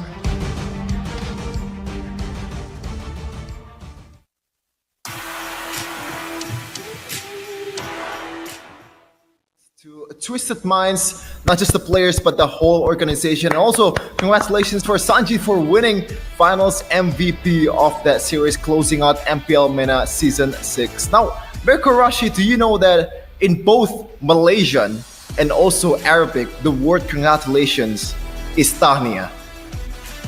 Both. Oh, that is very interesting. Really? Yeah. Not I just familiar, realized man. You that. would know, Shevin. Yeah. What do you mean by that? Well, again, congratulations. Exactly. Because you speak Congratulations Arabic, regardless, bro. What a way to close it off, You're man. probably declaring that you can speak Arabic earlier. What do you think I meant? Probably like 0.01% of the vocabulary in Arabic. I can speak it, but yeah. Learning like Arabic for 6 years, by the way. But yeah, what a way to close it out. In game number 5, they were actually in the back foot and able to come back, as we were gonna take a deeper dive into the stats earlier. A composition that's maybe a bit too brave by GK Esports, and to be fair, it worked out until the late game comes, Arashi. I think they really got lost when it comes to actually sieging the base, because that is one of the weaknesses of this strat. You have to remember that back then, 2 fighters in the side lanes was a thing, and the same problem is still there, right? You can keep winning, keep snowballing, but you need to make sure you snowball so hard that even without a gold laner, even without high ground, long range, you can just dive in and seal the deal. The thing is, they're up against a Minotaur and a Faramis, so it's almost like for GK, they shouldn't really go for the win on the neutral objective. They should try and make sure that they win out in a fight and capitalize on a moment where Twisted Minds were just not around, not respawned to actually save their base. But because they allowed that time and they forced the issue with the Lord as they were supposed to, it just allowed Twisted Minds to play this defensive game with so many layers of protection, and it allowed them to eventually come back on top, not in small part due to Sano here, the MVP of the Grand Final Game 6 on that Moskov, just finding a way to to scale all the way to the late game. Even in the itemization, understanding that it doesn't even matter if he doesn't go for the win of nature, he just needs to make sure that he has that damage. And as far as defenses go, the Minotaur and the Faramis can take care of that. All he is concerned about is having enough firepower to burst through the fighters and, possibly just win in a 1v1. Because that was one of the biggest tasks there, surviving the 1v1, not getting picked off, and he had 0 deaths, which is very cool. But now, take a look at this VT real quick. حاب أوجه رسالة لكل الفرق. ممكن تكون محظوظ إنك توصل الفاينل، لكن صعب تكون البطل. وإن شاء الله أداءنا بيكون بعد المسكس أداء يعني مختلف عن كل المشاركات السابقة.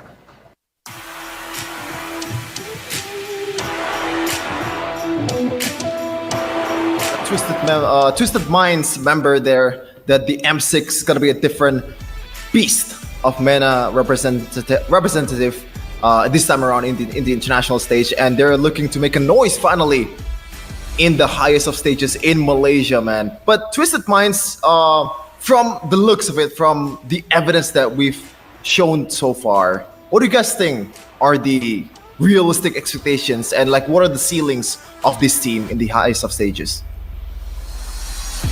Oof, the ceilings. I feel like at this point, I think that you can see that there's ideas behind the draft, which is really cool to see, right? They have an idea and a game plan, technically, ideally, how things would go.